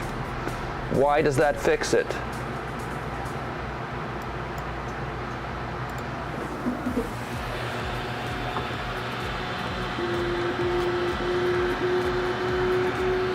Yeah, so, you know, this is a nice build. You don't get, you know, you don't get this. What you do now, I guess they've fixed the deck so that everything is extended out far enough. So if you can print ABS, this is a real nice build. You won't get the height that I have here because I had different extrusions and aluminum and different rails and everything like that. So, and I also have a purpose for building this that needs the extra height. So I did build it higher. But as you can imagine, you know, it's a lot less printing when you look at the parts than what you would need for like an here's an R2. Like literally, there's all the parts, the little pieces, the big pieces, the motor mounts, the fan filters, the Y idlers, the X carriage, the wire cover, you know, and then all the frame, well, not all the frame. Well, that reminds me. Hey, didn't we heat up a printer to do some printing a while ago and then get all sidetracked and do something else? Yeah, we did. Printer's ready to go.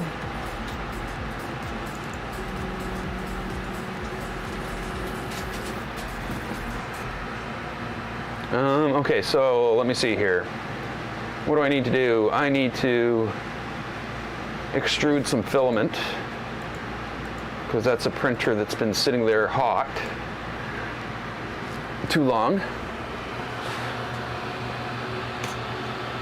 So yeah, to build this, you're going to need you'll need cable chains. You'll need 5 300mm rails. You'll need the bearings and the spacers that you need with them. And then you'll need a Raspberry Pi and an RS-25 power supply.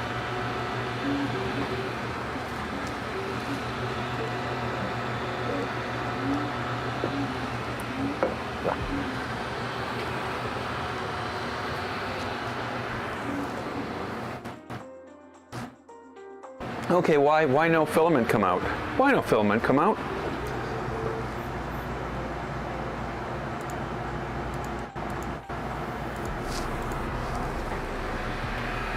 No filament's coming out. So this is a thing that I do. I bought a box of like bulk gloves. I don't know, they're not plastic gloves. They don't melt. And I use this to grab like hot plastic. I use the finger on the gloves to clean the nozzles off on my printers. They get kind of messed up a bit over time, but they're just fabulous for working with the hot. Okay, so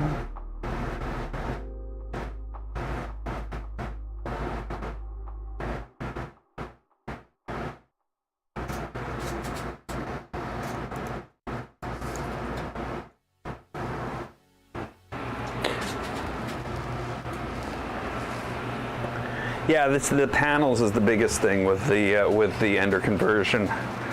I don't have panels on this, but I do have panels on my LDO version. I really have to admit I like I really like the enclosure on the Switchwire. I think it looks awesome with like the pure glass front with no things blocking it, no uprights, and everything all attached with VHB tape and the solid black back. It makes it really, really hard to work on the printer though, because that's a solid unit, and if you take it off, you have to take it all off as one solid unit.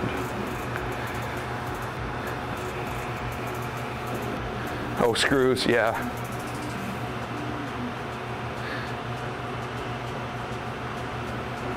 Well, yes, and that's another thing. You don't have to buy a Raspberry Pi. You can do like what Steve Builds did, which is Steve. He actually designed the designer of the Trident. What he did was use a Raspberry Pi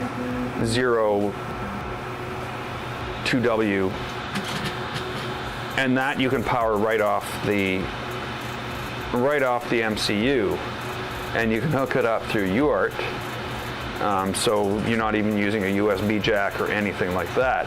Now, I'm going to say, you got to think that out before you do it. That has limitations. You know, like for example, are we? For example, we're going to T2.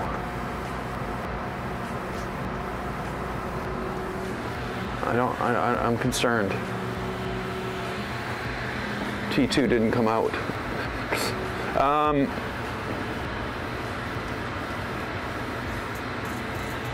Let's try that again. Unlock T2. Now, what was I saying?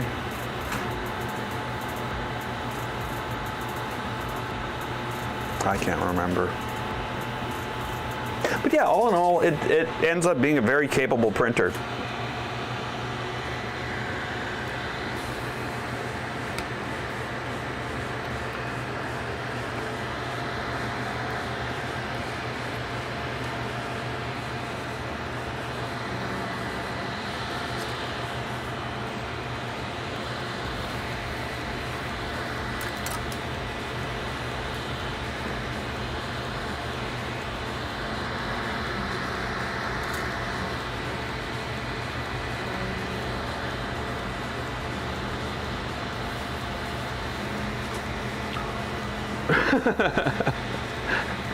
What DJ Natty said. Whoopsie. I don't know what it's doing. It doesn't. I know what it's doing. It doesn't know what it's doing.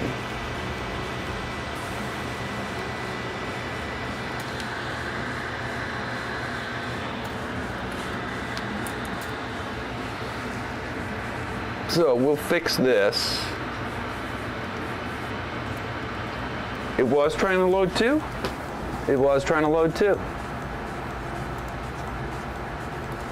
We'll let it load too.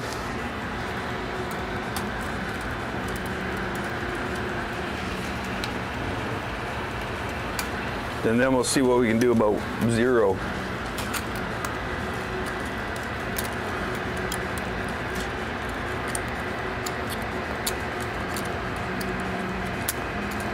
I think it just snapped.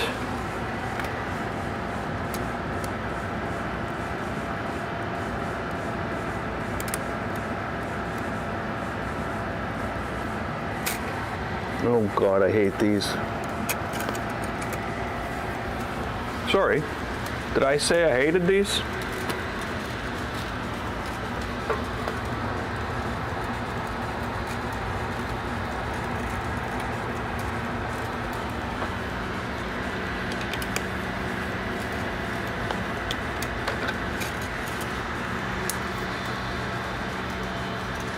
I do need to find a better buffer solution.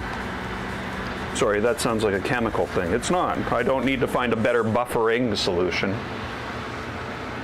I need to find a better solution for buffering. Okay, go.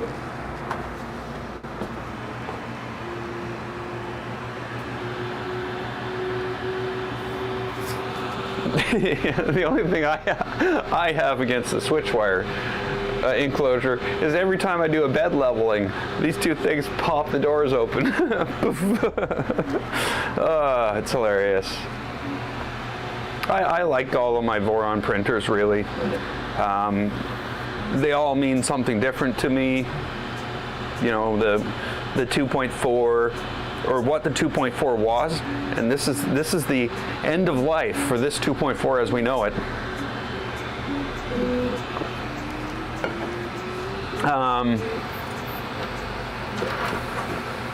You know, off it goes. It's just doing a damn fine job of printing stuff. It never fails, you know. The only time it fails, I'm the one who screwed it up. I wasn't going to say screwed it up, was I? I almost said something else. But it's not like, you know, it's so...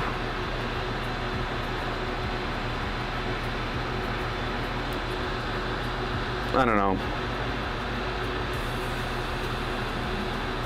My old printers were flaky. They were flaky themselves. You know, if you didn't use your Ender 5 for 3 weeks, and then you went and used your Ender 5, and you just fired it up and printed something, the middle of the print always had bumps on it because the wheels were sitting on the thing, and the wheels would form bumps. And then as the thing went, it would thud. It's like leaving your car parked at -30. When you get in your car and start your car up and you start driving, you got flat pieces on the bottom of your tires, frozen flat pieces, and you can feel them as you drive. But as your tires warm up, that goes away. Ender 5s, all those V-wheel printers, they get flat tires. And if you leave the thing sitting there on the V-wheels for too long, they form bumps, and then the bumps are in your print.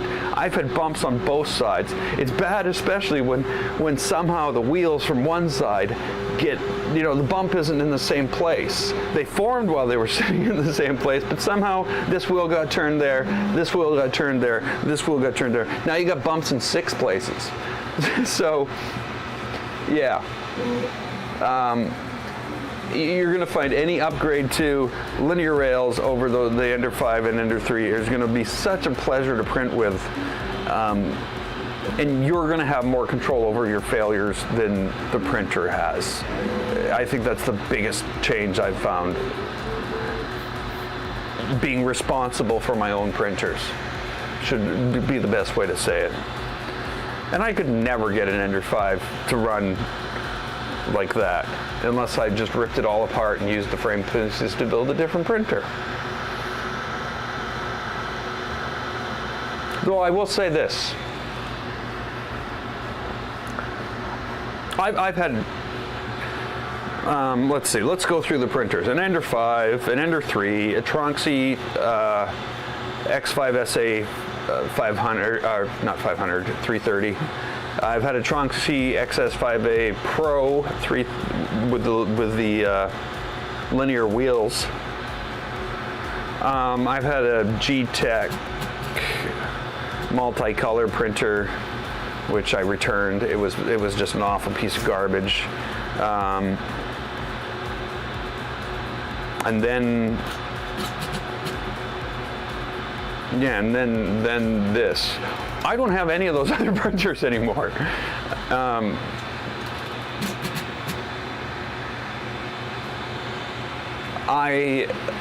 Everything has either been disassembled and used to build Vorons, or used to build clipper-driven printers, or was just bought for parts to begin with.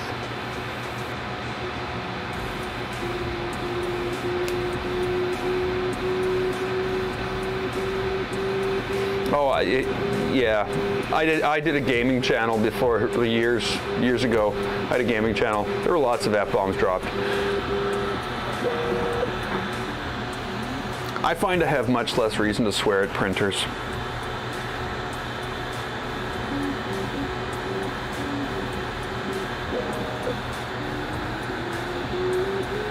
Though I did I did fire up Minecraft the other day.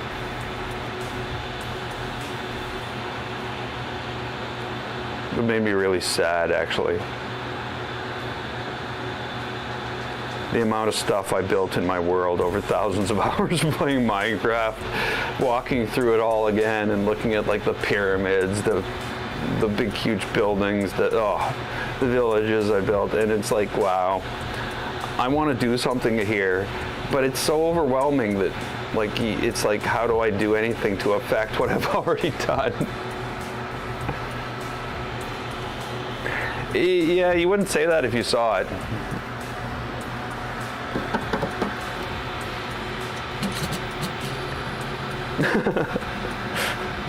And you know, played Minecraft.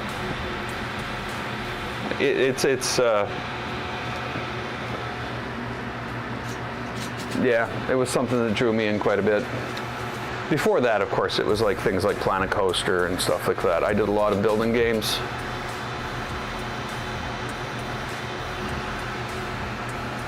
It was fun, lots of fun.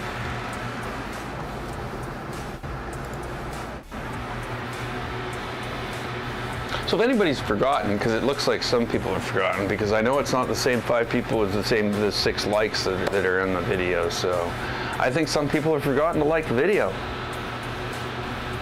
I think I should take care of that. I'll take care of this, you take care of that.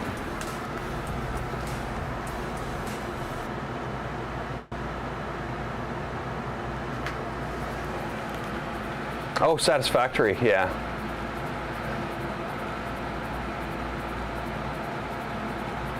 Yeah, I played a lot of Minecraft, but it was all building. So what do we want here? We want unlock. We have filament in there. It's from 5. So I'm just going to do that and that. And everything will magically work. It magically worked.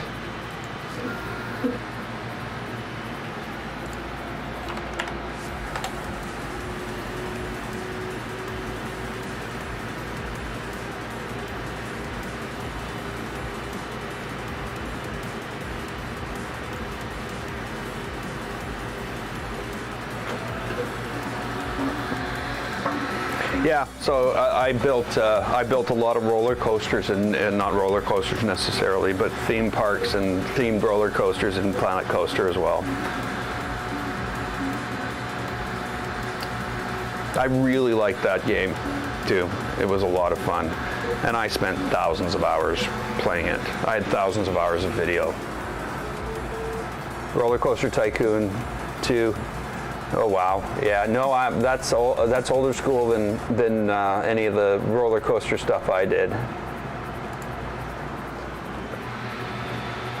My roller coaster stuff was different.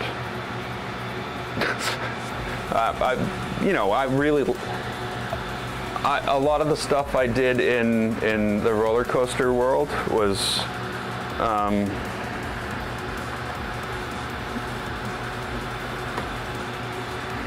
Oh, look at that. It's Minecraft. Whoa, it's so shaky. Oh, that's no good. Whoa! Whose mouse is this? That's better. So this is my Minecraft world. While that thing's printing. I have a little bit of a storage system I built. So I'm really into building. Yeah, I've got shaders on, that's why it's so choppy. If I shut down OBS, the choppiness goes away. So I have a little bit of an inventory storage system here. One of the little things that I put together in the times I played. In the time I played, there is. This is all underground, by the way. This is my garbage disposal. One of my many, bedrooms. Dragon head. Whoa. And then I have my quick inventory, stuff that I need all the time. It's paused, that's no good. But then there's the world. And So yeah, this is the stuff I built. This is a desert, by the way.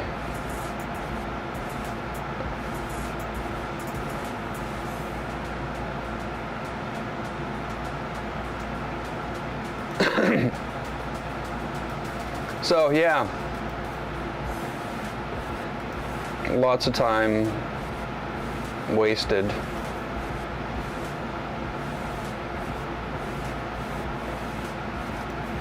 In Minecraft.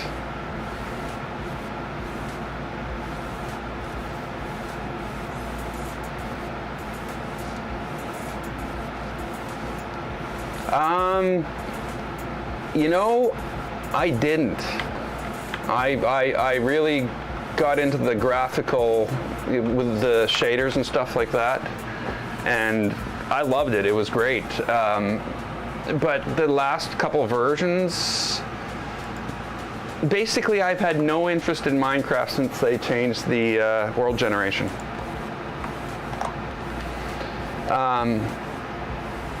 Yeah, I just lost interest in it completely. It ruined my world.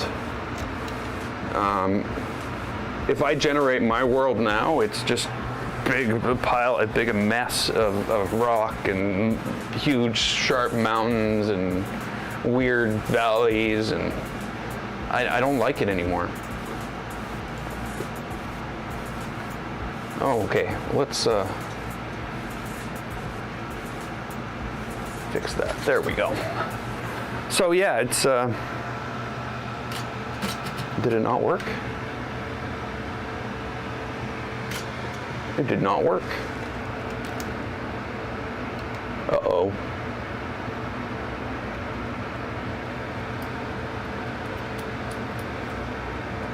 Well, I can see why it didn't work.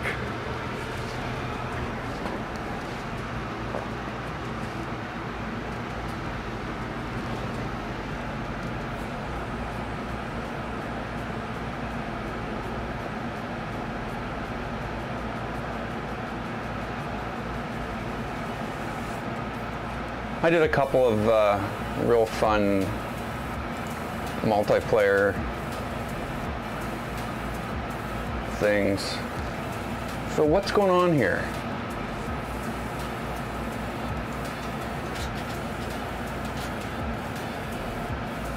So we want T0. That's it. Why don't you roll the freaking filament out of the machine and then try to roll it back in and complain that it's not there? Like, seriously, what kind of code? What kind of code is doing this? Who wrote, like, literally, I just loaded that up. I asked it to do a home.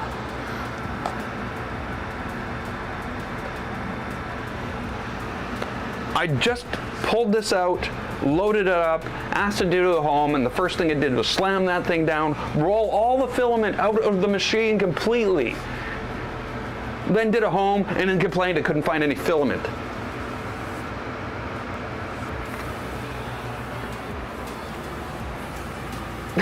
Like, fuck, sorry. That is just so stupid. It shouldn't be able to do that.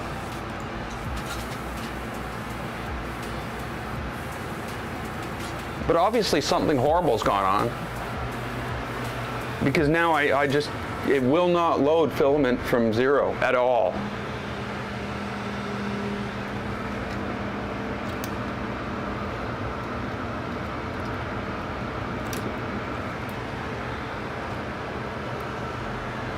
It won't open the thing for me to put filament in.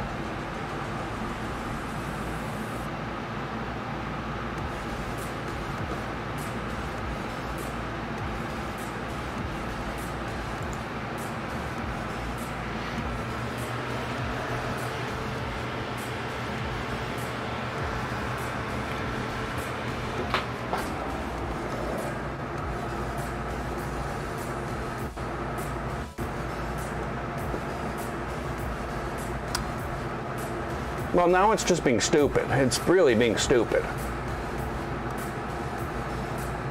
there's nothing I can do to fix this other than this. Which is stupid. I should never, ever, ever have to do that. But the only way to fix it was to take the motor that's activated and jam it across the thing.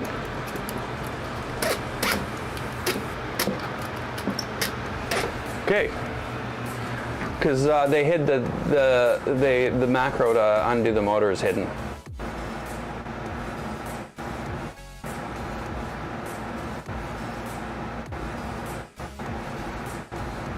Okay, so what are we doing here?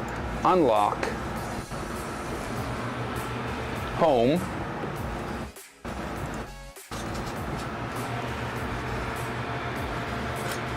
and what does it do? It, you know,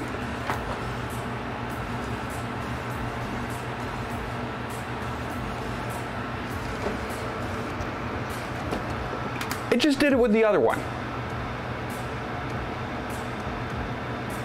It literally, when I clicked home, it said, oh, okay, let me just screw you over. Everything you're doing, I'll roll out the filament that's here that I'm gonna have to pick up later, so you're gonna have to come fix it, and then I'll go home. And that's exactly what it did. There's obviously bad code in the homing function. I'm not going to dig into that right now. I would normally, because that's sort of what I do, but there's definitely bad code in the homing function.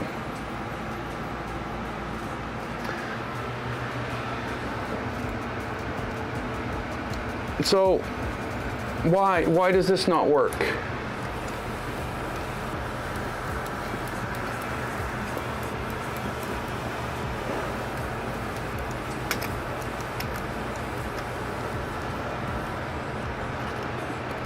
What the hell?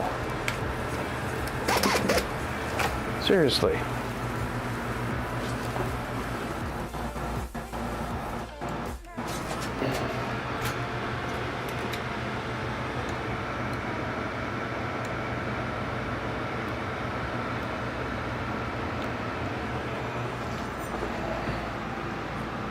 T0.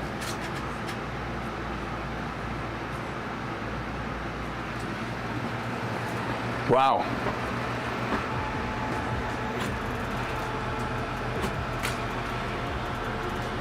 It made it to there. And it said what?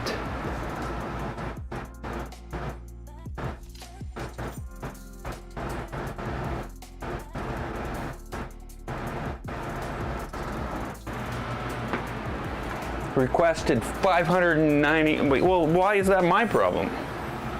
What you do when that happens, machine, is you eject it and you try it again.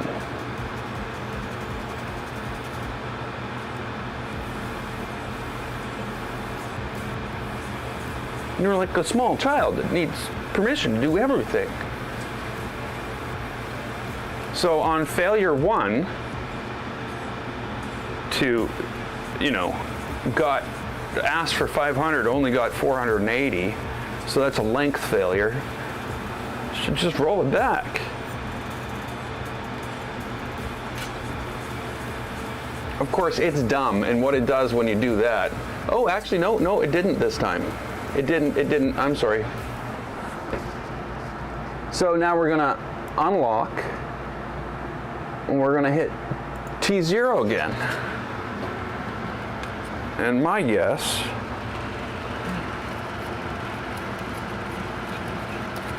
is once I put some stuff into the buffer, everything will work fine. So that's one thing, the buffers need enough loops, because what happened there was that the buffer, stupid thing, the buffer filled up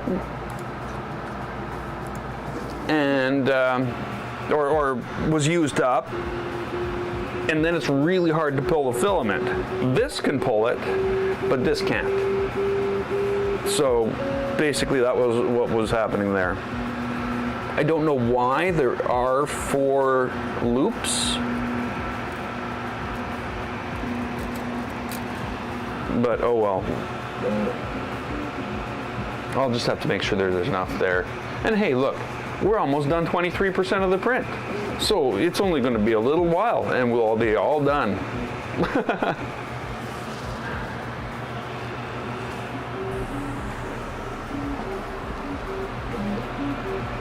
Yeah, so far on the code side of things, I've changed.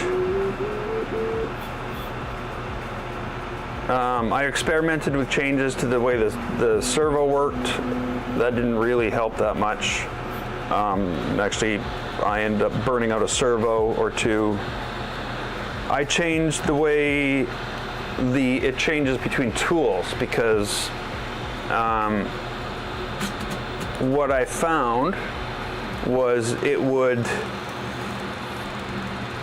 go to roll this out, and for some reason it would roll it almost all the way out, but it would leave the tip out, and then it would go to move and jam on it. So I said, okay, well, force a home so that if it does do that, at least it'll fail on the home and stop. So there's the home, and it moves to the appropriate place. So that's perfect. The other thing I've tried to change is in the configuration. When you're doing the multi-configuration, basically if it pauses the unit, it just keeps doing the configuration anyway. And basically goes through the steps, rolling the filament in and out and in and out.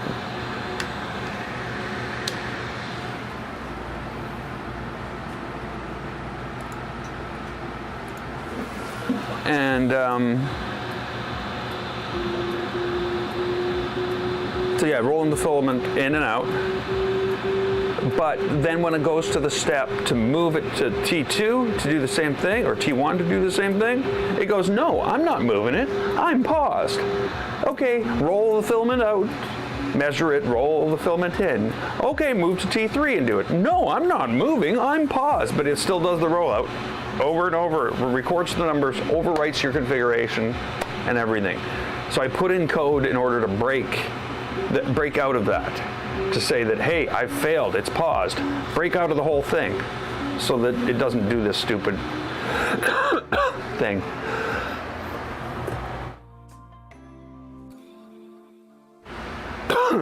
Sorry.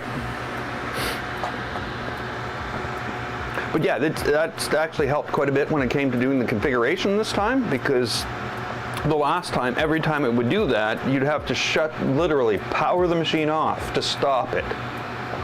It never recovered from it. You couldn't unpause the machine. You had to shut the thing off, turn it back on.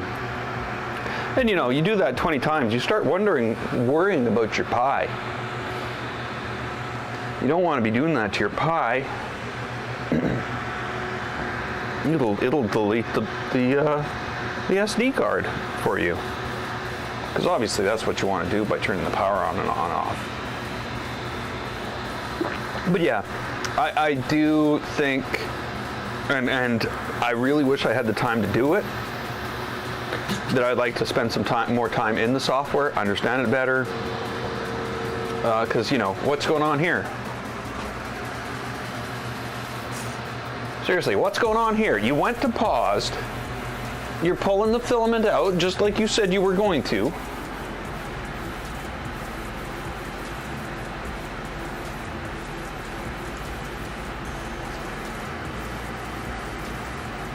Why is it doing See? See, that's it. That's what it would do. That's what it would do. And then if you weren't here, it would reload that same color.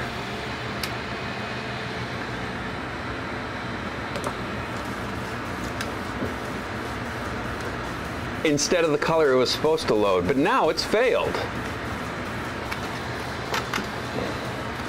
Because I added the home, and now it can't do that. And you have the opportunity to fix it. So now I would unlock, do a home,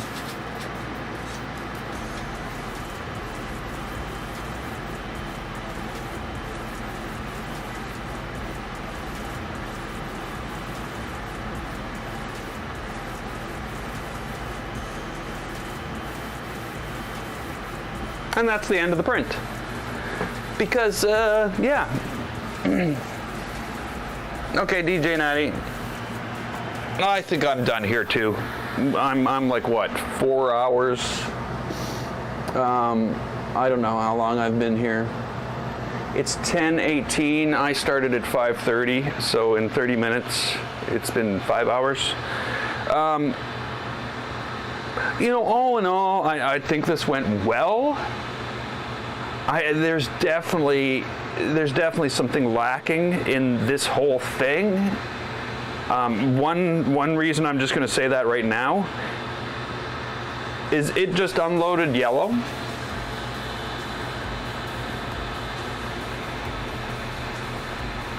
There's no indication of what it was going to load. I cannot fix this now. It's basically put it into a state where it's like, we're waiting for you, but it won't tell me the color it was trying to load. I have no idea. So basically this has brought me 2 hours and 5 minutes into a print, gone paused, your turn, and I don't know what to do. What the hell am I supposed to do? All it says on the screen is MM test print 9 colors. No trigger on manual input. It does not tell me what the color change was anywhere in this damn thing. That is so sad.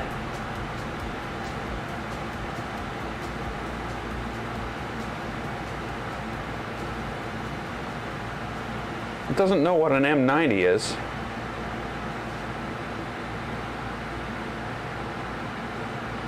No. We use Kijiji here.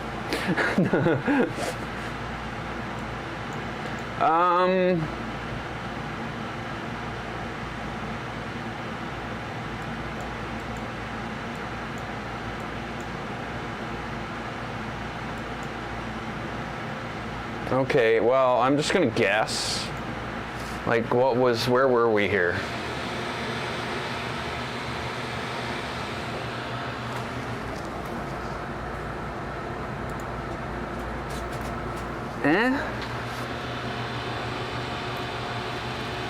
Did it fail loading yellow? That's why it acted all weird? Is that what happened?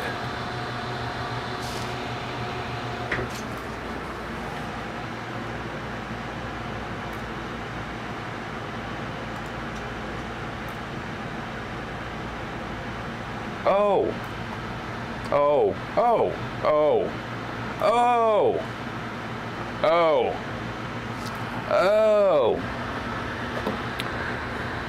Insert F-bomb here.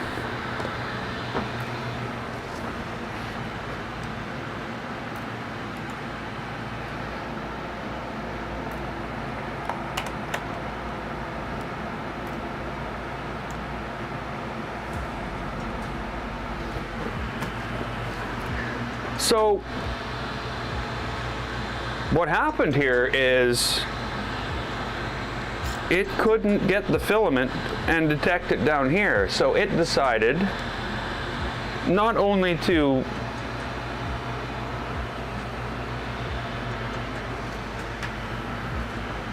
completely end the print, just not to pause it. It didn't just pause it. It said, I quit. And then it says, refer to the manual before resuming the print. But meanwhile, somewhere down here, it ended the print. So that's where we're gonna leave it. ERCF is a big failure. Sorry, there's just so many little things wrong with it. Yes, I'm not gonna say you can't get prints, you can't get this to work. But, like, seriously, it just ended the print in the middle. Why? Because it didn't pull the plastic all the way out, and it couldn't move. So instead of posting the error, it aborted the print. It literally aborted the print, ejected the filament, and failed at that, and ended a two and a half hour print in the middle of it.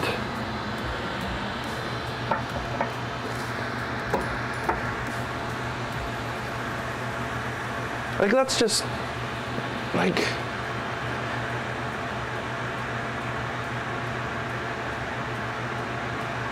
it's impossibly bad. That should never ever happen.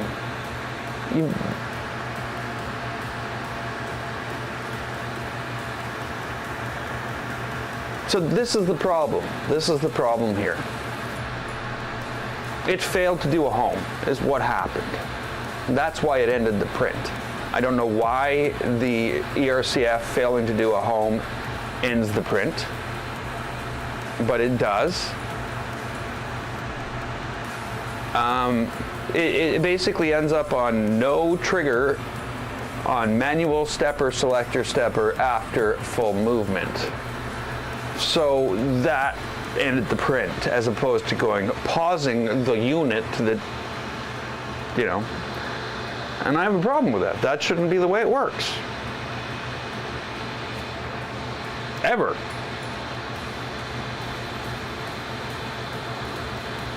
But the option is you either put up with it using the same color twice in a row instead of swapping them and screwing up your entire print,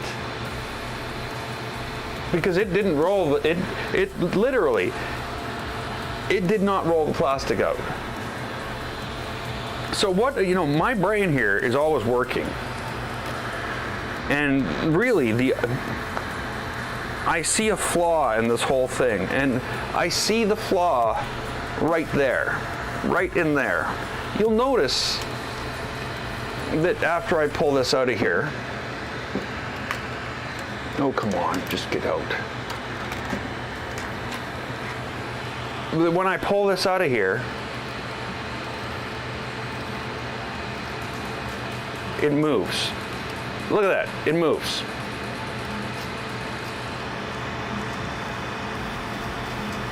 You see it? It's moving. Out, in, out, in, out, in. So it basically didn't pull it out. But you know what? That's a perfect place to put a micro switch. That's where you put a micro switch so that it knows that, hey, guess what? I haven't pulled the filament out.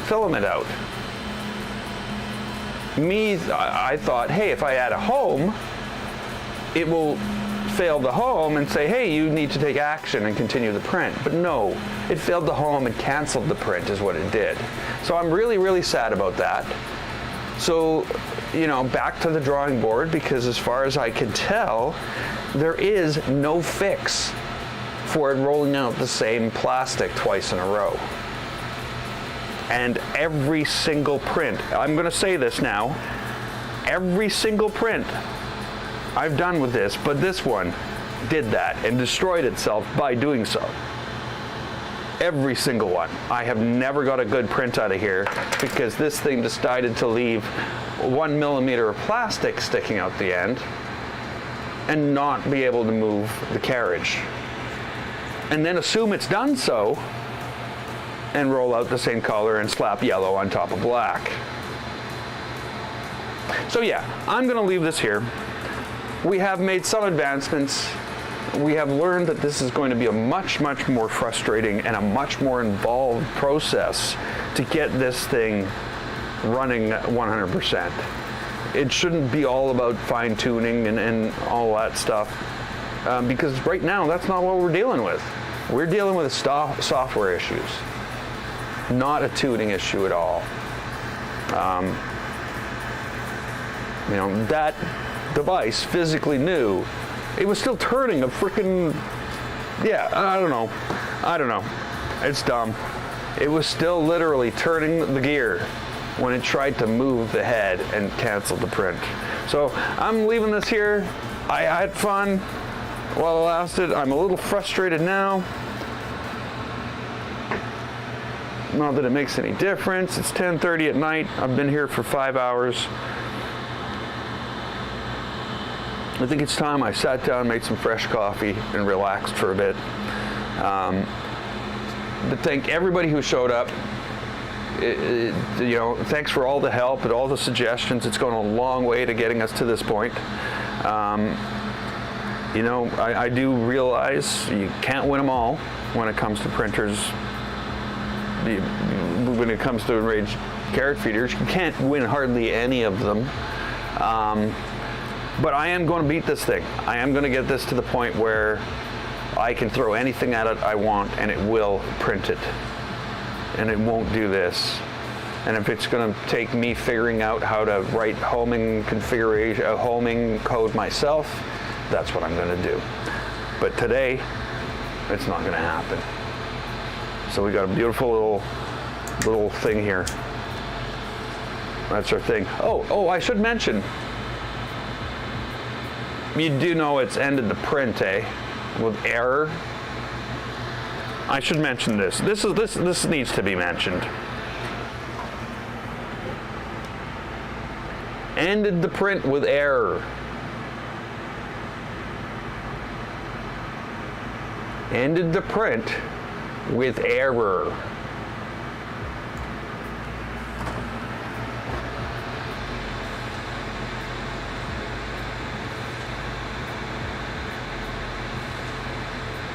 Why does it do that? Yeah, I know. Why does it do that? It leaves the heaters on. That's crazy.